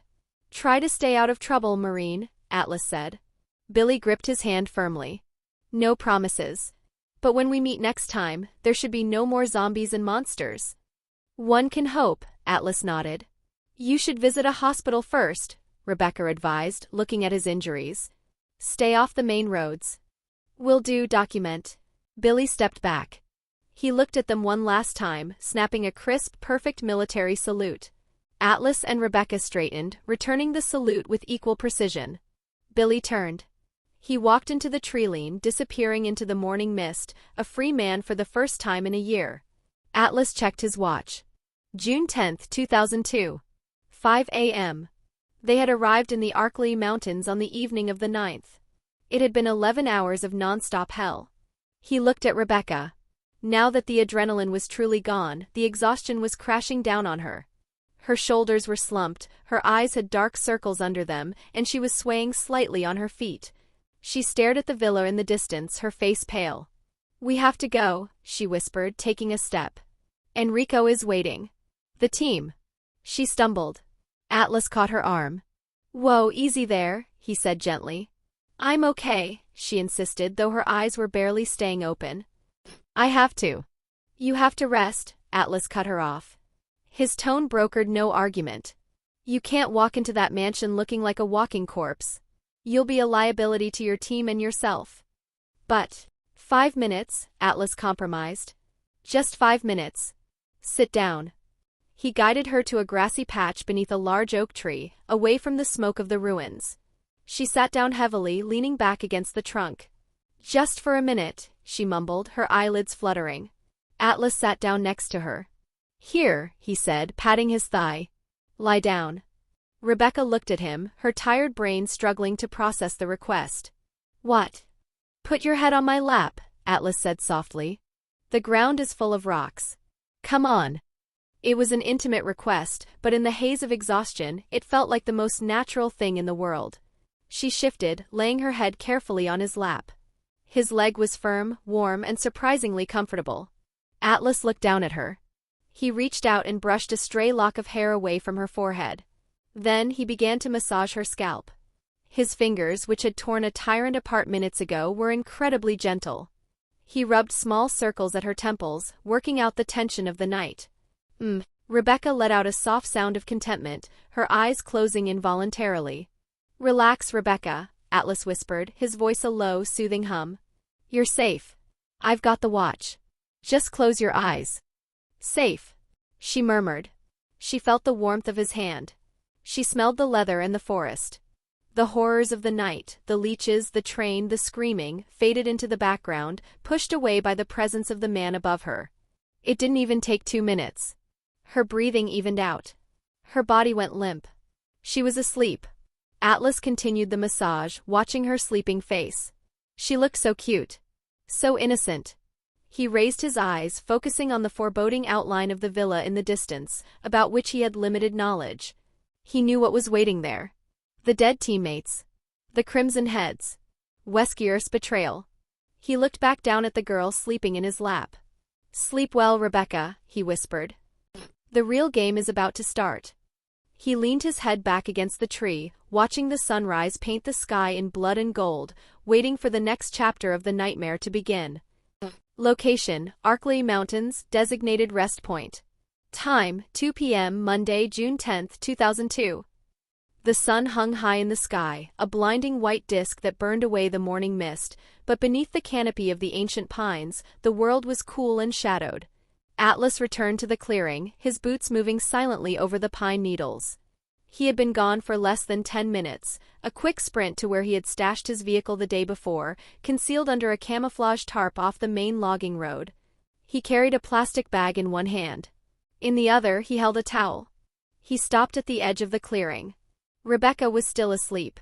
She was curled up on the grass where he had left her, her head resting on his folded jacket, her chest rising and falling in the deep rhythmic sleep of the exhausted. She looked small without her heavy weapon, her STARS vest unbuckled slightly to allow for easier breathing. Atlas took a moment to clean himself up. He stripped off the blood-stiffened shirt beneath it. Using the water bottles and the towel he'd retrieved, he scrubbed the black ichor of the Queen Leech from his skin. He washed away the green blood of the hunters and the grime of the train explosion. He changed into a fresh black t-shirt and a clean tactical jacket. He felt human again. Or as close to human as he could get. He walked back to Rebecca. He sat down gently, lifting her head with infinite care and placing it back onto his lap. She didn't stir. She just sighed, shifting slightly to nuzzle against his thigh, seeking the cool. Atlas opened a bottle of water and took a long drink. Then he leaned his head back against the tree, letting his mind drift to the interface that hovered at the edge of his vision. // Status window. Name: Atlas Crewer. Race: Infected Evolved Zombie, Undead Variant, Tier 1. Level: 8, 520/12800 EXP. Evolution Stage: Active Mutation. Core Attributes: Strength, 27. Agility, 30. Stamina, Infinity. Mind, 30. Status Point, 18. Derived Stats: Reaction speed, 30. Regeneration, low. Combat instinct, 4. Mental stability, near perfect. Condition: hunger, none. Infection stability, stable. Sanity, locked. Skills: neural control, passive. Retractable claws, active. Constant regeneration, passive. Evolution traits: undead zombie. Resources: evolution points, 926. V-Gold, 12,590. // Atlas suppressed a satisfied hum. Level 8. The Queen Leech had been a treasure trove. The monster alone had contributed 4,000 EXP, along with a massive injection of 400 EP and 3,500 V-Gold. I'm rich, Atlas mused. Rich enough to buy serious evolutions. He wanted to open the system mall immediately. He wanted to browse the genetic upgrades, the weapons, the biological enhancements. But he looked down at the girl sleeping on his lap. This wasn't the time. He needed to be alert. He would wait until he returned to the Apple Inn, where he could lock the door and focus on his evolution in peace. He shifted his gaze to Rebecca. It didn't take long before she began to stir. Her eyelashes fluttered and she let out a soft, confused sound. Her eyes opened slowly, blinking against the filtered sunlight. For a moment she looked lost. Then the memories of the night crashed back in, the train, the leeches, the fire, the tyrant. She tensed. But then she realized where she was. She was lying on something firm and cool. She looked up and saw Atlas's face, clean and calm, looking down at her with a gentle expression. His hand was resting lightly on the scalp, massaging it. Rebecca froze. The realization hit her like a physical wave. She had been sleeping on his lap. For hours. A fierce heat rushed to her cheeks, turning them a deep shade of crimson. She scrambled to sit up, smoothing her messy hair, her heart hammering against her ribs.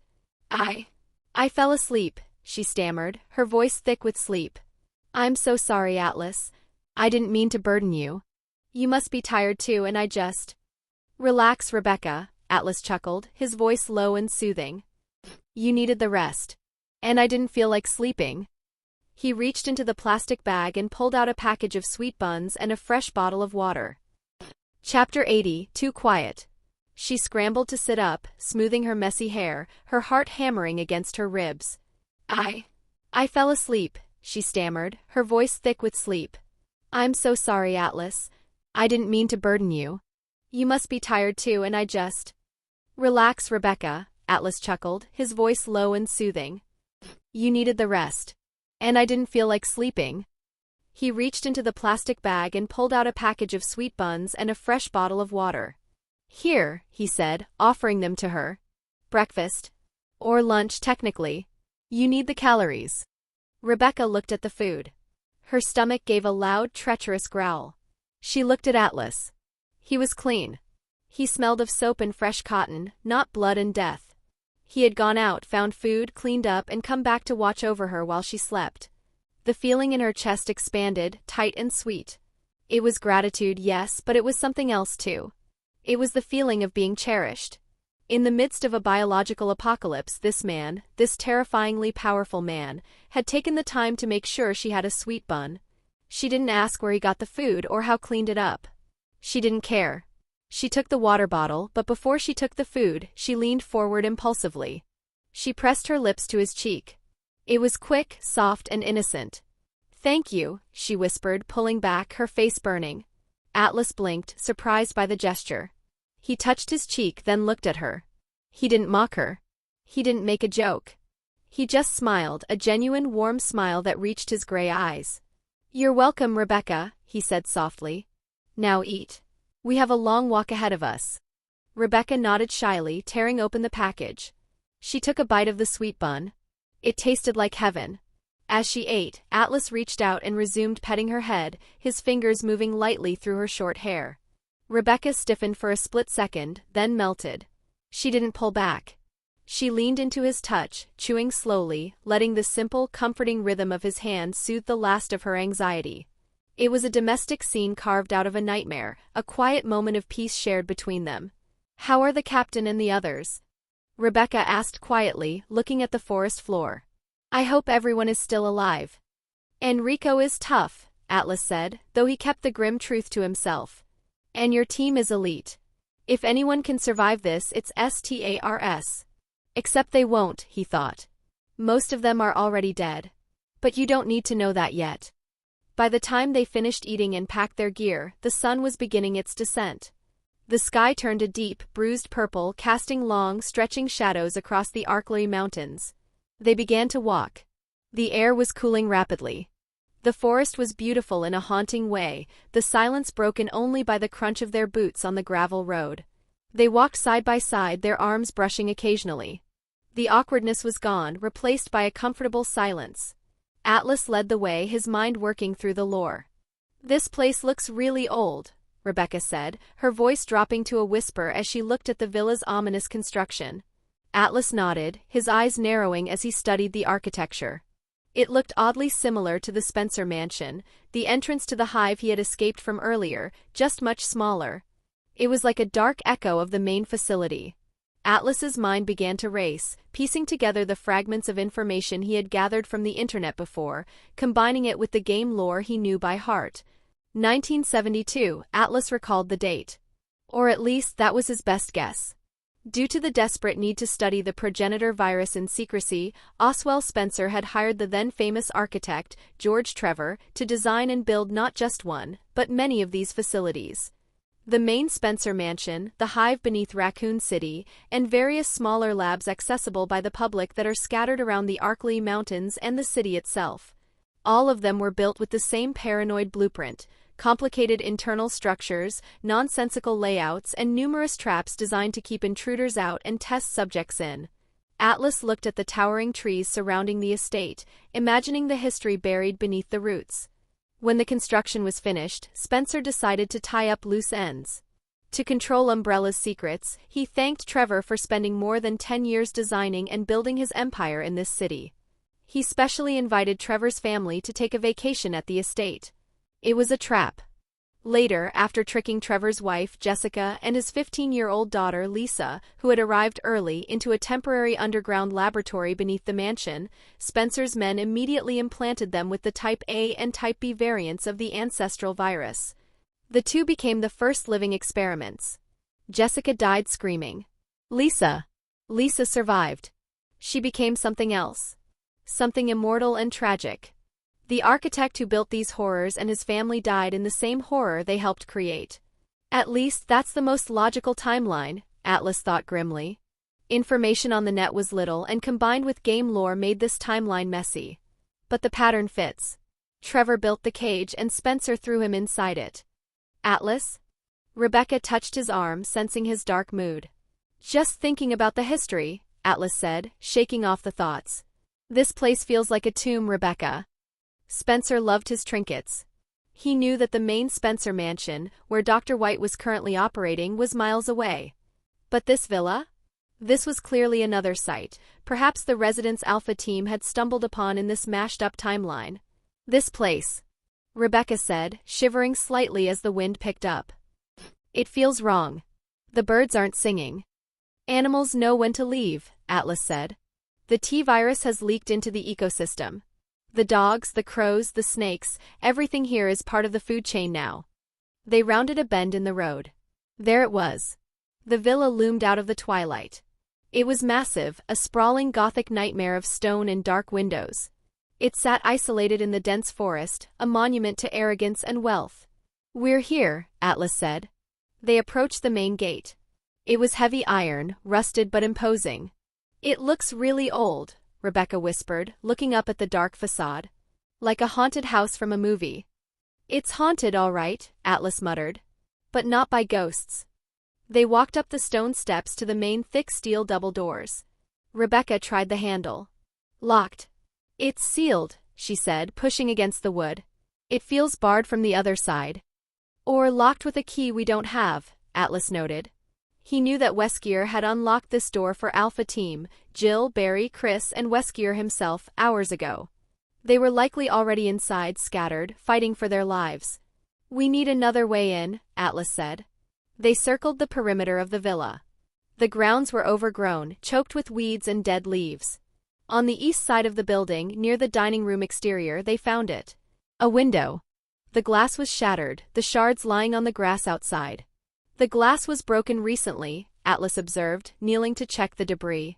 Someone broke in? Or broke out? Alpha team? Rebecca asked hopefully. Looks like it, Atlas nodded. This is our entry point. He cleared the remaining jagged glass from the frame with his gloved hand. He vaulted through effortlessly, landing on a carpeted floor. He turned and offered his hands to Rebecca. She took them and he lifted her through the window, setting her down gently. They were inside. The air was stagnant, smelling of dust, old wax, and that faint underlying scent of rot that permeated everything Umbrella touched. They were in a narrow service corridor, wallpapered in fading floral patterns. To their left and right, the hallway stretched into darkness. It's quiet, Rebecca whispered, drawing her pistol. Too quiet. Don't let your guard down, Atlas warned. We need to link up with your team. He looked down the corridor. Rebecca, we cover more ground if we split up. Just for a sweep. Stay on the radio. If you see anything, and I mean anything, you call me immediately. Do not engage alone. Rebecca looked hesitant. She didn't want to leave his side. But she was a STARS officer. She had a job to do. Okay, she nodded, taking a deep breath. I'll check the east wing. You take the west. Be careful, Atlas said, giving her shoulder a squeeze. You too. They separated. Rebecca moved cautiously toward the dining room entrance. Atlas turned left, heading toward the tea room and the bar.